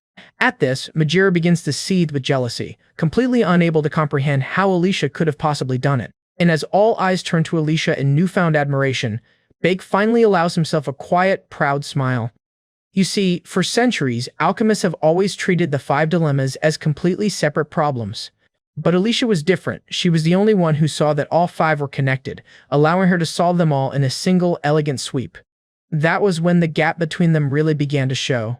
Majira started trembling, trying to figure out how this section was supposed to end. She looked at the board and realized there was no more space. She shouted for someone to bring another blackboard. "I'm finished." Alicia stood there calm and sure of herself. Just like that moment in the game, she declared that everyone here was witnessing a historic breakthrough. It was the complete theoretical understanding of the random sequence convergence technique. The whole hall erupted, shouting that this was insane and they were watching history. As the cheers poured in, Alicia smiled brightly. Then she looked at our human and silently thanked him, thinking none of this would have happened without him. It was Majira, wrapped in a strange aura, repeating Alicia's name over and over. That dark energy spread across the stage. She claimed Alicia had only changed the thesis she stole and was still pretending it was hers. Right away, our human stepped in front of Alicia. He realized Majiro was going through shadow demonification, and much faster than he expected. If she turned into a shadow demon in front of everyone, that would work out even better for him. Alicia shouted at the top of her lungs, telling Majiro to stop and accept reality. She said her thesis was far better, and asked how many more times Majiro planned to steal her work just to feel satisfied. That last line grabbed the whole crowd's attention. She even yelled that Majiro was way dumber than her. Then Corden burst out laughing, saying this was incredible and he had never had this much fun before. Majiro was stunned to hear that. Looking at her own hand, she wondered what was happening. She charged toward Alicia, asking how she dared. Our human told her to stop and look around at the mood in the hall. That made her notice all the eyes on her, starting with Corden. Everyone in the hall was staring right at her. That's when she completely snapped, screaming that Alicia was the one who stole her thesis. Corden ordered the guards to throw Majiro out. As they dragged her away, she kept yelling that none of this was her fault. Then a hand reached out to Alicia, offering support. The gesture caught her off guard, leaving her a little flustered. But soon she broke into a huge smile and accepted Beg's hand. Watching from a distance, Hazen remarked that it had just been a false alarm. Her companion had expected some kind of sign, but the sensor that detects shadow demonic erosion showed nothing. Hazen added that the New Moon Tower's psychometrist, Kane, wasn't perfect when it came to detecting erosion anyway. Then she changed the subject, looking toward our human and asking if that ordinary student really was the co-author of the thesis. She lifted a finger and said our human was actually pretty handsome, prompting Kane to ask if she had investigated him. She said yes. She had just received a report. He's a commoner, his grades are awful in most subjects, and yet he's in Class S. Hearing that, Kane said he understood and that he would remember him. He looked toward Baek and saw Baek staring right back at him. There was something strange in his eyes, but a moment later, Baek looked away and went back to talking with everyone else. Kane wondered if Baek had really just met his gaze, but Hazen said that was impossible. She told him there was no way Baek could have pierced both her stealth magic and her shadow shield formation that easily. With one last look at our human, Kane said their job here was done. He and Hazen then turned and left the hall. Later, inside a carriage, Majiro sat there biting back her jealousy. She muttered that if it weren't for Baek, she never would have suffered that humiliation. With a cold look, the man in front of her said Majiro had just caused a huge mess. She went pale when she realized she had nearly ruined everything. He warned her that it had been very dangerous, and she was lucky the suppression worked. He asked if she really thought an apology would fix anything, adding that the leader of the order was deeply disappointed. He told her she had lost the right to remain a teacher at Stella. Desperate, she argued that she had strong ties with the plagiarism review team and that the incident could still be covered up, but he cut her off, telling her the best thing she could do now was keep her mouth closed.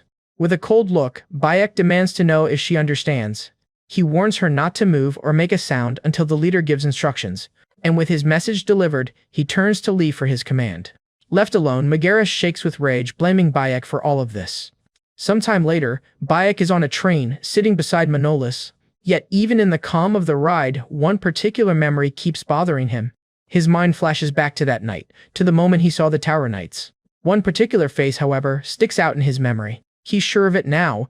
It was Kane, leader of the Great New Moon Tower's top dark magic squad. They are an elite unit that specializes in hunting demonized humans, shadow users, and mages. In fact, without his sixth sense, he never would have noticed them watching Majiro in the first place. Just as they arrive at their destination, a voice asks if they can spare a moment. The man approaches with a warm smile, introducing himself as Melian, president of the Starclouds Trading Company. Even in his 50s and with a grown daughter, Melian is wildly popular among women, both from the game and in this new reality. His daughter is Zeliel, a high elf villain who spends an entire story arc tormenting the heroine Flame. Because of this connection, a favorite revenge plot in the game was to marry the person Zeliel loved most, her father Melian, only to destroy him and bankrupt his family. Which is why, looking at Melian now, Baek knows he must make a powerful first impression to control what happens next. Melian begins by confirming their identities as the alchemist Alicia and her unnamed co-author, before politely asking for Baek's name. Playing along even though he's sure Melian already knows, Baek introduces himself as a Class S student at Stella Academy. With the introductions out of the way, Melian reaches into his pocket and reveals the true reason for his visit. He hands them a letter, an exclusive contract for Alicia's techniques through Starclouds, with unbelievably good terms. As Alicia reads the offer, her hands begin to tremble. Limited materials, full support, and more money than she has ever seen in her life. She can barely contain her excitement. Turning to Bayek with a brilliant smile, she realizes that with terms like these, she could finally create every invention she's ever dreamed of. But instead of accepting, Alicia turns back to Melian and apologizes. She then asks if he could give her some time to think it over. Firmly, she states her need to consider it carefully and discuss it properly with the technique's co-author. This surprises Melian, who had assumed the co-author was just a polite fiction from the conference. Watching them, he realizes that for a teenager to have helped solve a 300-year-old problem, this co-author must be a true genius. So, he offers the contract to Bayek to review, thinking that even a gifted teen is still just a kid when it comes to business. Melian watches him, completely certain the boy can't possibly turn down terms this good. And that's when Bayek shocks him by refusing the offer outright. Melian is visibly taken aback. He asks if there's a specific reason for turning down such a generous deal.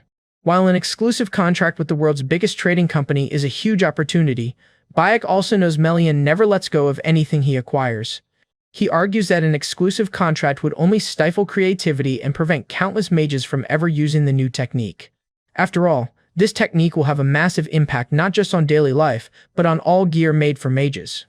Then, to drive the point home, Bayek declares they've already spoken with many other investors, making Melian just one more in a long line. Maintaining his composure, Melian asks if Bayek's plan is to sign with every company except his. That's right, Bayek admits, adding that he honestly did like the terms Melian offered. Then, looking Melian directly in the eye, he pivots the conversation to luxury goods. Their plan is to spread the base technique far and wide, but for the most difficult and luxurious items, they would sign an exclusive contract with the Star Clouds Trading Company. An interesting idea, Melian concedes, but would such luxury items truly sell? They will, Bayek replies, and that's precisely why I'm not asking for a contract today. Instead, he confidently states that in 6 months, he will hold a presentation for all interested investors. He then tells a stunned Melian that after seeing what they've created, he won't just want to sign an exclusive contract, he will. For a moment, Melian just dips his head, muttering, my. A flicker of amusement crosses his face as he admits they've really planned this all out. He then produces a messenger paper, giving them his direct contact details. With that business concluded, he stands and announces his departure. And just like that, he walks away, leaving the two of them alone. The moment he's gone, Bayek's confident facade crumbles as he acts like the entire negotiation had him on edge. His performance catches Alicia completely off guard. She's surprised to think he was actually that tense the whole time. With a small, impressed smile, she can't help but wonder just how Bayek can be so amazing. With another major hurdle cleared, Bayek allows himself a simple thought. Once they get back, he's treating the club members to a nice dinner. During class, Bayek hears that Megara is on leave indefinitely, and he immediately suspects they're hiding her disappearance. After all, if Megara were to fully awaken, she would cause terrible damage to the school. He feels there's a chance her demon episode could happen even earlier, desperately hoping that if it does, it's in a way they can actually control. Nearby, a group of students are gossiping about Alice's conference, specifically how her thesis had a co-author whose identity was kept secret. Because he hid his involvement as that co-author, he can still attend school like normal without anyone bothering him. Besides, he feels it's only right for Alice to get all the spotlight, since all he did was give her a small hint with his glasses. Just then, his attention is drawn to the two students right in front of him, the school's most popular duo, Matthias and Gisela. Matthias is known far and wide for being tall, smart, and handsome, while Gisela is seen as his perfect counterpart, pretty, bright, and doll-like. Walking over, Bayek apologizes for making them wait. Gisela immediately wants to know what they're going to eat, since he said he would pick the restaurant for the day. With a little grin, he tells them they'll just have to wait and see when they get there. A while later, they arrive at the restaurant he chose. And to Gisela's absolute delight, it's a pizza place. Her face lights up at the sight of the pizza like someone's seen heaven itself. This is when he recalls a peculiar detail from Gisela's profile. Whenever she eats pizza, she drinks pickle juice first. So, Bayek casually hands her a small bowl of pickles and tells her to give it a try. The simple gesture immediately catches her completely off guard. She stares at the bowl, confused about how she's even supposed to eat something like that. Still, she picks up the cup and gives the pickle juice a hesitant sip. And to her own absolute surprise, she really likes it. Intrigued, Matthias tries it too, still looking perfectly classy while doing so. Finally, Bayek grabs a slice for himself and tells them to stop hesitating and just eat. But that's when Gisela does something shocking, picking up a knife and fork to eat her pizza. Bayek immediately steps in to show her that the proper way to eat pizza is with your hands. He insists, with total confidence, that it tastes way better that way. Although Gisela thinks it seems a little unrefined, Matthias just shrugs and says it actually looks fun. He then dives right in, trying his pizza the exact same way. Following their lead, Gisela finally picks up the slice with her own hands and takes a bite. The moment the taste hits her tongue, her eyes fly open and her entire body gives a tiny shake. When Bayek asks if she likes it, she answers yes with the absolute cutest smile. It is, in fact, delicious. Meanwhile, in a completely different location, Crack suddenly starts spiderwebbing across the ground. The very next day at school, a student named Flame still seems incredibly distracted. Even when her friend calls out to her, she just insists she's fine and heard everything. With a heavy sigh, she assumes her friend wanted to talk about Alice solving the random convergence, but Flame already knows the truth. What she can't wrap her head around is how Bayek managed to solve that impossible formula. She's left wondering if he somehow retained his memories, or if he's just that smart. Just then, her thoughts are interrupted by a blonde student asking if she'll join his group for the Persona Portal training. Flame immediately turns on him, angrily demanding to know what is wrong with him. She orders him to ask some other girl and stop bothering her. Yet he simply stands there with an unsettling smile, remarking that Flame really is something special. This upcoming Persona Portal training, however, is no ordinary field trip. It involves entering other dimensions born from raw human power. These bizarre dimensions gather inside a place known only as the Realm of Shadows. And unlike normal dungeons, which close when a boss is defeated, Persona portals must be meticulously analyzed to be broken. This means checking everything from concentration levels and spatial distortion rates to topology and soul isolation methods. In fact, magical warriors were originally created for the sole purpose of dealing with these very Persona portals. Clenching her fists, Flame remembers all too well that in the original novel, this training exercise had some very real danger mixed into it. With a deadly serious look, she resolves that this time, she will be the one to stop major damage from happening. Later, at the Terrace Cafe in Star Tower, another familiar face, Bashuk, finally appears. She's with a group of other girls, all from the new Stellar Trading Company. One of the girls brings up a rumor her father heard. The hidden co-author was actually a student from Stellar Academy. While the other girls are completely shocked, Bashuk stays quiet, sipping her tea with a sour look on her face. She thinks about how not even the central director was able to discover the co-author's true identity. But she knows the secret. The co-author was none other than Bayek, working with Alice on magical alchemy engineering. Suddenly, the princess realizes the reason for her feelings might be quite simple after all. It's such a startling idea that she abruptly stands up from the table. Just the thought of the boy she likes falling for someone else makes Bashuk's face flush red with jealousy. But just then, her sister, the dark-haired Princess Hong Sinha, approaches and calls out her name.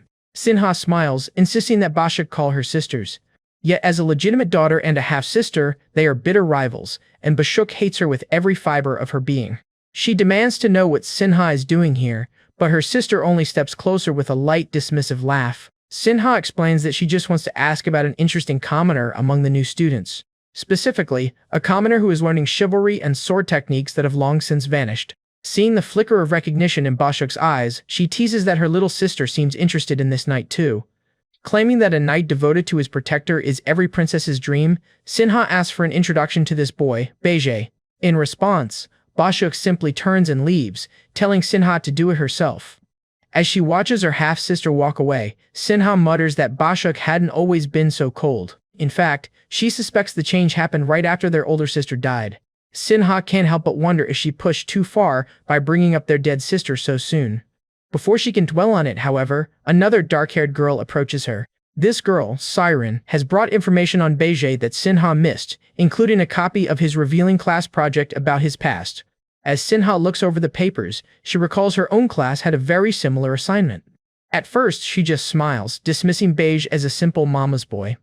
But as she continues reading, her eyes well up with tears while she repeats a single heartbreaking line about his mother not wanting macaroni with black beans.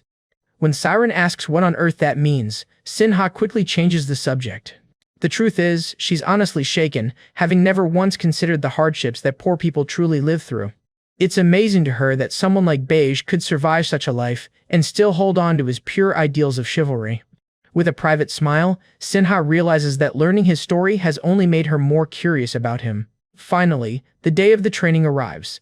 The teachers announce the start of the first-year Persona Gate practice and instruct all the cadets to enter. Standing among the students, Beige steals himself. It's time to go in. And he's more than ready, because after completing his research lectures, his glasses analysis skill has finally activated. With this powerful new ability, he feels confident that he can handle whatever this persona portal throws at him. Standing by the swirling vortex, the professor calls for the next group to step forward. But as Bej gets ready, his group's composition suddenly catches his eye. Somehow, without him doing a single thing, he's ended up in a group composed entirely of girls.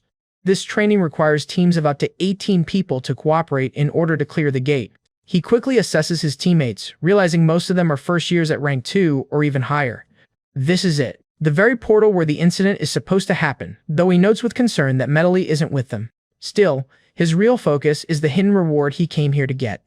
The moment he steps through the portal, however, he's immediately caught off guard. Instead of a dungeon, his group finds themselves in a fancy hall where a woman grandly welcomes them to Aaron's ball. Beige and the others can only look around in complete and utter surprise. Just then, a smiling maid approaches and announces that beautiful dresses have been prepared for all the girls. Bashuk is utterly confused, as she has no memory of a ballroom event ever being part of this training.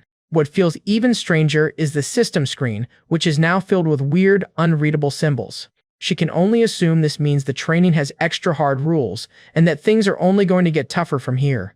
The maid then urges them to hurry, warning that the banquet will begin very soon. This makes no sense to Bashuk. While real persona portals can have unpredictable NPCs, training portals created by mages are never supposed to. Beige, on the other hand, thinks it's completely impossible for a real persona portal to be at Stella Academy, let alone for teachers to send students in by mistake. When the maid asks if something is wrong, Beige simply brushes it off and tells Bashuk to go get her dress. Moments later, the girls reappear in stunning outfits, with Bashuk's vibrant red dress a perfect match for her hair and eyes. But her attention is immediately drawn to Beige, who is now dressed from head to toe in a sharp, tailored suit. The sight of him dressed this way triggers a powerful old memory for her. And as she observes how calm and distant he looks, Bashuk starts to see him in a completely different light. Sensing a gaze on his back, he turns around.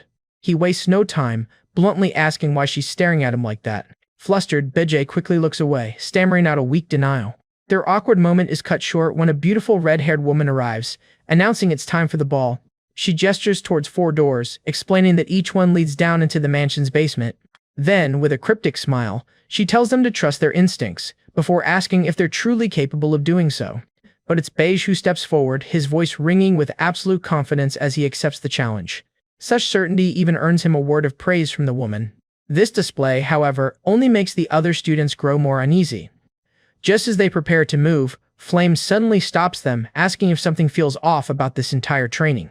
The riddle was one thing, she argues, but the NPCs in this portal feel alarmingly real.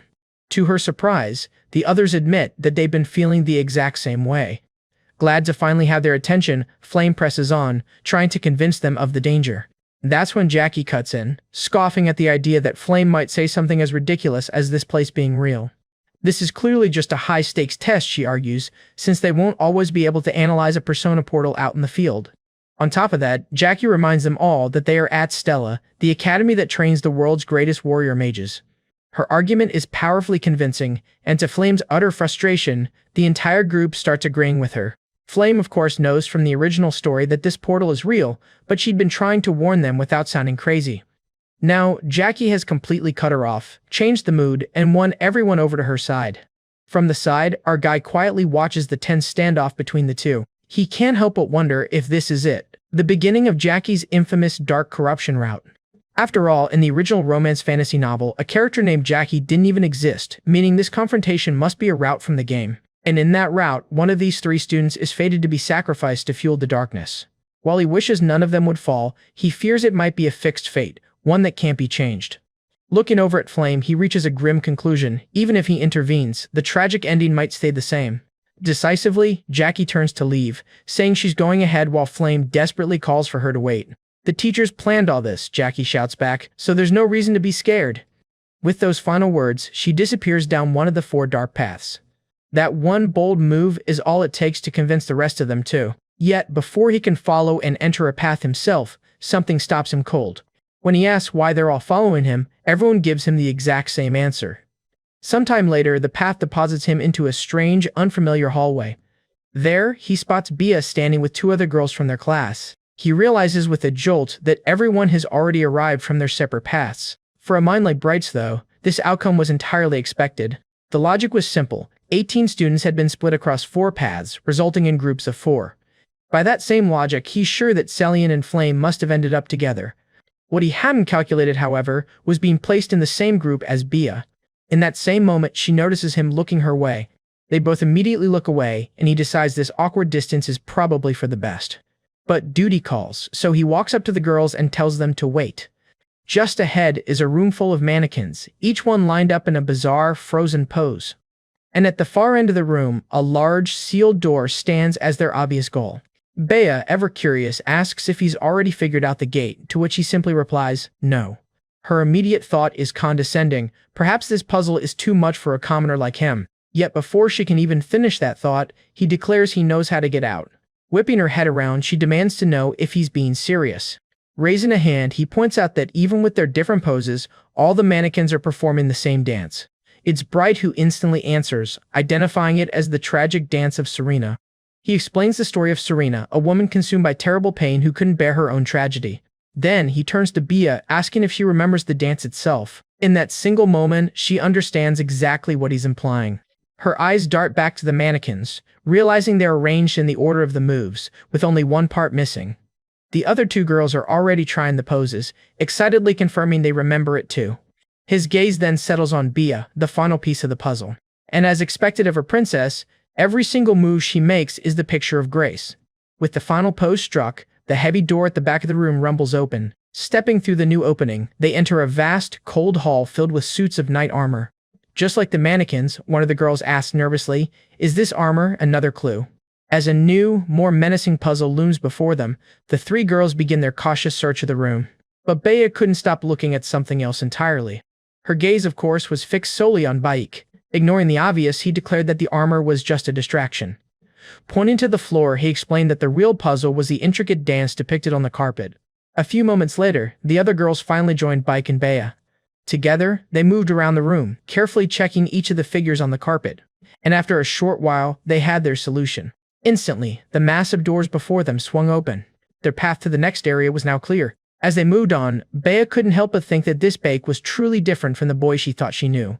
But she never imagined he would be this different. His performance demanded a combination of sharp strategy, careful observation, solid math, and incredibly quick thinking. It was as if he'd already entered hundreds of dangerous portals just like this one. That's when she recalled the story that his hometown was destroyed by demonic humans right before he enrolled in Estella. His village was from some remote borderland she had never even heard of. And though commoners usually lacked formal training, it suddenly all made sense why he was the most capable person here. Looking at him now, she realized he must have risked his life fighting those demonic humans over and over again. And yet, at the same time, she remembered he was never a hardworking student. Seeing him push himself so hard now made her wonder what his real motivation could possibly be. Overcome by a sudden wave of unease, she rushed forward to cut him off. She had to know the truth, demanding that he answer her honestly. And even though she dreaded the answer, she asked if this portal they were trapped in was actually real. From the look on her face, Bai could tell she was completely serious. His eyes narrowed. She had figured it out. He mused that normally she would have only noticed at the very end, just in time to get in the way of Celian's choices. The fact she noticed now was proof that she was slowly straying from the path of a villain. So he got straight to the point, telling the others the simple, terrifying truth. Yes, it was real. This meant they could be badly injured or even killed, so they had to clear the portal as quickly as possible. After everything he had just done for them, she knew she could no longer keep relying on his help. So, despite her fear, she put on a confident face, vowing to survive this personal portal with her own strength. Sometime later, on a completely different path inside the portal, Flame and Celian's group arrived. They stepped through a doorway into a vast, new chamber. Flame's first instinct was to do a head count, immediately asking if everyone was okay and if anyone was missing. To her absolute shock, the others told her that Jackie had suddenly vanished. She had helped them get this far, they explained, but simply disappeared after they passed through the last door. Flame was surprised yet again when they told her they weren't even the first group to arrive here. Across the room, leaning casually against a pillar, was Beetle. Flame immediately approached him, demanding to know when he got there. More importantly, she asked if he had seen Jackie. His only response was a simple and strangely vague, no. Meanwhile, back outside the Estella Academy dome, a teacher arrives in a full-blown panic. He could only stare, shocked by the scene unfolding before him. Against all odds, the personal portal had become real.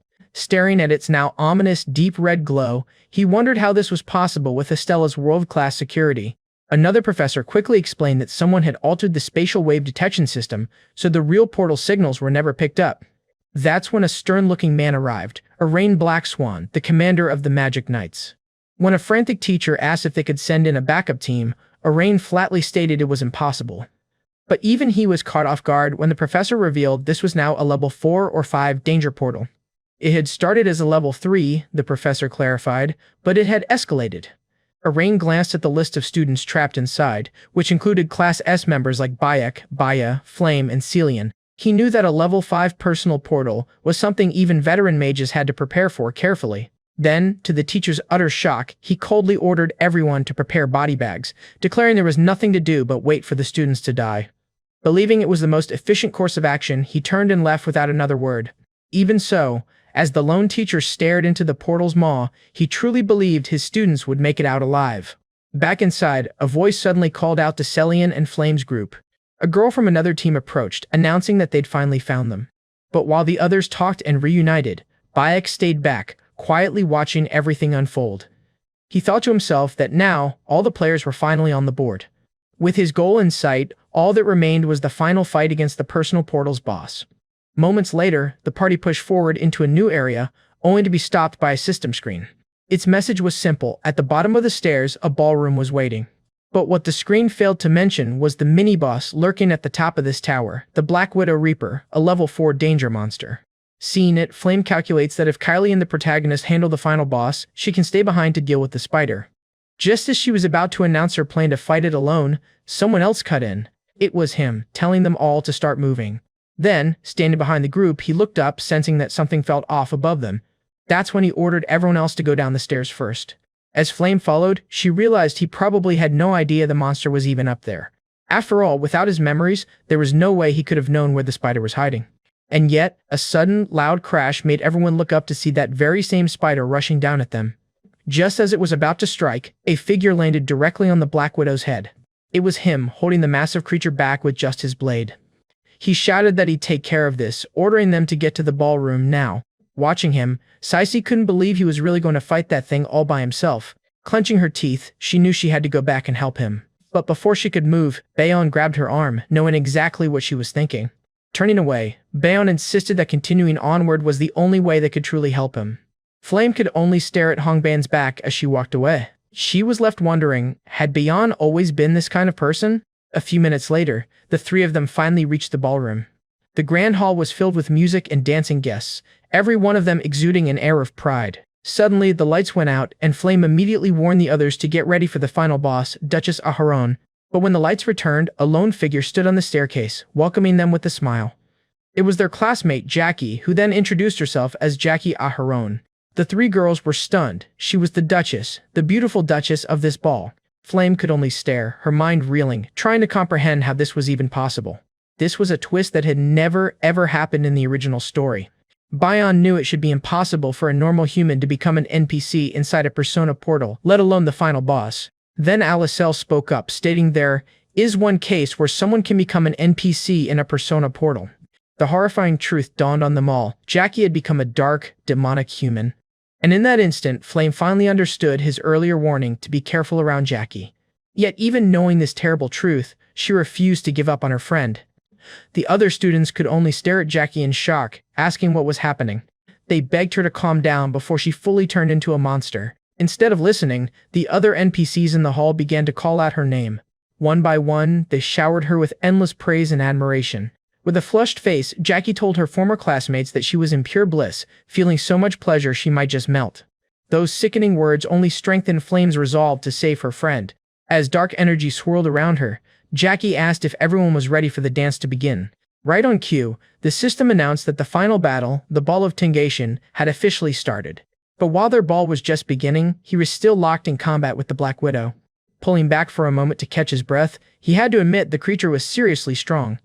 Still, he had a mission. His first objective was to claim the captivating tree stones embedded in the Black Widow Reaper's forehead. So when the monster charged in a rage, he teleported behind it just before it could strike. From there, he threw an electric potion, a slippery potion, and an oil potion at the spider. The three potions mixed together perfectly, amplifying the electric shock. This was the opening he needed to slash at the creature with his sword. However, there was a second, more important reason he was doing all this. This was the only hidden method to complete Jackie's dark demonization route. According to the novel, there were strange and specific details about these stones. Every single one of them was tied to the final boss, Duchess Aharon, who in this case was Jackie herself. It turns out the Reaper Black Widow from the story was never a widow at all, but Duchess Aharon's husband, a Black Widower, and that crucial detail means the girls might actually have a chance at clearing this persona portal. Even though he's not sure if his attacks will land when it matters most, that doubt isn't enough to stop him. So he rushes the Black Widower once more, his only plan to hit it as many times as he possibly can. Flashing around the area, he strikes the creature again and again, until finally, the Black Widower lets out an ear-splitting scream. Somehow, against all odds, he has actually pinned it down. But as the creature starts to fall, he realizes he might have used way too much of that slippery potion. With the grand ballroom directly below, he teleports away in an instant, only to rush right back toward the falling behemoth. Closing the distance, he knows that if he can just calculate the path perfectly, this insane plan might actually work. But while he puts his plan in motion, the girls' final battle is already underway. They can only watch as Jackie dances with a terrifying grace, wreathed in dark energy. And with every single step she takes, a powerful attack lashes out. A quick head count confirms it, everyone is still okay for now. So, raising her staff high, she faces down the shadowed, demonic enemy of all humanity. She fires a massive ball of flame straight at Jackie, who doesn't even flinch. Instead, with a lazy wave of her hand, a barrier simply rises to meet it. That's when Isol strikes with her powerful ice magic.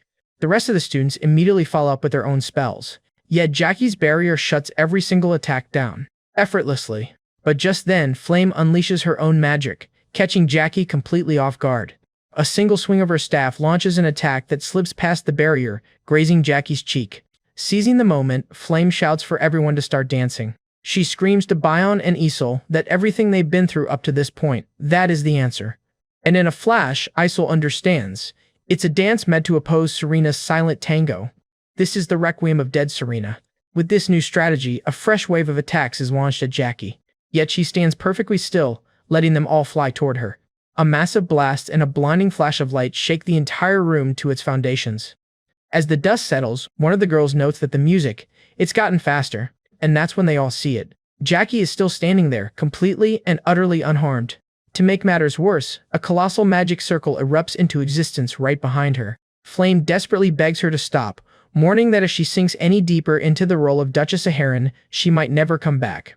But all around the hall, the portal's NPCs begin to shout praise for Jack Aharon. They hail her as the greatest dancer of all time. Fueled by their praise, Jack turns to Flame, her voice dripping with venom as she calls her a truly awful person. She dredges up the past, accusing Flame of always being selfish, of trying to keep everyone all to herself, claiming she hoarded every sweet feeling for herself and herself alone. She even brings up the smile Flame always shows to others, a smile that, to Jack, has always looked like nothing more than a mask. Her jealousy finally exploding, Jack screams that she can never forget this feeling and will never let it go. Suddenly, a voice screams out that another attack is coming, warning everyone to defend themselves. In the very next instant, Jack's attacks rain down upon them. Some of the students manage to throw up barriers just in time, but for others, it's already too late. The moment Alicel looks away for a single second, an attack comes hurtling straight for her, but standing in front of her now is a figure completely wrapped in flames. It's Bia, who calls her a loser and snaps at her to focus on the fight. She then orders Ciela to leave the fire attacks to her and focus on blocking the lightning instead. And finally, Bia calls out to Flame with one last command: stay behind everyone and wait for the perfect chance to strike. Flame could only stare, more confused than anyone about what had just gotten into her friends. In the original story, it was Bia's jealousy that was supposed to make her lose control, not this. And yet, Celia was reacting just the same, instantly throwing up an ice barrier to protect them. With a sharp tone, she warned Flame not to let her guard down for a single second. That was all it took for Flame to snap into action, moving behind them because she couldn't just stand there and watch. So she gathered a massive light spell and fired it straight at Jack, who just laughed that it was all useless. But in response to the mockery, Flame only gave a small, knowing smile. Her spell was never aimed at Jack. Instead, it slammed into the ceiling, sending tons of rubble crashing down. In an instant, the demonic music stopped, plunging the entire hall into a dead, echoing silence. Then, through the dust and curtain of broken stone, a twisted shadow began to appear. It was Jack. Still standing in that monstrous form, glaring at Flame and demanding to know if she really hated seeing her happy this much. "Just leave me alone," she screamed, her voice cracking with fury and pain. But Flame pleaded back, insisting that she just wanted Jack to return to normal for her own sake. Before she could even finish her sentence, Jack's shriek cut her off. "Shut up!"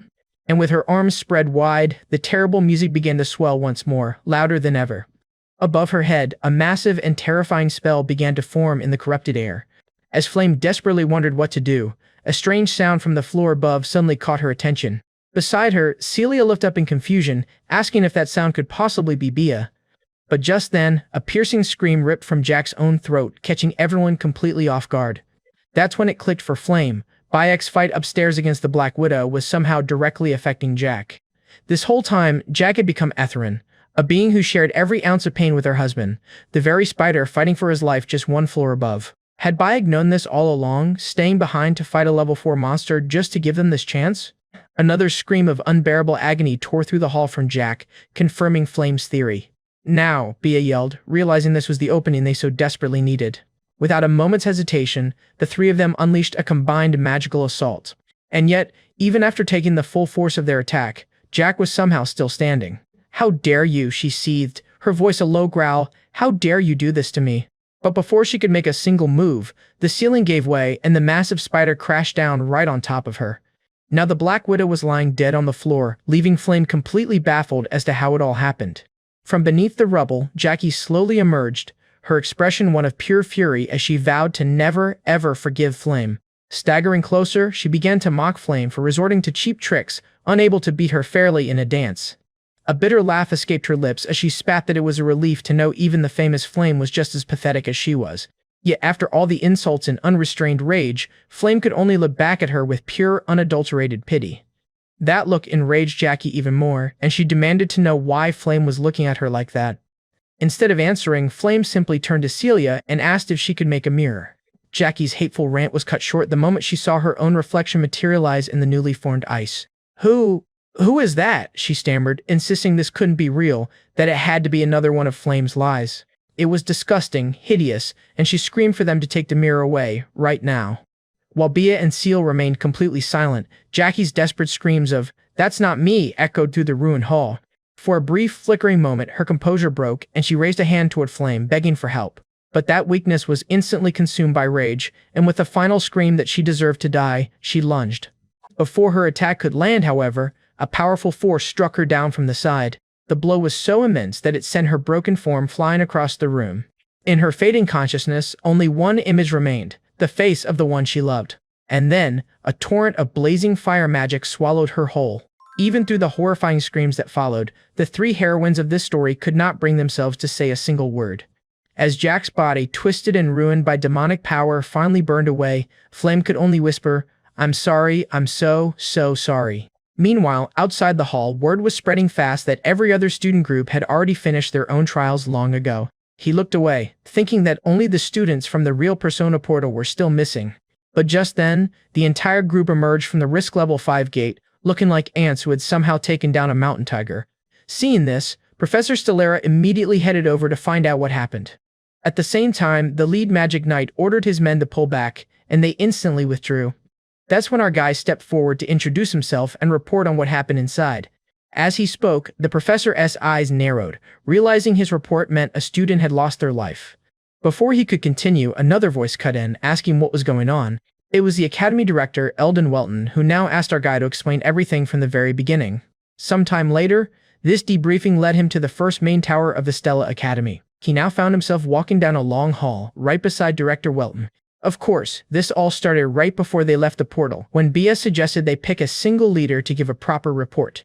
Our guy, wanting none of that pressure, immediately tried to push the responsibility onto Seal, but the girls quickly called him out, refusing to let him hand over all the credit for clearing the portal to someone else. To seal his fate, even Seal herself refused the position, leaving our hero completely cornered. Back in the present, Welton commented that this was the third time they had met, and that our guy had grown a lot from the child he used to be. The director's words sent him back in time, to an era long before he became who he is today, when he was training relentlessly.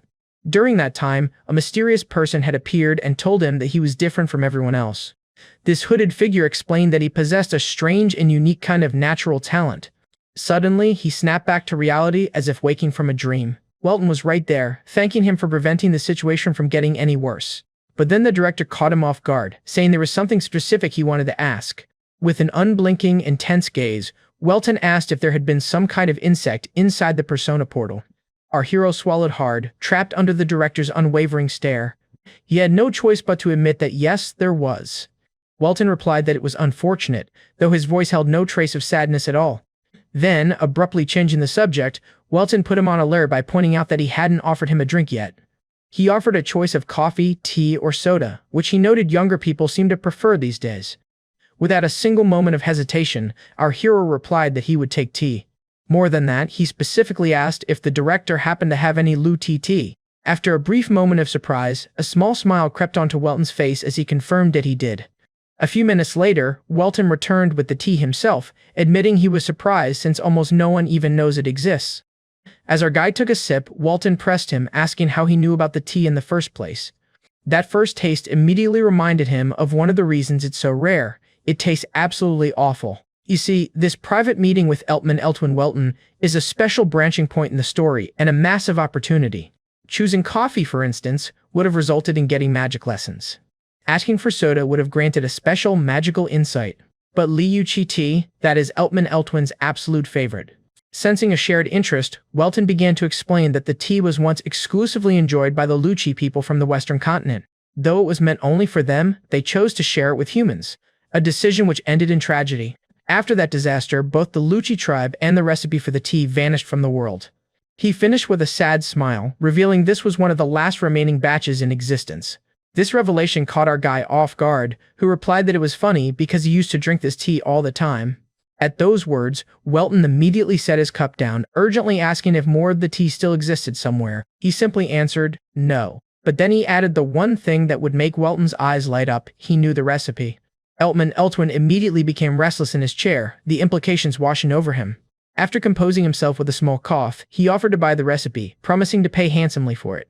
This was his chance, so he leaned in and asked not for money, but for Welton's magic of technological enchantment.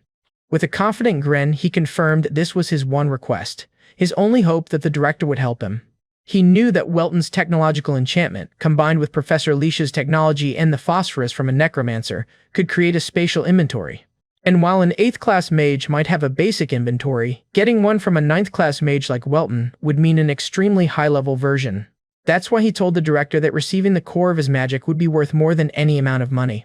He then formally asked Eltwin to accept the trade. The director smiled and agreed to the deal, just as a very different meeting was taking place elsewhere in the main tower. There, Vice Principal Hyde was discussing the persona portal they had worked so hard on, which had just ended in total failure. The young man before him admitted that their group was terrified of their leader's anger over this failure. Yet Hyde merely assured him that even though the persona portal plan failed, there were other ways to achieve their goals. The young man paused for a long moment before finally asking the vice principal if their next plan was to make Professor Maisie lose control. Sometime later, that same teacher walks the halls of the school, lost in thought about their recent decision to open a persona portal. After all, their main goal was to eliminate the students likely to attend the upcoming Aslan seminar. The targets were clear: Flame, Bake, Celian, and Baya. But even after unleashing a level 4 portal, not a single one of them came out hurt. Before he can fully process their failure, a familiar voice calls out to him.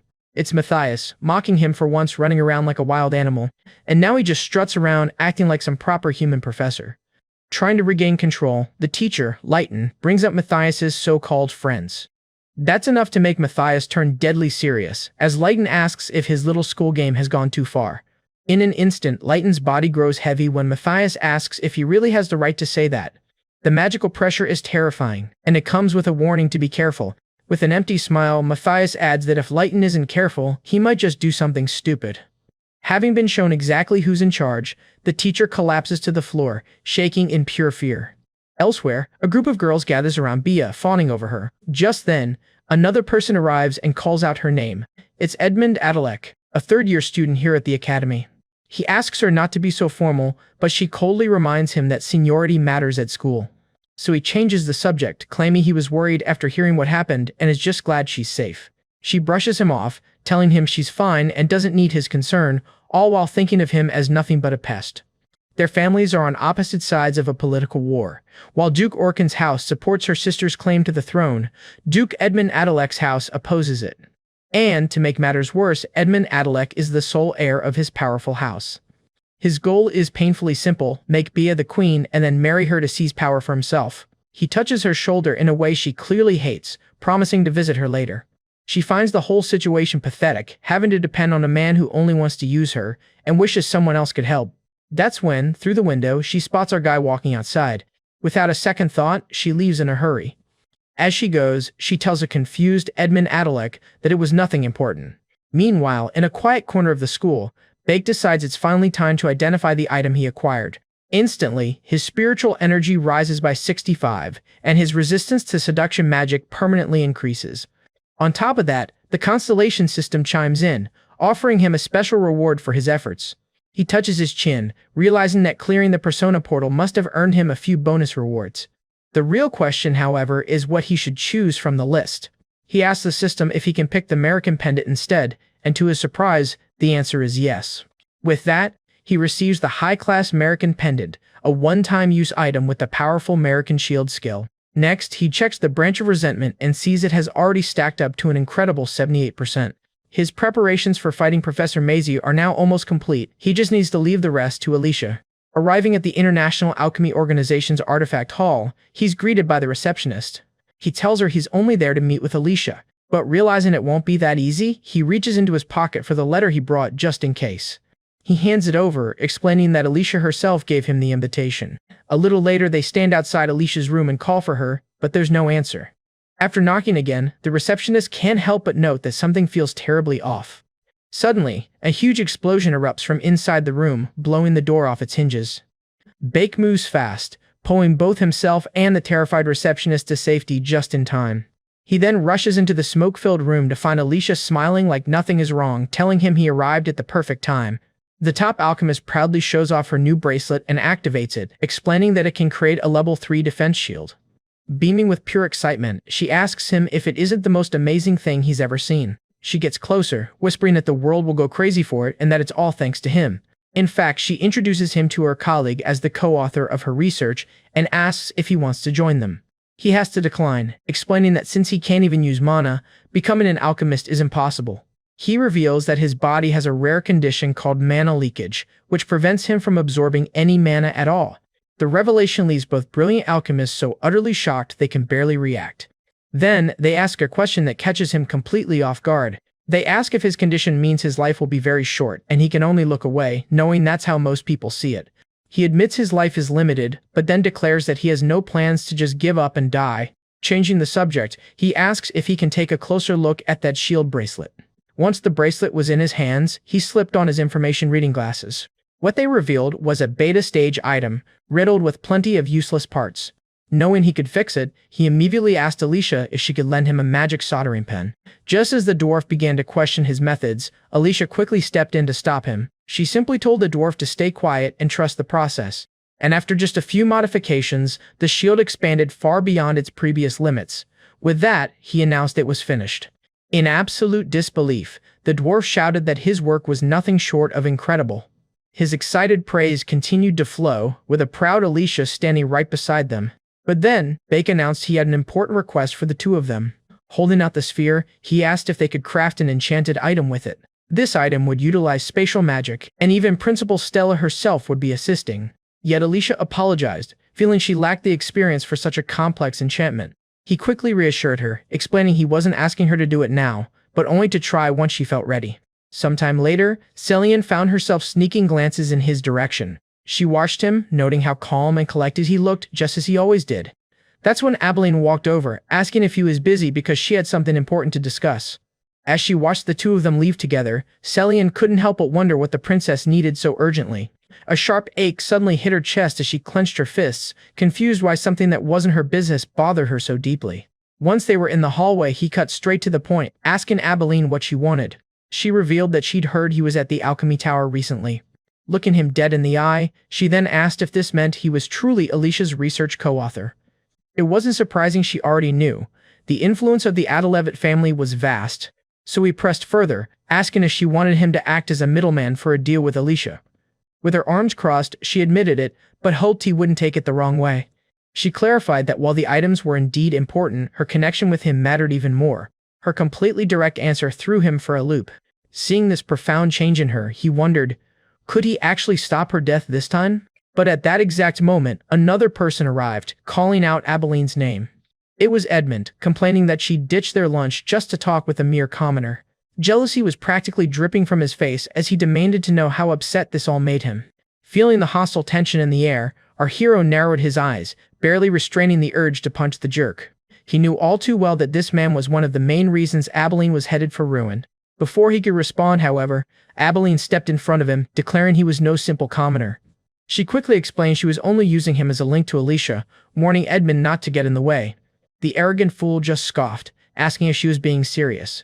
He then turned his mocking gaze on our protagonist, scoffing at the idea that a commoner could help her more than the heir of House Adalec.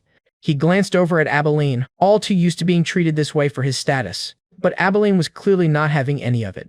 To her disappointment, he simply asked her to pretend their conversation never happened, leaving the smug idiot standing there. But then, just as he turned to leave, he stopped and said he wanted to make one thing very clear. He coolly stated that he would inform everyone that the Adalec family had refused the item deals, which would block their trade with the Adalevic kingdom.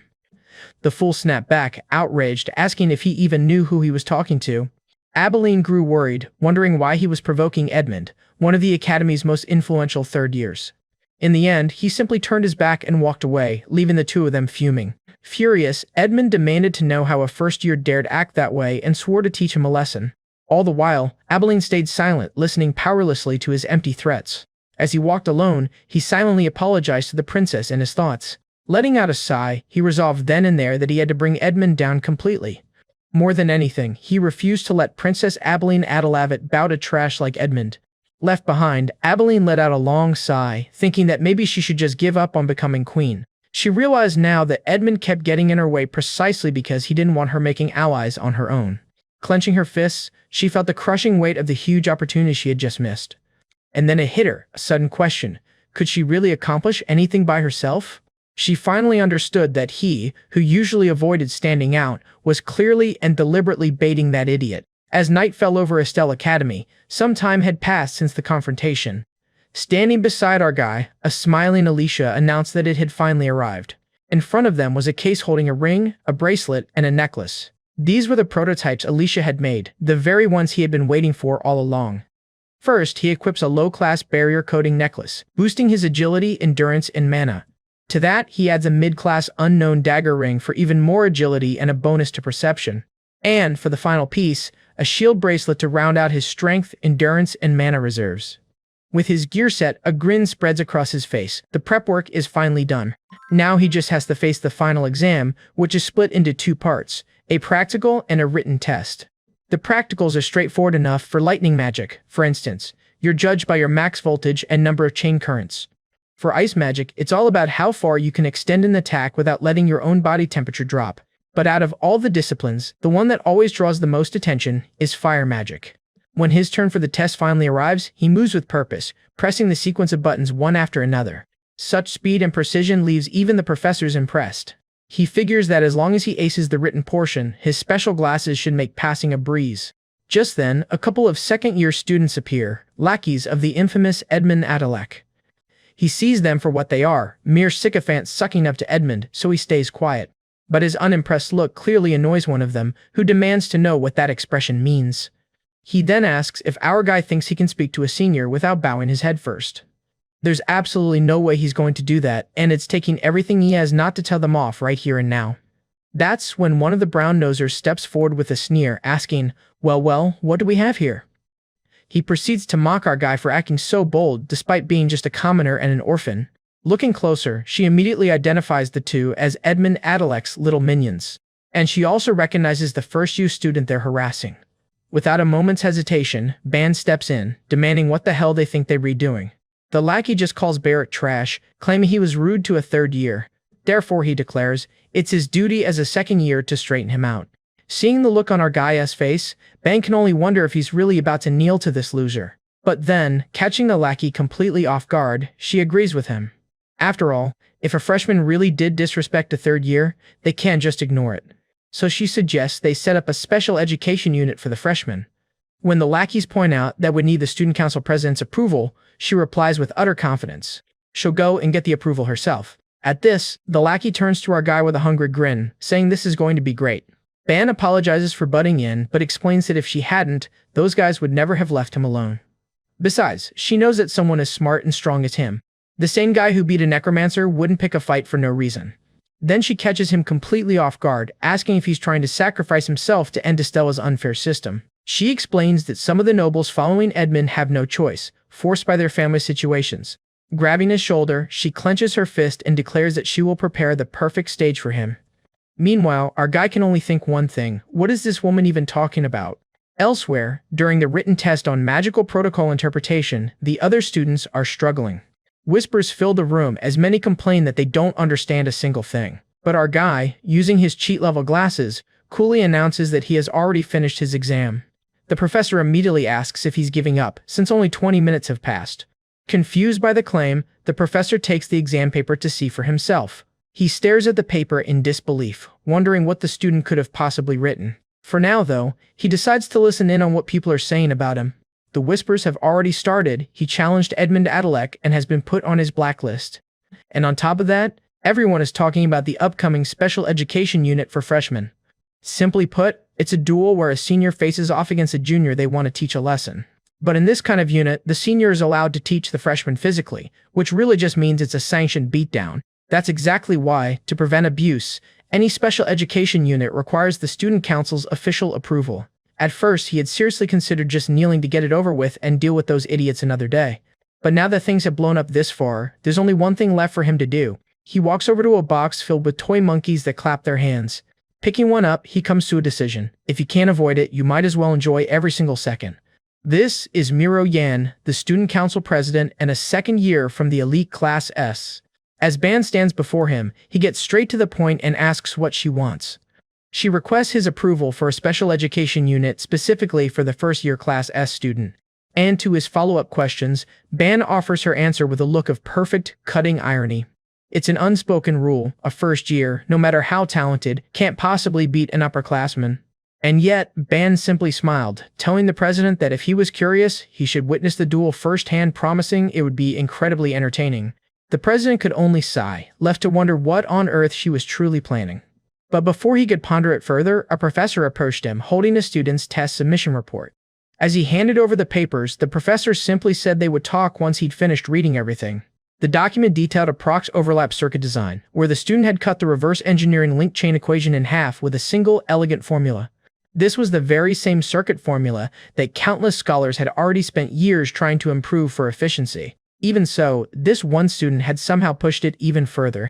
With a proud smile, the professor finally revealed the student's name, Baek Yu Sol. That's when he hurried out, insisting he needed to report this breakthrough to the vice principal right away. Left alone in his office, the president found himself repeating that name, Baek Yu Sol. Sometime later, Vice Principal Heidi confronted the professor, asking if he truly meant to recommend that student for the prestigious Aslan seminar. The professor's answer was an enthusiastic yes, pointing to the incredible paper as undeniable proof. But the vice principal shut that notion down at once, coldly stating that several other students were also qualified. After all, he reminded him, each school could only send 2 students, not counting the children from powerful families who already had their spots guaranteed. The vice principal then spat his true reason, calling a magic knight who can't use magic, someone like Baek Yu Seo, a walking insult to every real mage. All the professor could do was glare as the vice principal coldly told him to leave if he understood. Once he was gone, that fury boiled over, and the vice principal crushed the test paper in his fist. He then incinerated it to ash, swearing that a worms like that would never set foot in the Aslan seminar. Meanwhile, after the second exam concluded, Yu Sol himself went to check his final placement. Scrolling down the list, he found his name all the way down at rank 419. He could only cross his arms, thinking to himself that a rank this low was almost impressive. Up at the top, it was the same as always, Matali in first place and Flame right behind in second. Following them were Izo in third, Ian in fourth, and Bia, rounding out the top 5. Just then, a sharp voice cut through his thoughts, asking if he'd achieved this pathetic rank on purpose. She warned him to stop pulling stunts like this, insisting he had already drawn far too much attention to himself. Yu Seal had no idea what she meant, so she spelled it out for him. Placing in the top 600 made it look like he planned to enter the competition. With a hand on his chin, he had to admit, she had a point. So, he stepped closer, which only made her more flustered, and asked if there was something else she wanted to say. Baek-yeol immediately looked away, her cheeks flushing bright red. Finally getting to her real point, she brought up the incident with Edmund Adalek. That guy is impossibly stubborn, she explained. It would now surely keep bothering him until the day they graduated. She fell silent after the warning, but her true feelings were obvious. She was worried about him. That's why she had to ask, why did he do it? What could he possibly gain from helping her? He finally broke the silence, admitting that he wasn't exactly helping her for free. Still flustered, Baek-yeol shot back that he could make that kind of deal with any other kingdom he wanted. He struggled to find the right words, because he couldn't just tell her the real reason, that he simply wanted to save her. More than anything, all he wanted was to give her a happy ending. To his complete surprise, she just told him that it was fine, and that he didn't need to force an answer. Then, with a slight stammer, she offered him an awkward but sincere thank you. But as they spoke, neither of them realized they were being watched from a distance. Later, during a practical magic class, the instructor was busy praising a student named Arshwang for her excellent control. Her gaze then shifted to her own daughter, the princess, who remained perfectly silent. Frustrated, her mother asked just how many times she had to repeat herself. She couldn't believe the so-called top-fire user was acting this way, and commanded her to do it again. Under that immense pressure, the princess only grew more and more uneasy. By nightfall, that same girl was still out on the training field, all alone. With a defeated look, she could only whisper to herself that she had lost again. The very next day, while walking through the academy, Izo couldn't help but notice the whispers spreading among the students. It didn't take her long to realize who they were all talking about, Baek-yeol. The rumor was that he was scheduled to fight a senior later that very day. Izel told herself it had nothing to do with her, she didn't care enough to watch. Which is why, just a few minutes later, she found herself standing at the entrance to the arena, ready for the match to begin. The strong rumors about Izel dating Baek finally came to a head when Harlan, a first year from Class B, decided to speak up. Sliding into the seat next to Izel, she demanded to know the honest truth about their relationship. But how could Izel even begin to find the words to describe what was actually going on with the protagonist? Before she could even try, a sudden eruption from the crowd grabbed both of their attention. The source of the commotion was Yushu, now spotted getting ready for the duel. And yet, all Yushu himself could wonder was why so many people had shown up for this. Even the senior from the necromancer fight came by, advising our MC to just take it easy in this match.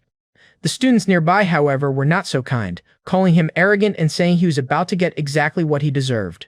That's when a familiar face arrived on the scene, and with a single, cold look, she shut every last one of the loudmouths up. Her gaze then shifted to our human, wondering what on earth he was really planning. Moments later, his opponent, the second-year student Kaler from Class 100, finally stepped forward. To which Baek, looking as if he'd just woken up too early, simply said yes. This casual attitude only enraged the senior, who saw it as nothing but pure, unadulterated arrogance. The rules were then laid out. The duel must last a minimum of 15 minutes, ending only when one fighter lost consciousness. With the two fighters facing off, the professor gave the signal to begin. Instantly, the dome's magic flared to life, transforming the entire battlefield. As the 15-minute timer started ticking, both students took their fighting stances. From the stands, a senior noted that Kaler uses earth magic, a defense-type attribute which gave our human slim chances of winning. For once, Seal had to agree. But when she saw that confident look in his eyes, she was reminded of one very important thing. Down below, the senior made the first move, shouting that Baek was about to learn the gap between their power. But before the attack could even land, our human activated a chain of blinks. He dodged the opening strike with absolute ease.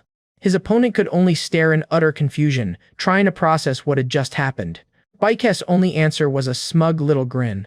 Then, instead of fighting back, our human simply took off running. Yet Seal remarked that for this particular fight, running might be exactly the right strategy. Annoyed at being toyed with, the senior gathered power for a large-scale spell. He then unleashed everything he had in a single, massive blast. Everyone watching froze, worried that this was surely the end for our human. The senior even let out a laugh, completely certain that his attack had finished the job. But just as he celebrated, something strange hanging from a tree caught his eye. It was a doll. Before he could even process it, the doll shot right at him and detonated in a massive explosion. At the last second, he defended himself, increasing his mass with earthweight magic to withstand the blast. This, of course, created the perfect opening for Baek to rush in and strike from behind. But the attack was useless. The senior's defensive magic automatically flared up to protect him, In response, he immediately fired back with another spell of his own, Stone Rupture. But his attack hit nothing, leaving him to look around in shock, wondering where Bake had disappeared to this time. Enraged, he shouted at the so-called rookie, asking if running was all he could do and if the rumors were all fake. While he was busy yelling, Bake calmly stepped on a strange leaf-like device, and suddenly the senior's body lifted off the ground. A wave of confusion washed over him as he floated upwards, feeling lighter and lighter. And that's when he saw him in the distance. Our human, staring right back with that same infuriatingly sly smile. Being toyed with like this was yet another crushing blow to the senior's pride. So he activated his earthweight magic once again, forcing his body back down to the ground. By the time he turned to attack, however, our human was already gone. Just then, another sphere came flying at him, and this time, he sliced it clean in half. He screamed for Baik to quit using such cheap tricks and fight him properly. But in doing so, he had fallen right into another trap as the severed sphere burst into a thick cloud of smoke. Coughing violently, he wondered if it was some kind of tear gas. That's when bells rang out all around him, followed by another explosion before he could even react. From the sidelines, Avalon explained Baik's real strategy, using devices to flash light and mess with his opponent's hearing and sight. Looking at the dazed senior, however, she realized it wasn't just simple tear gas. With his senses completely overwhelmed, Avalon concluded that this fight was already over. She could only stare, wondering what those spheres in Baik's hands truly were. But with a blink, he was on his opponent, launching one merciless hit after another. To escape the non-stop barrage, the senior was forced to use magic, raising a pillar of earth just to get some distance. That's when he finally snapped, shouting that he didn't care anymore. With a large-scale spell already gathering, the senior prepared to bring the entire arena down on him. Baik, however, seemed unimpressed, even pointing out how utterly ridiculous this was. The senior just snarled back, asking if he was serious after all those cheap shots to the face. And while his opponent grandstanded with his massive attack, Bake was simply checking the time, 14 minutes and 58 seconds. Then, with a final shout for our human to die, the senior unleashed his spell. A rain of jagged rocks came crashing down, aimed right at Bake. Yet, just as they were about to hit, he still wore that same bored look on his face. Then, right as the clock ticked over to the 15-minute mark, a faint smile appeared on his lips. Before a single stone could land, he raised his hand and calmly said, "I give up." An absolute silence fell over the crowd, everyone confused and wondering if they'd heard him right. Even the senior, his ultimate spell still hanging in the air, had no idea how to react. And when he finally realized Bake had truly surrendered, all he could do was stand there, asking what the hell that was supposed to mean. The professor's voice cut through the silence, announcing that Bake had forfeited, leaving the senior to wonder if it had really just ended like that. So the senior was officially named the winner, and our human, the loser. But for all his victory, he had clearly lost the war. In the stands, people were already buzzing about the artifacts he'd used, calling them interesting and unlike anything they'd ever seen. Listening in, Bampo found herself thinking about those very tools. She recalled how he'd carefully planned where each artifact would go, using his blink mobility to completely outmaneuver everyone. It was exactly the kind of calculated strategy you'd expect from someone who had already beaten a necromancer. Just then, the guy beside her got her attention, asking if this wasn't the very duel she had pushed for. She looked away, considering if this chaotic outcome was what she had truly wanted. Seeing the shocked faces of the upperclassmen, she gave her answer. The second years probably wouldn't mess with the first years so easily anymore. After what happened today, they would have to think twice before dragging a first year into a duel, because now they knew they could actually lose. So yes, in a way, she had gotten exactly what she wanted. Elsewhere, news of the duel's result reached that annoying guy chasing Bae, and he was not happy. The school paper, on the other hand, was already praising the appearance of a brilliant master alchemist. Thinking back, the woman realized that for the full 15 minutes, Bae had only been playing with his opponent. He must have thrown the match on purpose, since a first year actually beating a second year in a magic duel would be far too shocking. Still, he made his point loud and clear. Crushing someone with raw power isn't everything. Meanwhile, an enraged Edmund Adalek demanded to know what the second years were thinking. The terrified student in front of him could only insist they did nothing, and that all the rumors were wrong. Their conversation was interrupted when a woman arrived, announcing that a message had just come from the Duke. As Edmund answered the call, he thought it was strange for his father to contact him so suddenly. He was caught completely off guard when his father immediately brought up the alchemy fortress. From the other end of the line, his father explained that the alchemists of their monarchy had stopped sending items, claiming their house had rejected them. Edmund was stunned speechless to hear those words had supposedly come from the co-author of the random flow formula himself. Panicking, he pleaded for his father to wait. He swore he knew nothing about this, that he had never said anything like that to anyone. But his father shot back that a technological revolution was happening at this very moment. Edmund froze as he heard about magical artifacts on the level of ancient alchemy, a great gold alchemist, and the involvement of the genius alchemist, Alice. Soon, every country on the continent would be scrambling to trade with them for those artifacts. So his father asked him again, his voice cold as ice, had Edmund done something? Back at the school, the students stunned Bampo with an unexpected request. Could she arrange a meeting between him and our guy, Bia? She narrowed her eyes, staring him down for a long moment before finally saying yes, she would do it. And as these events unfold, far to the south of the continent, a new power is stirring. A red-haired girl looks out over the vast and changing landscape, and she speaks a single, ominous sentence. Land prices are rising fast. Someone called out to a woman named Zeliel. Before her, an elf begged for mercy. A number appeared just above his head. Her power, the value of all things, turns everything, people, animals, and even objects, into a number. She saw that his value was a mere 3, the same as a random stone on the street.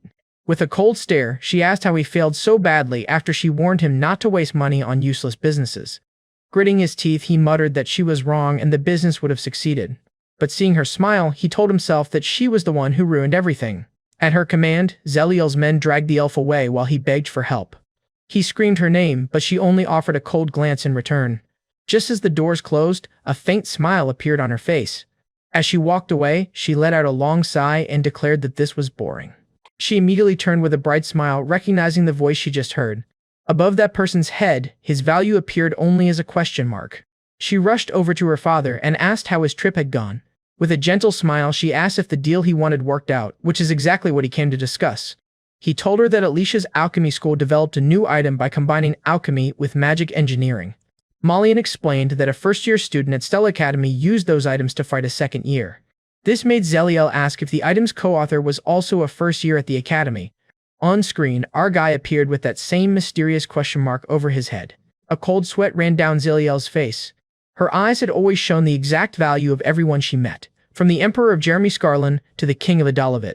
Looking at her father, she explained there are only 2 cases where her power fails to judge someone. The first is when the person is someone she loves. As for the second, she broke into a cold sweat watching the video, explaining it happens when someone's value is so unbelievably high that it can't be measured. This is when the question mark appears, so she asked her father for the student's name. A dangerous smile spread across her face as she promised she would remember the name, Beck Usail. She stared intently at our guy's name, telling herself she will remember him. Meanwhile, the rising star himself, Beck Usul, was face-to-face with Edmund Adalek. Catching Edmund off guard, he announced that since he finished his coffee and Edmund wasn't saying anything useful, he was leaving. Edmund broke into a cold sweat and apologized for his actions last time. He then begged our guy, pleading with him to please take it all back.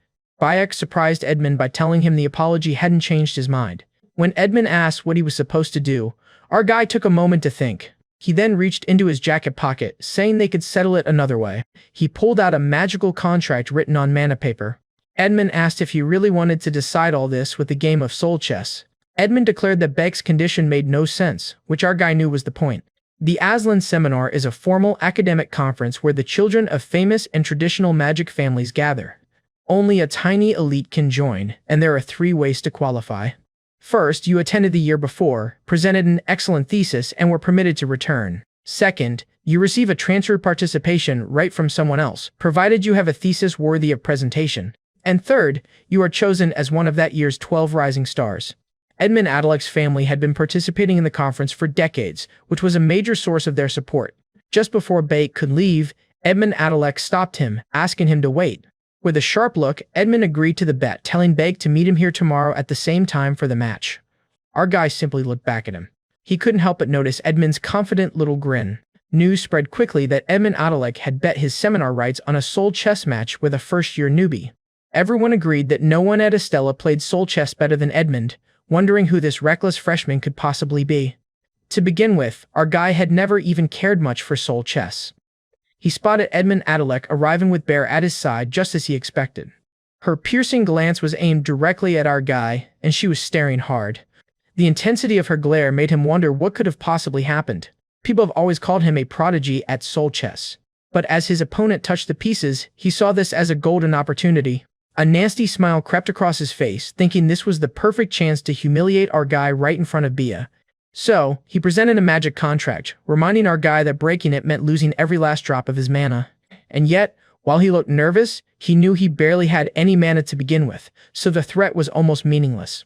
With the pieces set, Edmund Adelec condescendingly offered him the first move, a gesture that caught him slightly off guard. Reaching into his suit, he couldn't help but wonder just how badly Edmund was underestimating him. Putting on his glasses, he decided that being underestimated was actually for the best. In Soul Chess, 20 pieces are chosen from 200 different types, then placed upon an octagonal board. But the key difference from regular chess is that here, both the pieces and the board itself possess unique abilities and traits. Victory is only achieved by masterfully using all of these elements to capture the enemy king, and our guy knew that defeating a veteran like Edmund Adelec, with over a decade of experience, would be anything but easy. In fact, Edmund wasn't just one of the best in Estella, he was considered one of the top players on the entire world stage. Edmund, for his part, had to admit he was surprised when our guy had the nerve to bet his spot in the Aslan seminar. Still, nobody had dared to challenge him in Soul Chess, and today he would be utterly crushed. With that thought, the entire atmosphere of the room shifted. But the first piece our guy moved left Edmund momentarily stunned. Shaking it off, Edmund made his own first move, believing he now saw everything clearly. He laughed with absolute confidence, convinced that his opponent was completely terrible at this game. What an idiot, he thought, throwing away his own queen at the very start of the match. As they traded move for move, more and more of our guy's pieces were systematically destroyed. By this point, Edmund could barely contain his triumphant laughter. He never imagined someone could be this bad. The match might end before he could even unleash the next phase of his strategy. That strategy was one of his personal favorites, the devastating flame race. At its heart was the careful positioning of his 3 swift-running knights. At the same time, he would deploy his 5 flame pawns to seize control of the board and transform it into burning ground. This powerful field effect incinerates the defense of non-fire pieces while massively boosting his own attack power. Once this stage was complete, it would be no exaggeration to say that victory for our guy was impossible. But just as he was about to finalize his setup, his eyes fell on something unexpected on the board, a stealth pawn. Its ability was a nasty one. If his knights remained targeted for 5 turns, they'd be frozen in place for the next 5. With a nervous laugh, Edmund quickly told himself it didn't matter. After all, his burning ground field would cut enemy defense by 30 and grant his own fire pieces 200 extra attack power. So he activated it, glaring across the board with the certainty that the match was already his. Just then, Bates, watching intently, wondered aloud if our guy could possibly have another stealth pawn. Because if you manage to seize control of the field while an opponent's field is already active, it triggers a devastating reversal effect. And that is exactly what happened.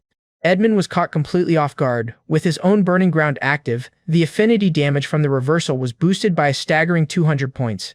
His mind went blank. What even was this? He looked up, meeting our guy's cold, calculating eyes as he adjusted his glasses, and frantically wondered if this was all just a fluke. Eyes wide with panic, he desperately clung to that one explanation. It had to be luck. Trying to calm his racing heart, he focused on his remaining knight, telling himself to get it together. He gritted his teeth, reminding himself that he'd faced down countless opponents at this level before.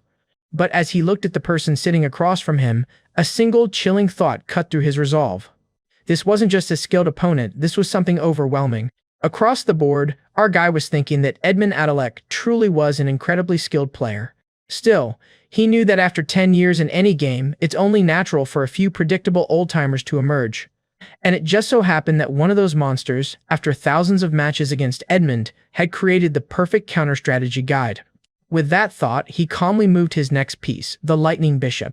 Instantly, a devastating arc of chain lightning flashed across the board, wiping out every single one of Edmund's remaining pieces.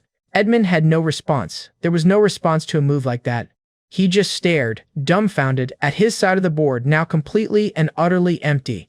Finally, his gaze lifted to the man across the table, his mind reeling with one impossible question. Did he really just lose to him? Everyone around them was stunned. Had Edmund Adelec really lost a game of Soul Chess?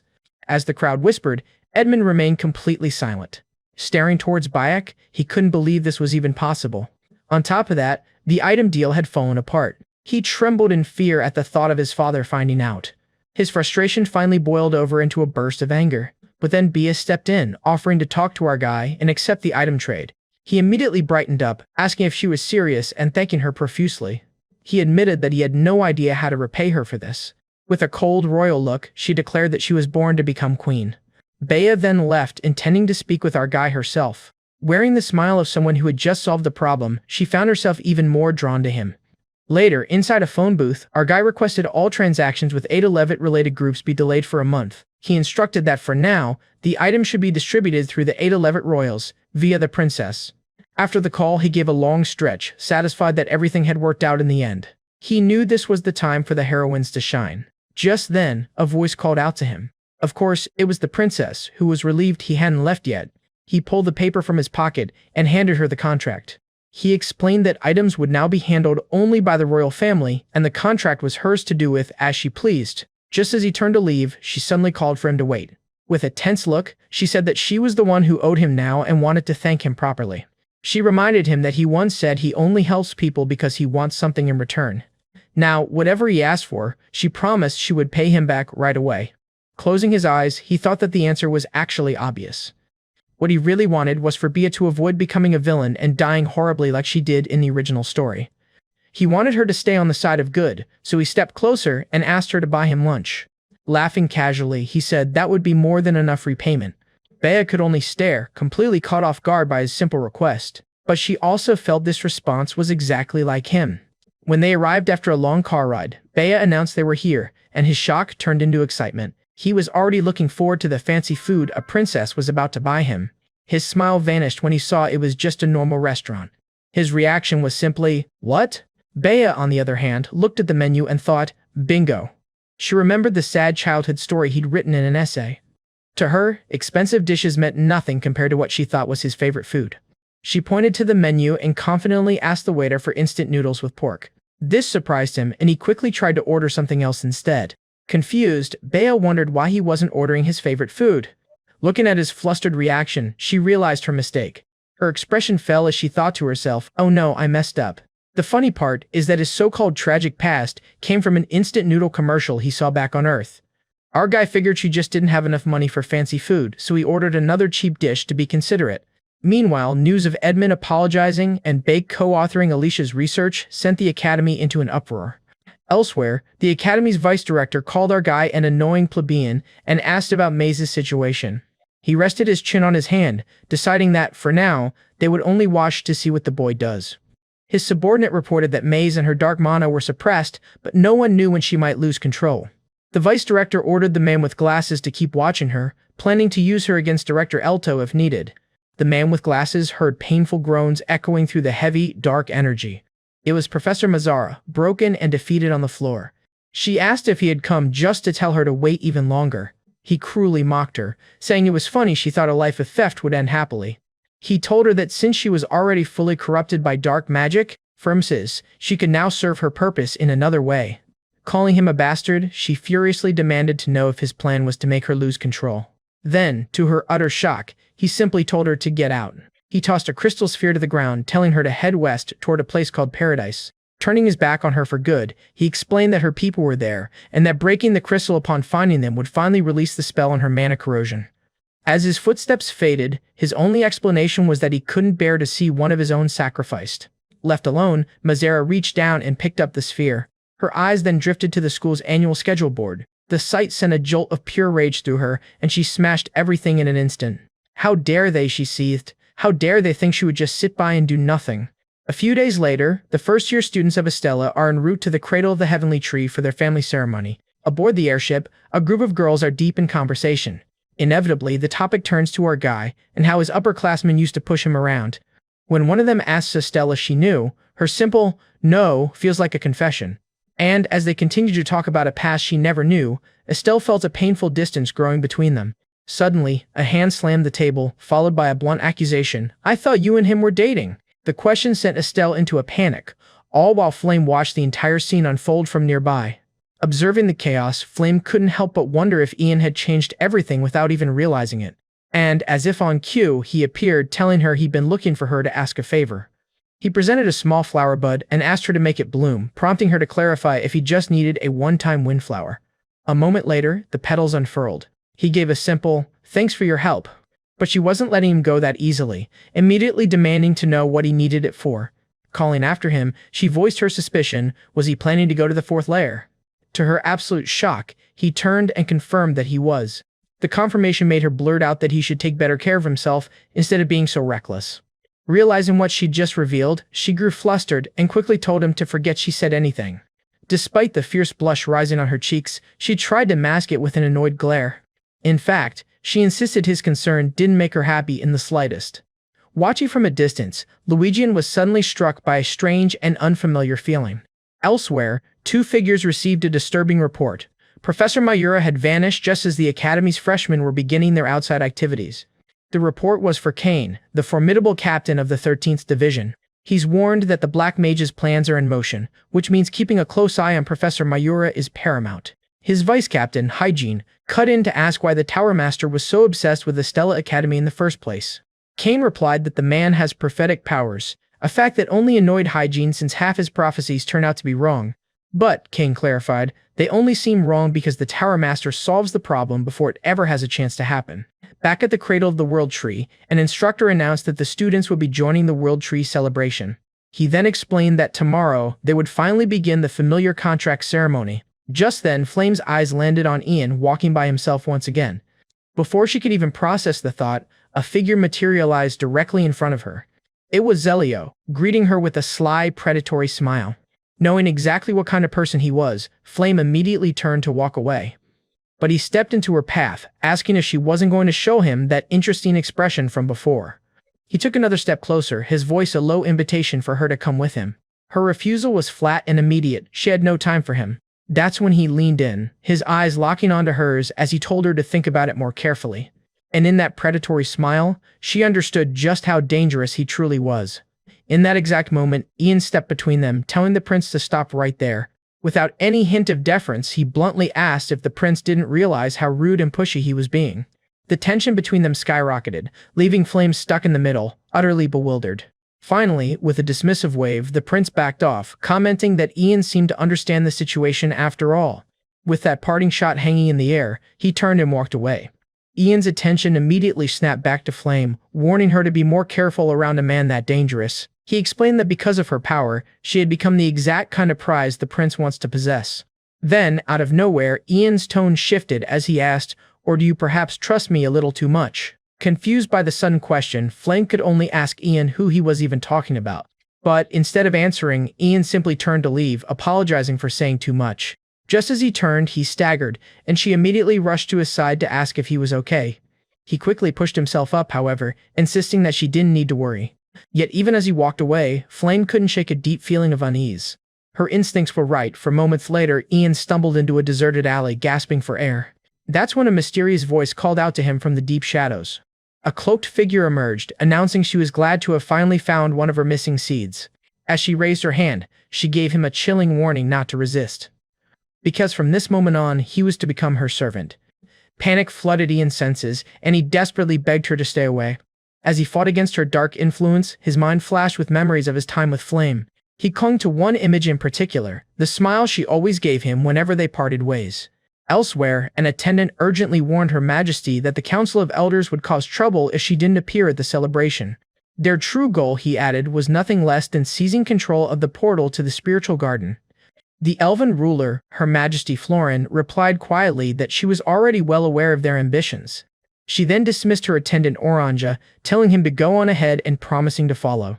While putting on her veil and using magic to conceal her identity, she found herself wondering when she had last enjoyed true freedom.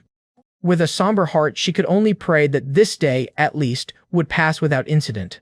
Not long after, Florin arrived at the ceremony, melting into the crowd of other elves.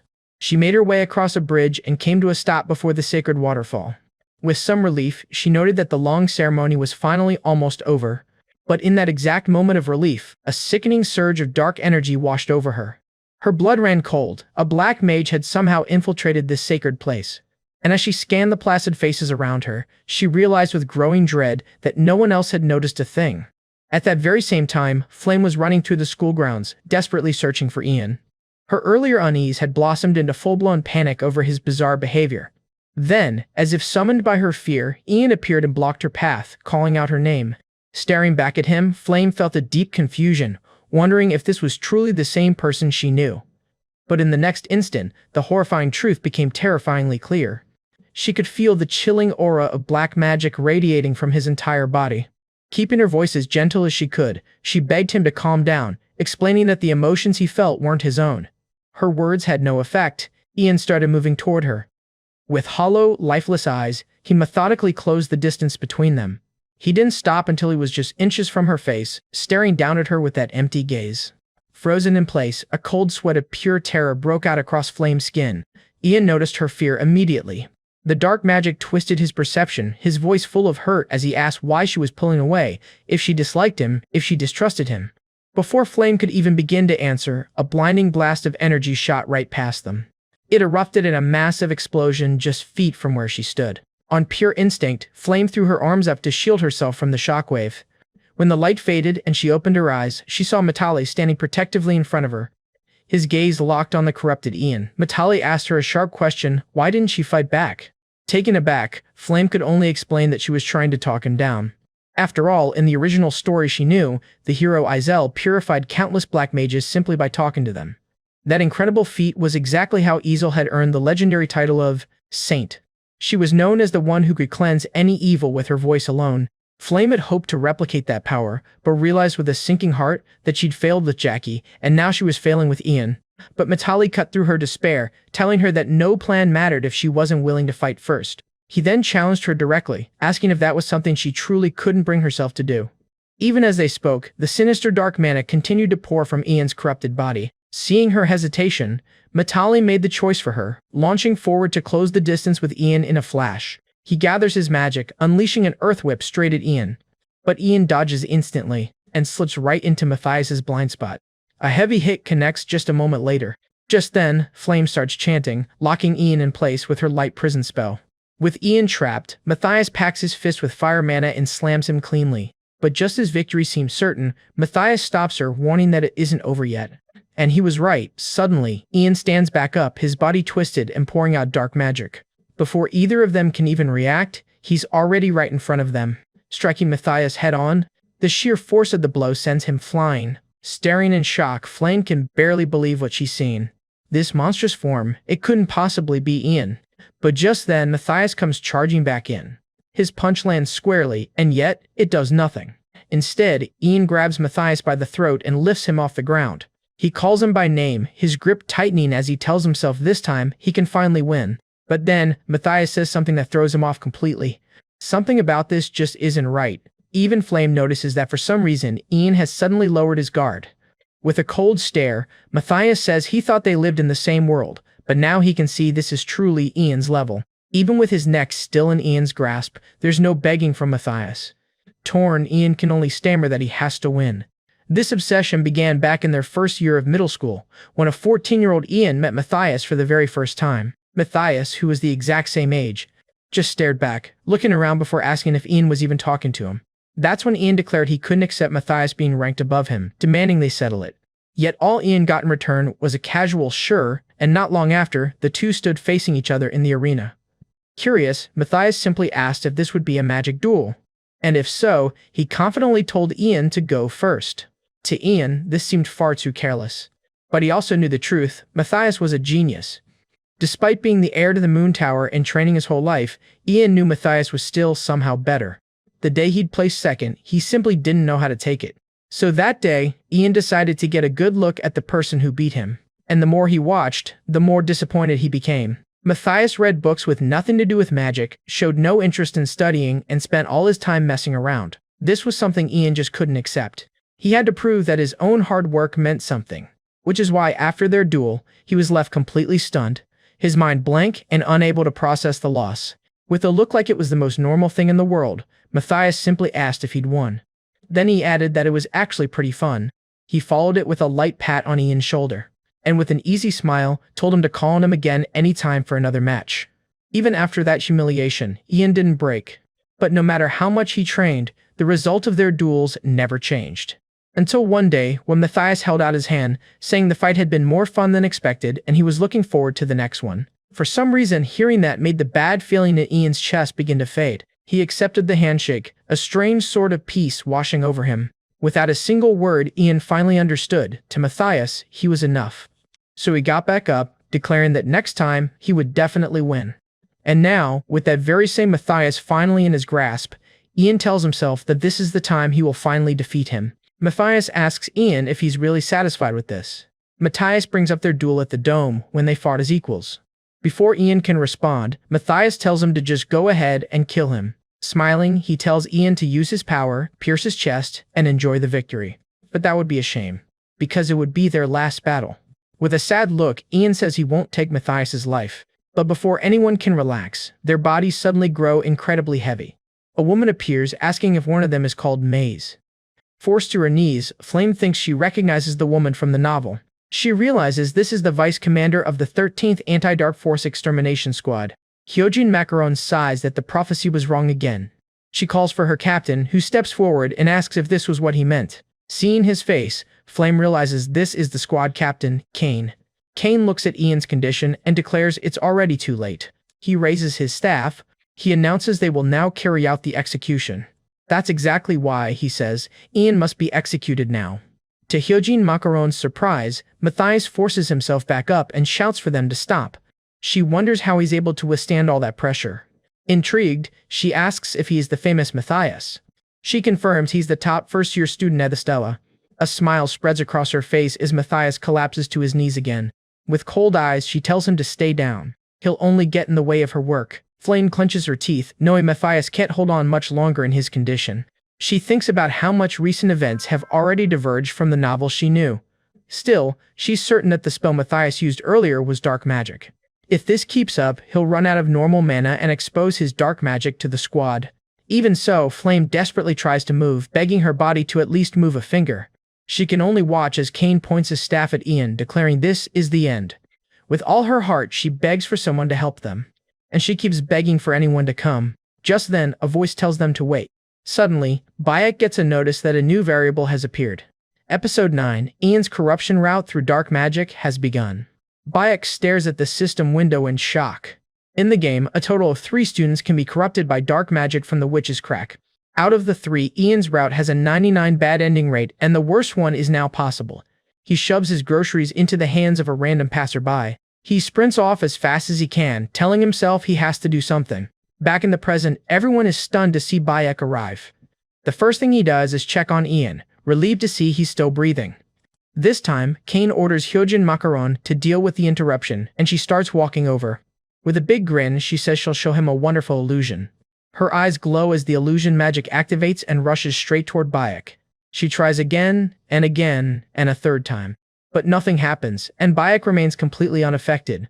Confused, she tells Kane that her spell isn't working. Even he can't believe it. Her magic normally makes people feel like they're being crushed by gravity, but for some reason, she senses almost no magic inside him at all. Regine narrows her eyes, stunned. Her spell was rank 5, so what kind of skill could Bayek have possibly used to nullify it? The answer lies in his unique condition, Mana Leak Syndrome, which prevents mana from staying in his body, making him the perfect counter to her magic. When they demand to know who he is, he simply answers that he's a student from Estella. With a smirk, Kane crosses his arms, stating he understands that Bayek can't reveal his true identity. But Bayek cuts to the heart of the matter, asking if Kane really intends to kill a mere student. To Ian's absolute shock, Kane's cold reply is, yeses, he will kill him right here and now.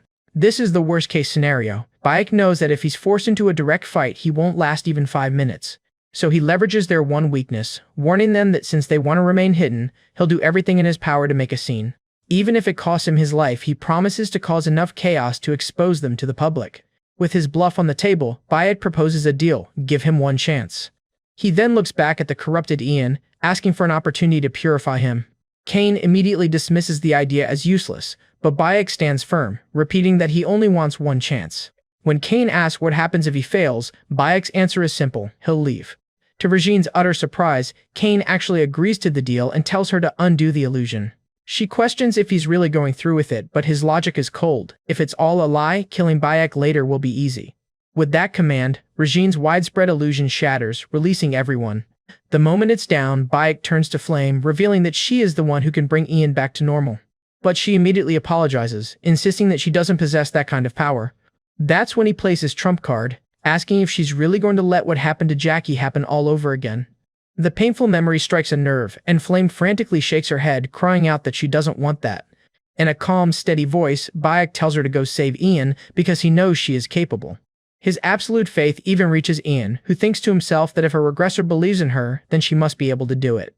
Bolstered by this trust, her own resolve strengthens, and she starts to believe she really might be able to save him. Just then, however, the tragic memory of Jackie's final moments flashes through her mind. Her own scream from that day echoes, a haunting reminder of her past failure. But this time will be different. This time, she resolves, she will save him with her own power.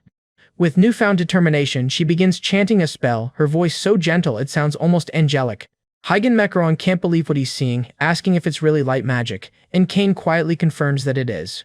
As ethereal wings spread behind Flame, Kane suddenly recalls hearing of a girl outside the church who could use light magic.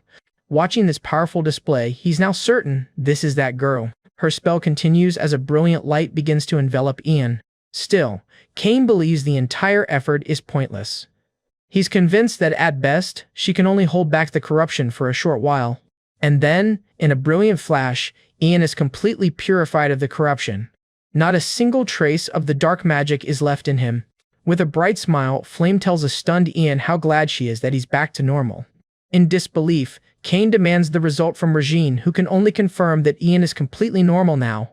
In fact, looking closer at Ian, she adds that it's more accurate to say he never had any negative emotions to begin with. This shatters Kane's worldview. For years he had killed with absolute certainty, believing that dark magic could never be purified. And yet, that unshakable belief was just broken by a group of mere students. But the biggest shock of all wasn't the purification, it was the existence of the strange boy called Bayek. Later that night, a lone hooded figure arrives on the now empty street, sensing that something is wrong. This mysterious person is none other than Fleur. What confuses her isn't the lingering magic, but the discovery that someone purposely erased all traces of what happened here. So she raises her hand, calling upon her magic to ask the wind to whisper back its memories in the name of the elven ruler. In response, ethereal images of the earlier battle begin to materialize before her very eyes. However, it's not the battle itself that shocks her, but a familiar scent she detects coming from one of the figures. There is absolutely no doubt in her mind that scent belongs to Ifenel. But that's impossible. The statue that befriended Bayek is supposed to be in an eternal sleep, leaving her to wonder how this could be. Her mind raced. Could this Estella student be the same one who broke into the secret garden? But the thought triggered a pounding headache, forcing her to admit she couldn't read any more memories. Then, a chilling possibility connected the dots. The garden invader and the one who petrified Ifenel's heart might be the same person. If that was true, she realized with fists clenched, then wiping away the evidence made perfect, sickening sense. And no matter what, a fury burning in her eyes, she swore she would make that bastard pay in full. The next day, the scene shifts to Ian, recovering in a hospital room. It turns out she'd already covered for him, making up an excuse for the professor about what happened. But what truly surprised Ian was what she said next regarding the spirit contracts. She explained that he could still join, but since he was clearly dealing with side effects, he needed to rest first. Ultimately, she left the choice entirely up to him. With that, she turned to leave. Ian could only watch her go. Just as she reached the door, he called out her name, but in the end, he just told her to forget it. Before she left, however, she gave her own unique version of get well soon, demanding he buy her a really expensive lunch after he got discharged. He was even more caught off guard when she specified it had to be a feast fit for a celebrity. This finally brought a small smile to Ian's face as he simply replied, "Okay." He even promised to leave it all to him. Sometime later, Fusetto gathers the students, announcing they are about to enter the roots of the World Tree to forge contracts with familiar beasts. With a final good luck, he ushered them all inside the portal. As soon as our guy entered, a system notice popped up. Episode 7 has begun. The ethereal green glow of the place left him stunned, and he couldn't help but say it was truly incredible. But back outside the portal, a mysterious hooded figure suddenly appeared. Without a word, they launched a vicious attack on the guards. For the unprepared guards, this was very, very bad news. And after the swift takedown, the figure let out a quiet, chilling laugh. Meanwhile, inside, one of the girls noted how the scenery perfectly matched the descriptions in the book, but seeing as the first floor wasn't that special, she urged the group onward to the second floor. It was then that Arshuang suddenly felt completely worn out, confused about what was happening to her body. Then, to everyone's shock, she collapsed to her knees. The others quickly explained that this place could weaken anyone with a low spirit beast affinity. Hearing this, Bei immediately declared they should stop and rest. Arshuang tried to insist she was fine, but Bei cut her off, demanding she listen for once. Defeated, Arshuang quietly agreed, feeling like she was holding everyone back. As she rested, an old memory from her childhood surfaced, making her wonder if this was all just a dream. She remembered someone once telling her she possessed amazing talent, enough to control fire as if it were part of her own body. That same person had believed she would one day grow into a great mage, perhaps even a stoa. In the memory, little Arshuang had happily asked if that could really be true. But just as quickly, she was pulled back to the present, unable to recall the final words of that forgotten promise. Later, after a fierce battle on the second floor, she felt a surprising change. Her body felt stronger. In fact, she felt a surge of confidence that she might finally be able to form a contract. Right on cue, a powerful spirit beast materialized before the group. It was a red Corso. Arshuang recognized it instantly. While it should be on the 5th floor, it was an undeniably excellent spirit beast. When someone asked Bia if she would make a contract with it, she flatly refused. The reason why becomes clear when it's revealed Bia was born with the blessing of fire, a fact that makes Arshuang's fists clench in frustration. Yet, after they defeat an even larger spirit beast, one of the girls gives Bia a dire warning: whatever they do, they must stay away from the north. Their path to the 4th floor was suddenly cut off by an impassable barrier. Because of this, Bia decided they would make camp and search for divine beasts on the current floor instead. For Arshuang, this was a perfect opportunity, since 5th-level divine beasts and weaker were known to roam the 3rd floor, and she swore to herself that she would do everything in her power to form a contract right here. But just then, she overheard her friends who had already succeeded in forming their own contracts. Refusing to let panic set in, she pushed onward, venturing a bit farther from the group. That's when she saw it. A closer look revealed a magnificent silver-maned wolf, a 5th-level divine beast. This was her chance. No student had ever contracted a beast of this level, and succeeding meant everyone would finally have to notice her. With newfound hope, she reached out her hand and called to the wolf. She then asked if it would do her the honor of becoming her spirit beast. At first, the wolf approached, but its demeanor suddenly twisted into pure hostility. She couldn't understand it. Why did every single spirit beast she found keep rejecting her like this? But before the enraged wolf could lunge, a massive fireball exploded right between them. Seeing Bei appear from the smoke, Arshuang immediately accused her, asking if she was here to steal the contract. Bei simply said no, all while gently petting the now perfectly docile wolf. In fact, she explained that she was looking for a completely different spirit beast, the only one she truly wanted. With an apology to the wolf, Bei then simply told it to go on its way. Arshuang could only watch in disbelief, admitting to herself that she could barely even get near these creatures. And yet, they all seemed to chase after Bei, who just kept rejecting them one after another. Overwhelmed by the injustice of it all, Arshuang finally snapped, crying out that it was completely unfair. And as she screamed those words again, a terrifying change started in her eyes. Vile, black energy poured out from her body as she accused Bei of standing there and mocking her. That same dark power then rushed directly toward Bei, but with a calm expression, Bei blocked it effortlessly with a simple barrier. A moment later, she was casually brushing the dust from her shoulders. Looking at Arshuang, it was clear she had fallen deep into the clutches of black magic. Even so, Bei knew she could easily defeat her. So she called out a warning, telling Arshuang not to do something she would live to regret. Arshuang just laughed, maniacally asking if Bei really thought she had the upper hand. She sneered that someone like Bei, someone so gifted, could never understand the pain of a person with mediocre talent. Growing bolder, Arshuang mocked her, asking if Bei was about to brag about being born into a powerful family, blessed by the element of fire. Instead, Bei revealed a shocking truth. If she had failed to become heir to the throne, her fate was death. With a deep pain in her voice, she confessed that survival meant she was forced to kill her own siblings. The horrifying revelation left Arshuang utterly stunned. Bei continued, pointing out that Arshuang, unlike her, had grown up surrounded by love. In fact, Bei admitted that when she first heard Arshuang's story, all she felt was jealousy. She then posed a question: how far did Arshuang think she had to go to compete for that throne? Still reeling, Arshuang could only stammer that being born with so much power still sounded like a blessing. But that blessing came at a cost, leaving her skin covered in painful sores. Because of the constant agony, she explained, she couldn't even taste food anymore. Then, raising her hand, she confessed that the very fire that was her weapon was also her worst nightmare. This was too much for Arshuang, who shouted that Bai had to be lying. Staring at Bei in disbelief, she insisted that no one could possibly survive something so horrible. In response, Bei simply summoned a tiny flickering flame to the tip of her finger. She had done all of this to herself, she said, all in the name of raising her elemental affinity. At this, Arshuang was left utterly and completely speechless. With a quiet sadness, Bei admitted that she deeply envied Arshuang for never having to live through such an ordeal.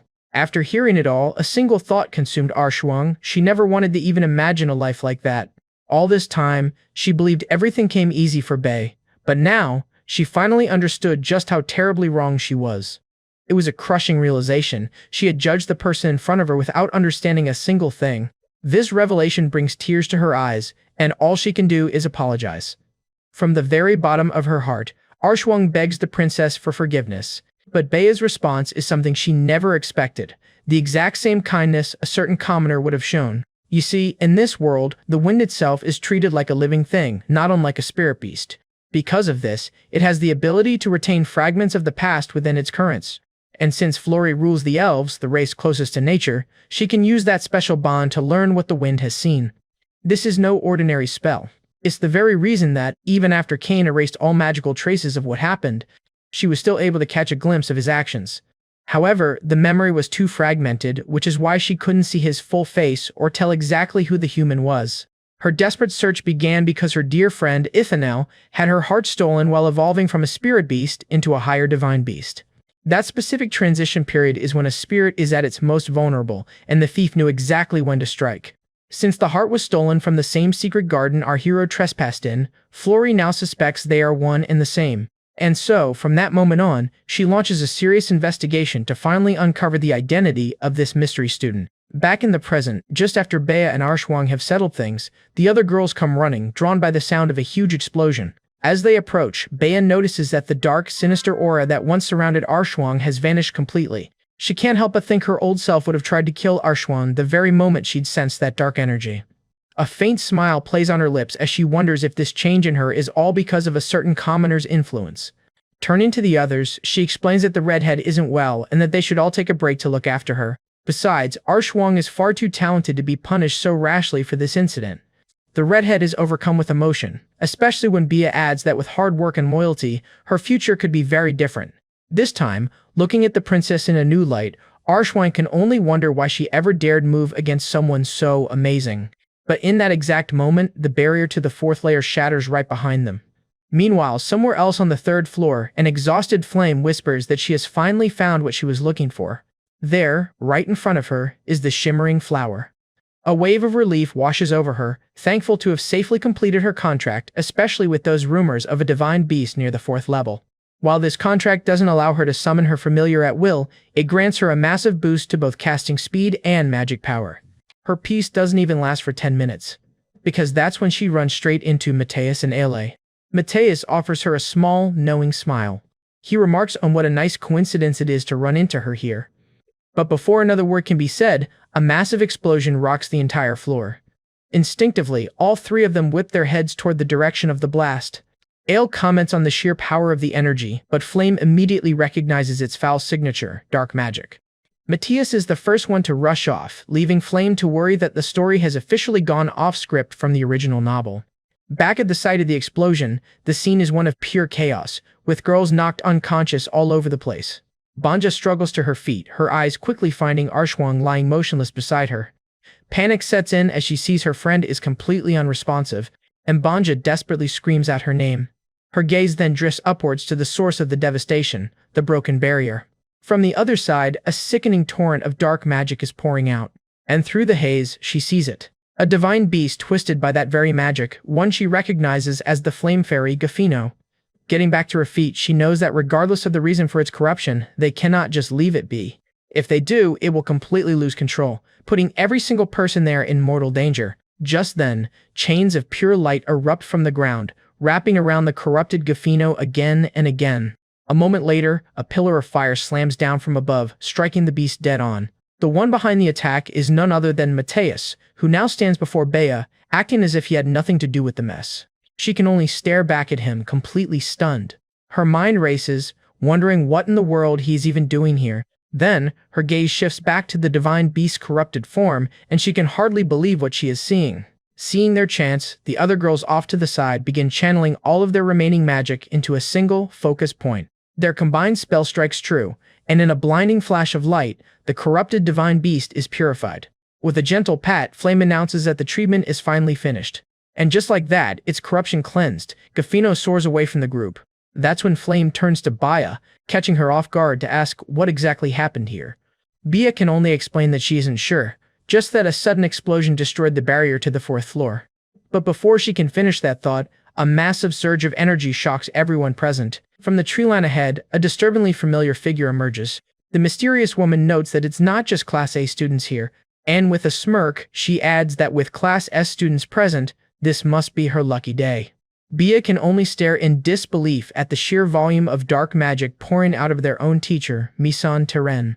It isn't just the betrayal. The amount of dark magic she's emitting is absolutely insane. Misan muses that while she wanted to save the best for last, she can't waste an opportunity like this. Then, as dark energy envelops her, she raises a hand and declares the start of a wonderful banquet. Just a few hours earlier, Bifat stood before a shimmering barrier, guessing the 4th floor was on the other side. He figured his training in Ifanel's secret garden had boosted his affinity, allowing the divine beast to let him pass. With his goal still set on getting a divine beast heart for Ifanel, he reaches out and touches the barrier. Instantly, he is engulfed in a blindingly bright light. When he opens his eyes, he finds himself in a strange, new place. He wonders if this vividly pink landscape could truly be the 4th floor. But before he can get his bearings, an unfamiliar type of Pumbaa charges straight at him. Without a second thought, he draws his sword, Terevo. He quickly identifies the creature, a level 3 spirit beast, and with no hesitation, he lunges forward to attack. He remembers a crucial fact: on the 4th floor, the very space is disorienting and can make people lose their way. Luckily for him, as long as he has the flower Annalisia gave him, getting lost is not an option. So, after walking for what feels like an eternity, he mutters that his target should be appearing soon. Suddenly, a sound stops him dead in his tracks. Standing before him is a fox-eared woman, one of the 12 divine moons. This is Ion Chusawa, the scarlet spring moon of March, and one of the most powerful beings in the world. She looks down at him, a curious smile playing on her lips. Then she asks what a mere human is doing so far from home. Bifat immediately recognizes the danger. The spring moon's mana carries the power to charm anyone who feels it, so he sets the guiding flower on the ground and prepares to force her invading mana out of his body. Focusing his own energy, he pushes the spring moon's charming mana back out. It's a feat made possible only because of his unique mana leakage syndrome. As a result, the illusionary roses surrounding them shatter like glass. The spring moon looks on, admitting that for a human, that wasn't bad. She knows that he knows who she is, and now she demands to know why he has come. When she asks if he intends to kill a divine beast for its heart, he is quick to deny it. Realizing he only has one move left, he pulls out the very gift Ifanel gave him. With a pained expression, he plays his only card, claiming he only came to save a dying friend's life. This shocks the spring moon, who demands to know how a mere human could possess something so precious. After all, among the 12 moons, she is known for having an especially deep bond with the divine beasts. She even admits she found it strange, how the scent of a divine beast seemed to leak out with his every breath. But even so, she declares she can't trust him, because humans always betray the divine beasts that get close to them. Before he can even speak, she cuts him off, asking if he's about to claim that he'll be different. Now, Bifat knows that conquering a divine moon grants their power, but each one has vastly different requirements. With his current stats, he has no chance, but then again, conquering her was never his true goal. That's when she offers him a condition. If he proves himself worthy of being a friend to the divine beasts, she might consider helping. And the proof she demands? He must be willing to give up his own life for a divine beast.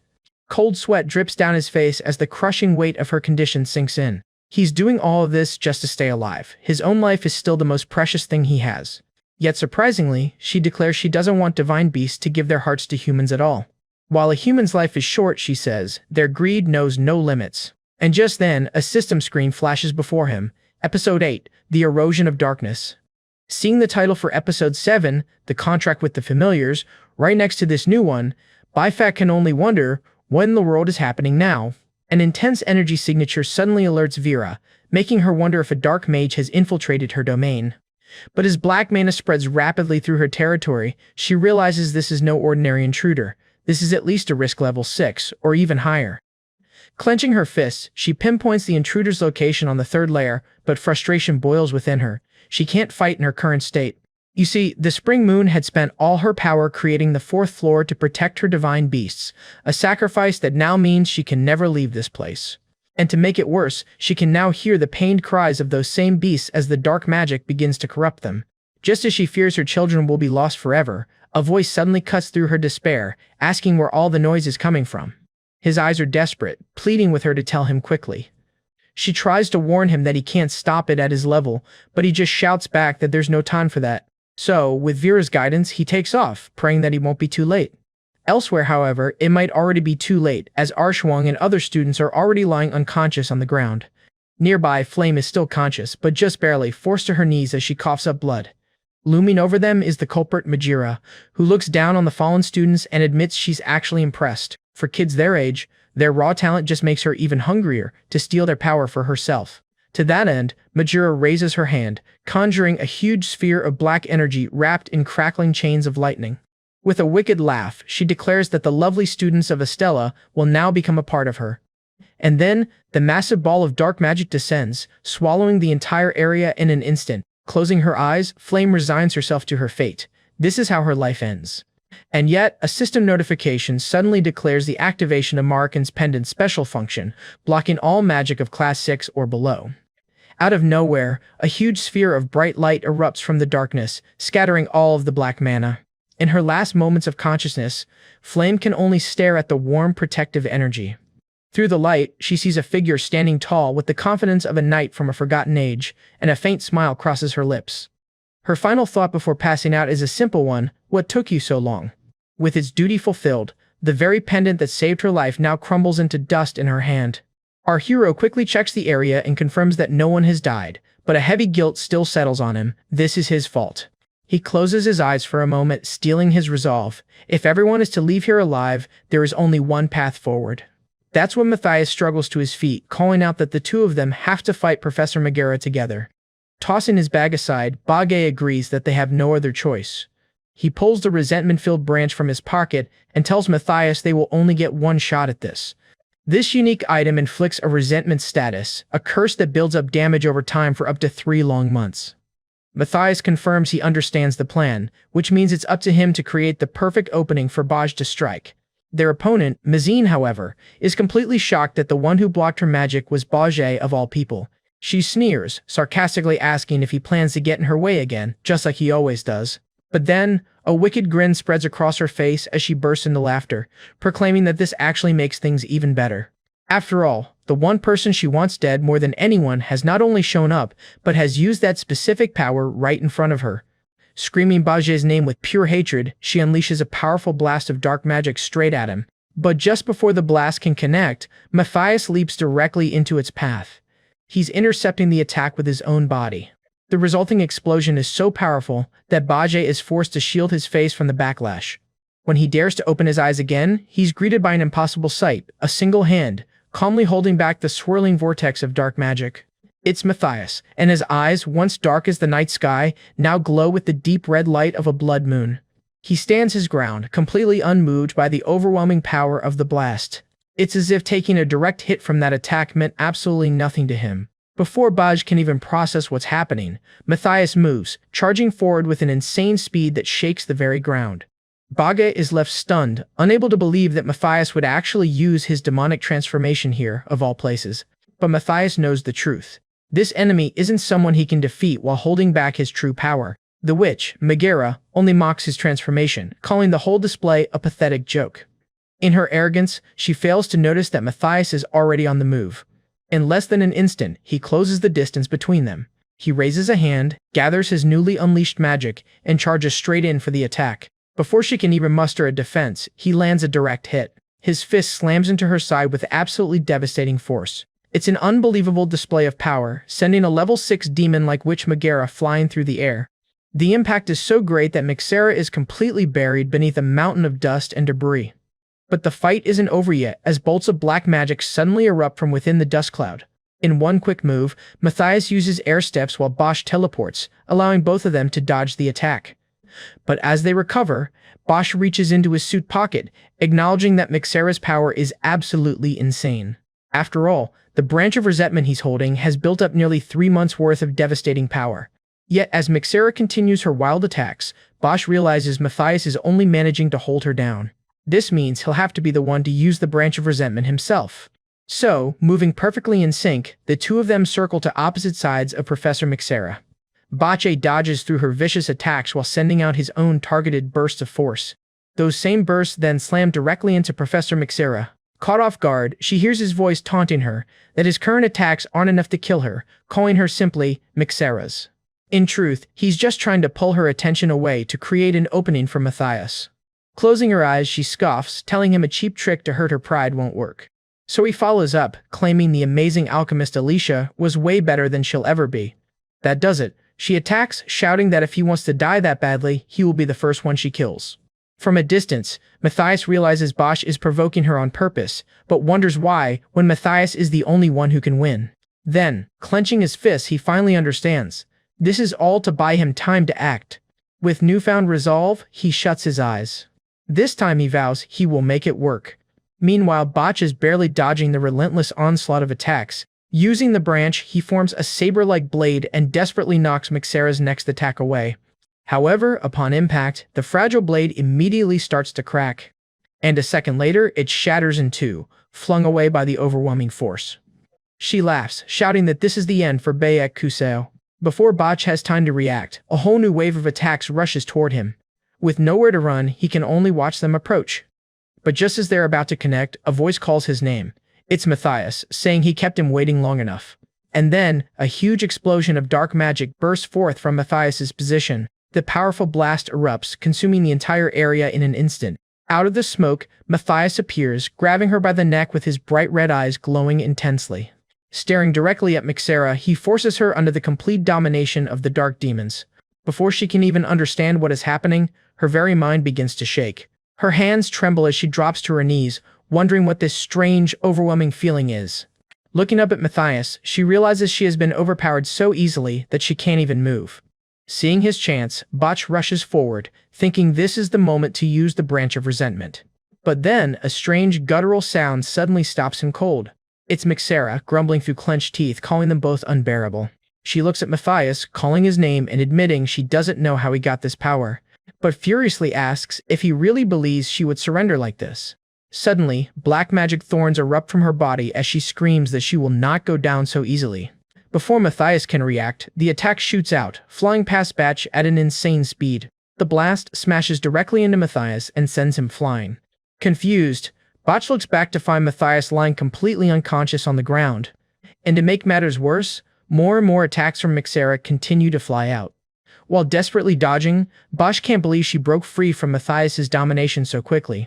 However, he looks up and notices the speed of her black thorn attacks has dropped significantly. This is it. He understands this is his only chance while she's still under the lingering effects of the domination. With no time to waste, he starts moving as fast as he possibly can. All he has to do, he tells himself, is get close enough to strike. But just as he's about to make his move, the very ground in front of him begins to shake. Delighting in her trap, Mixera screams that she has finally caught him and that this time he will die for good. He tells himself he never wanted to use this skill, but now he has no other choice. And because of the very area they're in, its effects are about to be boosted even more. And yet, he dodges every single attack with a speed that feels utterly unreal. Without a moment's hesitation, he closes the distance, rushing straight for the rift hag. She can only stare, stunned by his impossible velocity. The hag screams, demanding to know how he could have possibly gotten so fast. But his only reply is a cold final promise. This is the end. Just as he moves to strike, however, a barrage of dark magic spikes slams right into him. At this apparent victory, the hag erupts into a fit of triumphant laughter. She shrieks, absolutely certain that she has finally gotten him. As the branch of resentment slips from his grasp, he instantly teleports to catch it again. Before she can even process what happened, he drives it straight toward her chest. At that exact moment, the system confirms it, contact made with the target of resentment. And suddenly, a scream of pure, unadulterated pain rips from the hag's throat. Looking down, she sees the same black spikes that impaled him now vanishing from her own body. With trembling hands, she vows to end him right here and now. But before the curse can even leave her lips, her entire body fades away, consumed by the branch's weakening effect. Its one-time use now expended, the branch clatters to the ground and disappears. A system message declares the family contract and erosion of darkness complete. But before he can even breathe a sigh of relief, the last of his strength gives out. He collapses face first onto the floor. That's when soft cherry blossom petals begin to drift down all around him. From within a soft pink glow, a gentle figure in white clothing appears before him. It's Spring Moon herself. Her eyes remain fixed on him as she slowly closes the distance between them. After checking his condition, she finally speaks, apologizing for being so stubborn. She now realizes his desperation wasn't from a failure to prove his innocence, but from the pain of being doubted with no way to defend himself. Looking at the state he's in, she knows that was the only reason he pushed himself this far. To think that a mere human would risk his life to protect her spirits and prove his beliefs, it's astonishing. Holding a glowing sphere in her palm, she announces his reward, the heart of the divine beast. With this, even though her own power is now insignificant, the heart of the celestial spirit he treasures so much will finally beat again. The goddess-like being then leans down, placing a small kiss on his forehead. Placing a hand over his chest, she softly thanks him for protecting her children. Once her blessing is given, she slowly steps back and disappears, leaving only a soft pink aura in her wake. In the battle's aftermath, some students were hurt fighting corrupted spirits, but thankfully, none were in mortal danger. Meanwhile, Matthias and Bake were rushed back to Ostalum Academy and admitted directly to the hospital. There, the doctor in charge, a man named Rayburn, asks a nurse to repeat what she just said. The nurse sweats nervously, explaining the unbelievable truth. Bake is a mana dissipator. Rayburn is stunned. He never imagined he would meet a real mana dissipator in his lifetime. He explains how for someone with this condition, learning magic is almost impossible since their body can't hold mana. Looking over Bake's medical records, the doctor remarks that the boy somehow gave meaning to those wasted efforts. However, there's a tragic catch. Someone with mana leakage syndrome usually only lives to be about 20. Staring at Bake's file photo, Rayburn can only conclude that this boy must value learning more than his own life. Later that same night, a woman stands alone in a darkened corner of the hospital. A voice suddenly cuts through the silence, calling out and asking if she is Nurse Luna. Standing there is the princess's older sister, who smiles and asks if they can talk for a moment. By the next day, both Bake and Matthias are still unconscious. While peeling an apple at their bedside, Azamorph lets out a long sigh, realizing it's already been 3 days. She can still hear Darkflame's voice, telling her to just sit here peeling apples, and that soon enough, they would wake up. Just then, the hospital room door creaks open. Her eyes go wide as she stares at the person entering, unable to believe it's really her. It is Ranciardo Adelavet, the older sister of the princess. Adelavet's gaze immediately lands on Azamorph, commenting that her face is actually quite familiar. Smiling brightly, she adds that Azel has grown up to be very pretty and even jokes about marrying her someday. Azamorph, sweating nervously, can only ask why she came all the way here. Still acting playful, Adelavet asks if she really needs a reason to visit someone in the hospital. But then, with a smile as sharp as a knife, she asks if she truly needs permission from a trader's daughter. Her fists tighten at the thought of being branded a trader's daughter. And as a cold pressure fills the room, she realizes the woman before her is the very reason she must live with that name. But Silvar Adelavet just coldly tells her to watch her tone, unless she wants trouble. She even mocks Azamorph, saying it makes sense for her to stick around just to feed off scraps. Then, Silvar throws out another question, one that completely confuses Azamorph. Seeing that confusion, a faint smile appears on her face as she asks if they were really friends. Azamorph is left utterly speechless by the insinuation. Pointing to Yusol's face, Silvar asks if she's ever heard of a condition where someone is born unable to store mana and dies before turning 20. When Azamorph denies it, Silvar tosses over medical proof, stating that it's unfortunately true. Stepping closer, she twists the knife, pointing out that Yusol never told her anything real about himself. In fact, he kept his condition and all his other secrets completely hidden from her. As Azamorph thinks back on all their time together, she has to admit Silvar is right. The protagonist gave her so much, yet she knew almost nothing about him. With a cold, final look, Silvar tells her to stop acting like they were ever close. Just then, Bayan walks in, declaring it's pretty low for a princess to talk down to a normal student. She even points out that Silvar's sister graduated long ago, questioning why a 27-year-old is still wearing the school uniform. Silvar narrows her eyes at Bayan, asking if this interruption is confidence or just shamelessness. And to make it worse, she adds that someone like Bayan, who only got her position because someone else died, has no right to speak. Placing a hand over her chest, Bayan retorts that she's a princess too and has every right to become queen. But before things can escalate, another voice cuts in, calling both of them shameless. It's Hanho, and she states that while she may not know much about Yusale, she would never brag about his private life like they are. Hanho declares that if they were truly his friends, they would wait for him to share his secrets himself. As she leaves, she glances back with a small smile, hoping they keep that same energy next time. After watching the entire confrontation, a bewildered Izel can only ask what just happened. Bayan simply tells Izel that she's leaving as well, gesturing to the fruit basket she brought. Once they're gone, poor Izel is left even more confused about the mess that just unfolded. To her complete surprise, Yusul finally wakes up and asks why it's so noisy. Some time passes, and night falls over the academy. While eating an apple, Yusul reflects on how he ended up sleeping for 3 whole days. He recalls Matale asking him not to discuss the fight, mentioning only that he somehow avoided getting blamed. That's when he pulls up his stats, and is shocked to see his mental power has reached 3 stars. Looking over the changes, he wonders why his stats jumped so much. Then it hits him. It's because he received the blessing of the spring moon. This powerful new blessing gives him a host of mental powers, including telepathy to send and receive thoughts. Thinking back to the spirit, he figures it must have taken a long time for his weak human body to absorb her power. After all, it was a blessing from one of the 12 divine moons. Suddenly, his eyes widen with a startling realization.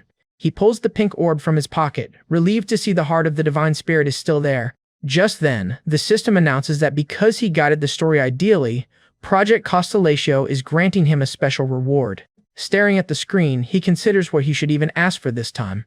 So far, he has compensated for his lack of attack power with items. Touching his chin, he admits what he needs most right now is real attack power of his own. Knowing Project Constellatio would reject any previous game items, he requests a new derived skill called Mana Focus. After a moment of tense verification, the system confirms that his request is possible. A surge of energy wraps around his body, and he realizes with a start that it actually worked.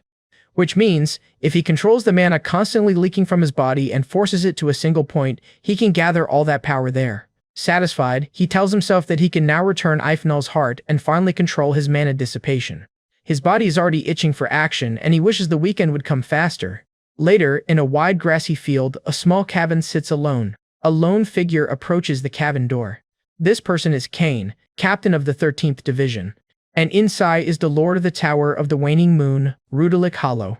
Kane reports that, just as Rudelik predicted, a demonized human appeared at the cradle of the celestial flower.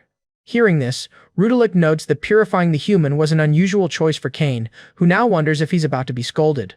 But Rudelik simply asks if he wasn't the one who taught Kane that all demonized humans must be destroyed. Because times have changed, the world has changed, and his old words can no longer be the absolute truth. The revelation hits Kane like a ton of bricks. Another person was corrupted after passing through the cradle of the celestial flower. As he clenches his fists in frustration, Rudelik calmly tells him not to worry. Looking away, Rudelik then admits that this is all his fault. He gazes up at the sparse night sky, explaining that for some time now, he hasn't been able to see the future clearly. Because if he only believed what he could predict, he would fail to see everything else. And now that the future is hidden, he actually enjoys the new surprises. Speaking of surprises, Rudelik catches Kane completely off guard by mentioning the name Tornildo de Silva. He explains that the boy came to see him. The same one people say defeated the crazed teacher. Just like that, Kane's suspicions are confirmed, his thoughts turning to ice. He knew there was something unusual about this human, but it's as if Rudelik can read his very mind. Rudelik calmly replies that the world is full of unbelievable things and one shouldn't force it all to make sense. Sometime after their conversation, Kane finds himself back in the grassy field. Standing alone, he mulls over Rudelik's words, not to force the world to make sense through strength alone. He realizes he must learn to accept even what seems utterly impossible. The very next day at Estella Academy, newspapers reveal the truth. The dark demonic human was none other than Maze, the alchemy teacher. Flurry mentions that she successfully kept most of the case quiet, but Eltman Eltlora insists there's a limit to how long they can hide the truth. When Flurry tries to respond, he simply cuts her off with a single, sharp yes. He warns that dark mages have already spread their roots deep throughout magical society, and Estella Academy is no exception. For that reason, he tells Flurry that she, too, needs to be extremely careful. The threat of these dark beings is very, very real. And yet, Flurry still suspects the one who killed a spirit, was present where the demonic human appeared, and wears an Estella uniform are all the same person. Could dark mages have improved their mana-hiding skills so much that not even Eltman's senses could detect them? If so, they cannot rule out the possibility that Ifnal's killer has already infiltrated Estella. She's certain there must be other traces left behind in Ifnal's garden. With firm resolve, she decides she must go there herself to check. Meanwhile, Florent grips a glowing artifact, strengthening his own resolve for the trials ahead. In that moment, he's stunned to see a system notification appear right before him. It confirms he has truly been blessed by the divine moon of spring.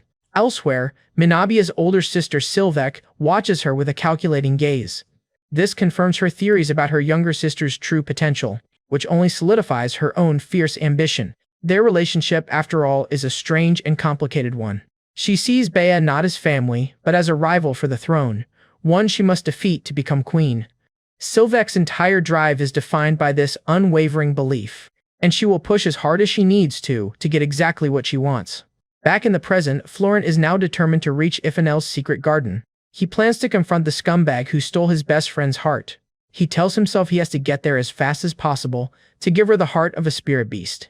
With his signature smile, he finally arrives and asks Ifanel how she's doing, only to be buried by questions about why he took so long. That's when he reveals the heart of the spirit beast he brought just for her. He proudly announces that he has finally gotten one. At his word, the heart begins to float up from his hand. It moves toward Ifanel's statue, settling right into its chest. As a brilliant light slowly fades, the gray stone of the statue starts to regain its color. And at last, free from her petrified state, Ifanel returns, beautiful and alive once more. She immediately jumps around in pure joy, exclaiming that she can finally move and is so incredibly happy. Her sudden, lively presence catches Florent completely off guard as the reality sinks in that she is truly back. Before he could even process it, she suddenly leaped forward, hugging him tightly. With a bright smile and flushed cheeks, she poured out her thanks for saving her life. He simply smiled back, admitting he was just glad everything had worked out. But in the middle of this happy reunion, Ifanel's body started turning transparent. With a bittersweet smile, she explained that her heart couldn't handle her body's immense power, and she could already feel herself starting to fall asleep again. So before anything else, she handed him a robe, telling him to put it on with the necklace she prepared. Then, she promised to send him to a hidden place where his friend was sleeping, and he could only nod in understanding. Just then, a system message flared to life, announcing that the curse of love absorbing bodies had been triggered. That single screen made everything click, and he finally understood just who he'd been talking to. What confused him, however, was that the blessing of spring kept activating, completely ignoring the curse now clinging to his body. He quickly realized that without that blessing, he would have been in serious trouble from her terrifying affection-absorbing body. And the owner of that power, Flora, was so shaken that she could barely make sense of what was happening herself. Looking around the familiar garden, she wondered how long it had truly been since she'd last come here. Smiling, she touched a single branch, remarking that he had always been the one taking care of her. It was then she decided it was fine to take off her mask since nobody else was around. As she removed it, she revealed striking purple eyes and a soft, hidden smile. A wave of nostalgia washed over her the moment she stepped deeper into the garden. But then, far away, she sensed it, a familiar face, a familiar energy, and someone else's mana. Her eyes widened in disbelief, wondering if this was even possible. It was her old friend. At that very same moment, he sensed another presence, wondering if someone else was there with him. As their eyes met, Flora began to wonder if this boy, if he was the one who had brought her dear friend back. Before either of them could speak, a sudden wave of energy from him wrapped around her. That was all the confirmation Flora needed. Overcome with emotion, she hugged Ifana tight, desperately asking if she had truly woken up. Ifana hugged Flora back, telling her she had missed her so much too. Yet she leaned heavily into Flora's arms, whispering in a sleepy voice that she was just so tired and wanted to sleep for a little while. Seeing her like this, Flora knew instantly that Ifana's heart still wasn't functioning properly. And that left her with one single question she couldn't stop thinking about. Who was that boy? What made her even more curious was that the moment their eyes had met, he had taken a step back. His strange reaction made her wonder if he could somehow resist her curse. One way or another, she knew she had to meet him again. Meanwhile, that same boy groaned from the pain racking his entire body, complaining that getting here definitely wasn't a 5-star trip. Still, he pushed the pain aside to look at the huge cave ahead, wondering what kind of place this was. He'd wanted to ask Ifanel so much more, but he never expected Flora to suddenly show up like that. On top of everything, she was unbelievably beautiful, and seriously hard to look away from. In fact, if he had met her before getting the blessing of spring, he would have lost his mind from her beauty alone. Seeing a door ahead, he told himself to stop thinking about Flora and focus on what mattered most. As soon as he entered, the system chimed, notifying him that Ifana's energy had been found. Looking around, he noted the place was incredibly old, but somehow much more normal than he had expected. Then, something else grabbed his attention. As he went closer, he felt a strange energy coming from it, and a barrier suddenly rose to block his path. Curious as he was, he decided to leave it for later and just ask Ifana about it. It was then that he found a book titled Mana Dissipation, written by someone named Hap Le Yong. According to the text, Mana dissipation is so rare that barely one person in a generation is born with it. In a shocking twist, the author explained in the first person that he himself had been born with that very condition. Historically, everyone born with mana dissipation was doomed to die young. The author lamented that if only he had learned this method sooner, he could have lived even longer. Because for people with mana dissipation, the only way to survive is to grow stronger. And the solution he found was something that shocked our hero to his core. The method was a heart technique, a way of breathing and spreading mana through the entire body. To do it, one must control the mind, become one with nature, and accept everything in the world as it is. This technique would boost the flow of mana through his blood, and finally, it would give him the strength to live. Within the royal cemetery of the Idelaviat kingdom, Baya calls out to her older sister. She's here, just as she promised. But sometime later, a beaten-down Baya sits miserably by a lake.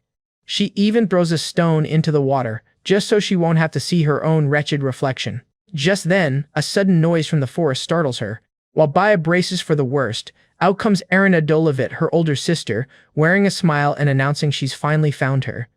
But as Erin comes closer, asking why she was hiding, Baya can only recoil in fear. Her sister tries to reassure her, saying that everyone has been looking for her. But those words don't matter. Baya just turns and runs as fast as she can. At first, Baya dismissed it as a passing bit of curiosity from her sister.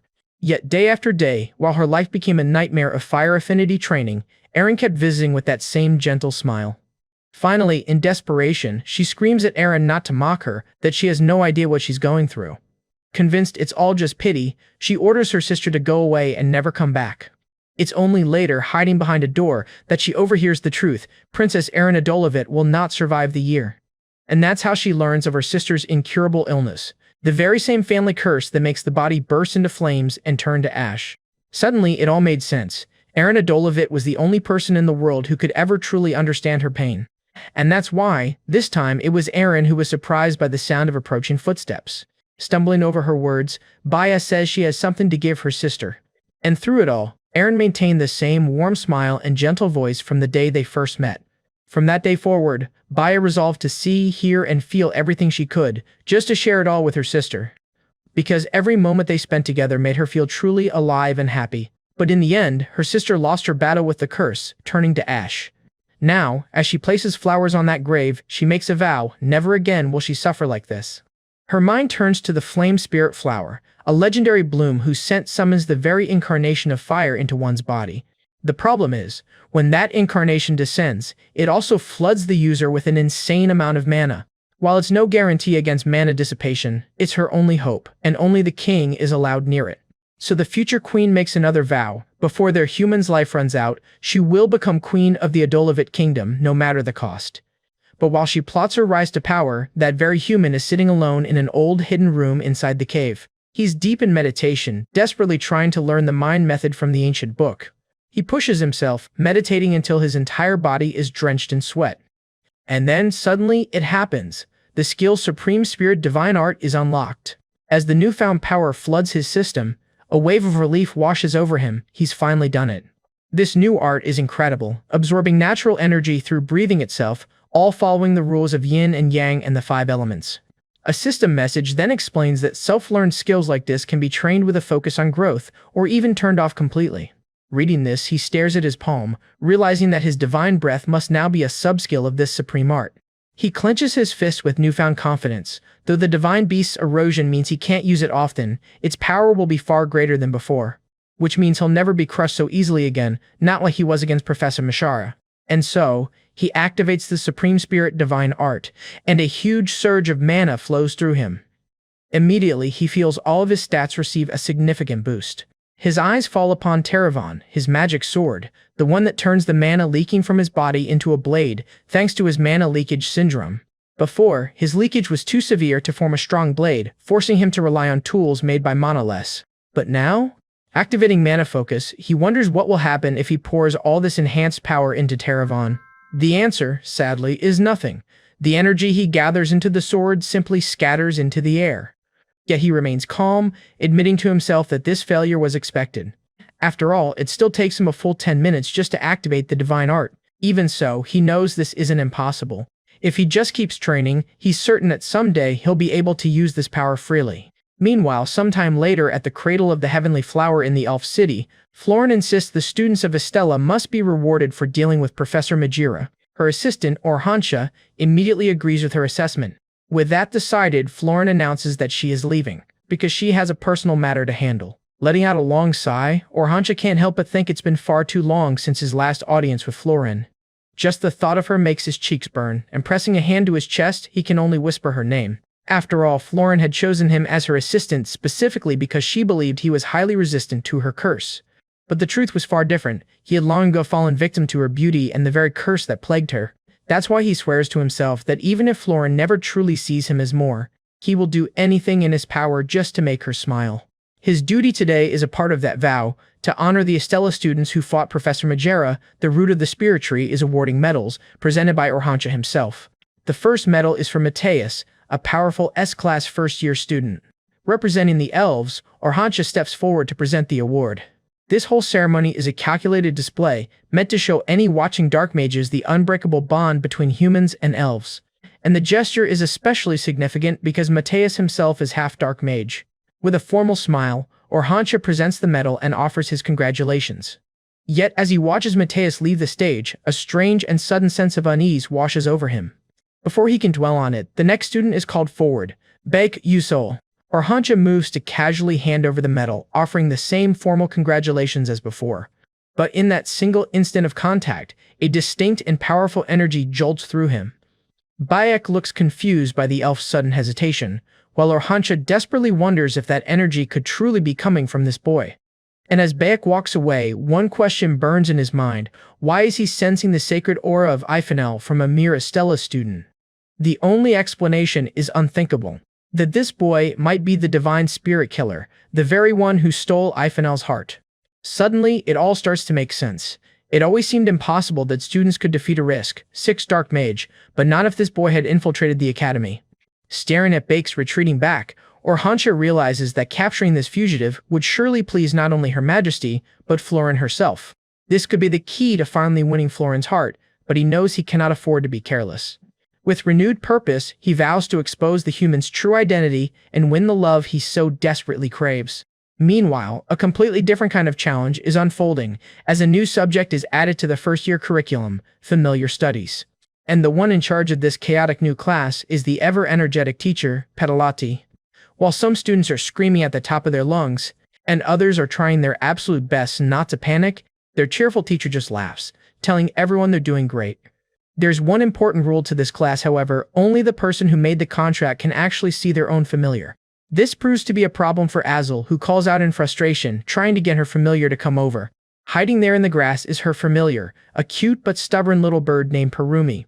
Noticing her struggle, the teacher walks over, joking that even a top student like Azul is having a hard time.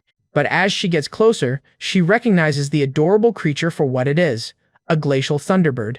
This is a shock, as these birds are famously sensitive, making it extremely difficult to form a contract with one. With an encouraging smile, the teacher insists there must be a special reason the familiar chose Azul of all people.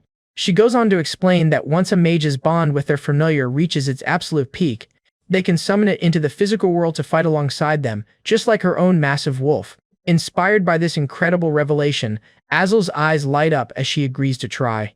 And yet, a quiet doubt lingers. She wonders if she'll ever be strong enough to summon him to fight by her side. That feeling of inadequacy only grows later, as news spreads across the academy about the two students who defeated a dark mage. Seeing Baek's name everywhere, Azul can't help but wonder if she went to him now, would he still listen and believe her like before? But she immediately pushes the thought away, scolding herself for even thinking of relying on him again. With a newly determined look, she resolves to handle things completely on her own from now on. Her first chance to prove herself comes with another new requirement. Magical combat practice is now a mandatory course.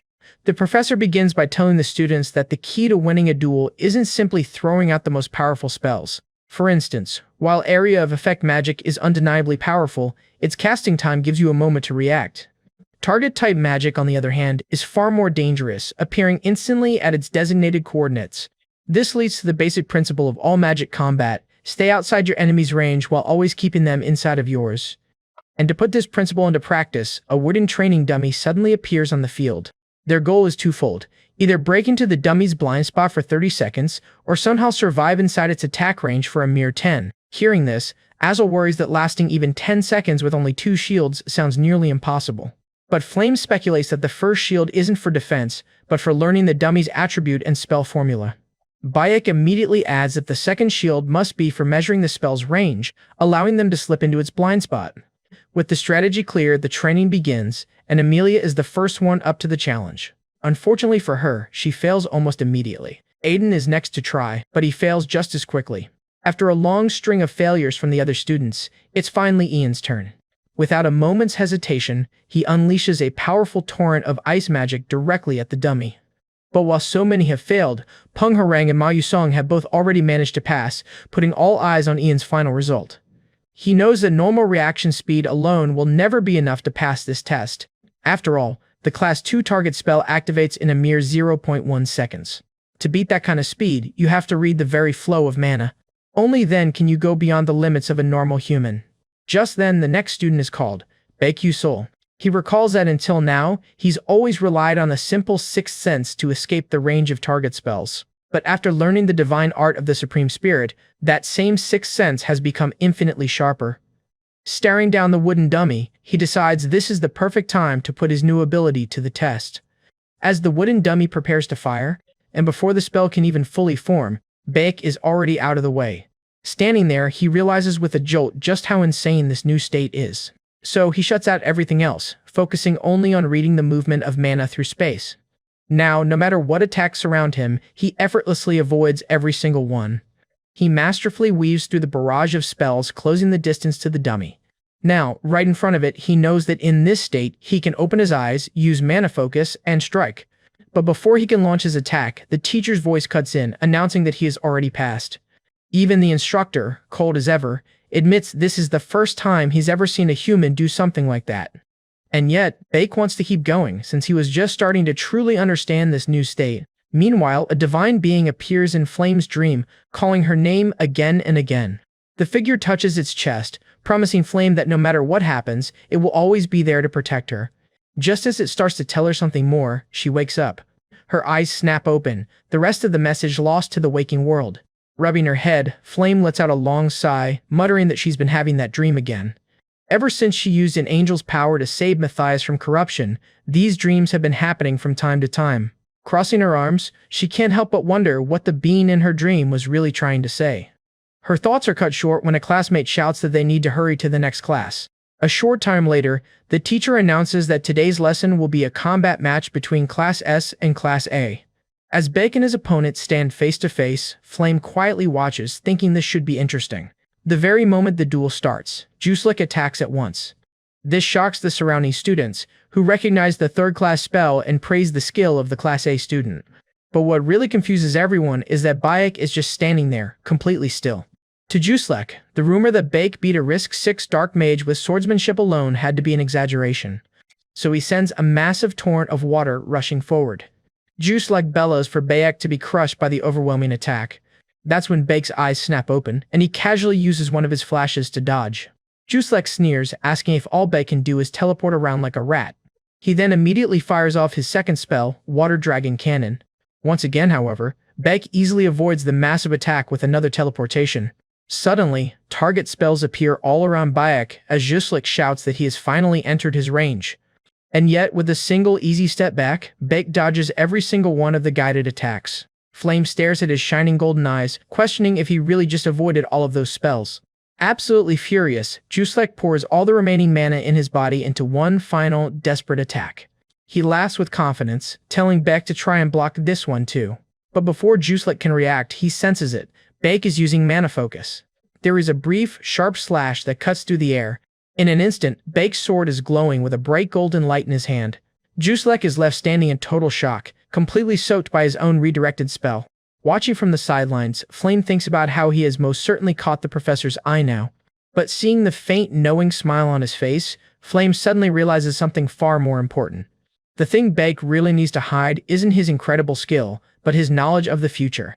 Just then, the prince appears, smiling and waving at Flame, who can only think to herself, here he comes again. Desperate to avoid him, she walks straight over to Baek, calls him old man, and tells him he did great. Bayek immediately shoots back, asking exactly who she's calling an old man. Staring daggers at the two of them, the prince can only think one thing: Flame is causing trouble again. It was a method he never wanted to use, but now he felt he had no other choice. Meanwhile, at the girls' dorm, an exhausted Flame stumbles into her room, utterly dying from sleepiness.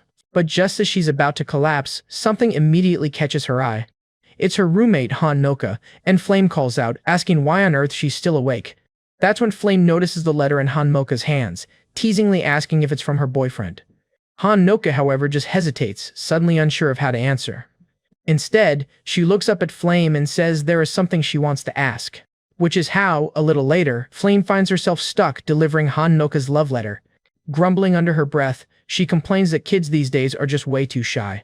Right on cue, the door swings open to reveal the Psycho Prince himself, Jeremy Scalvin, asking if she called for him. Putting on an innocent act, Jeremy immediately asks about the letter in her hand. After their tense encounter, Jeremy Scalvin simply watches the feisty girl leave. And once she's gone, a smug smile spreads across his face. Alone now, Jeremy takes out a recording crystal, that faint smile never leaving his lips. Looking at the recording of Flame, he mutters to himself that these are perfect pictures. Sure enough, the very next day, as Flame walks through the halls, everyone keeps staring at her. The weird mood in the air is impossible to miss, and she has no idea what in the world is going on. Suddenly, a girl blocks her path, insulting Flame for always crawling around like a worm. On top of that, she adds that Flame doesn't even look where she's going.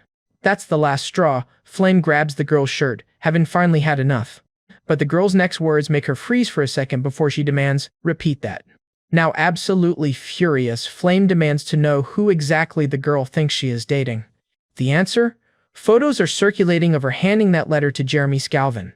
In that moment, it all clicks, and Flame finally understands why those photos are spreading everywhere. After taking a long breath to calm down, she has to admit the culprit behind this is painfully obvious. She just can't believe that little prince would stoop this low. And speak of the devil, of course it's the annoying prince himself, asking if she'd like to have dinner with him. Flame knows that even if she turns him down, Jeremy Scalvin will just come up with another excuse. So, catching him completely off guard, she asks why on earth she would ever have dinner with him. Jeremy just offers a slimy smile and says she's being awfully cold. Fed up, Flame tells him to stop acting like there's something between them, and then, to his total shock, she announces that she already has a boyfriend. In a split-second panic, her brain races to think of any guy she can name on the spot. Then, to Jeremy Scalvin's utter astonishment, she names Bayek loud and clear. She quickly explains that last night she was only delivering a letter for a friend. Then, dismissing the entire affair, she excuses herself to go meet her beloved Bayek. At her declaration, the entire classroom goes dead quiet. As for the prince, he just smiles. Muttering to himself, he admits that she really isn't easy to handle. A short while later at a restaurant, her so-called boyfriend stares in shock, asking, "Wait, I'm what?" Sitting across from him, Flame can barely meet his gaze as she confirms that yes, he is now her boyfriend.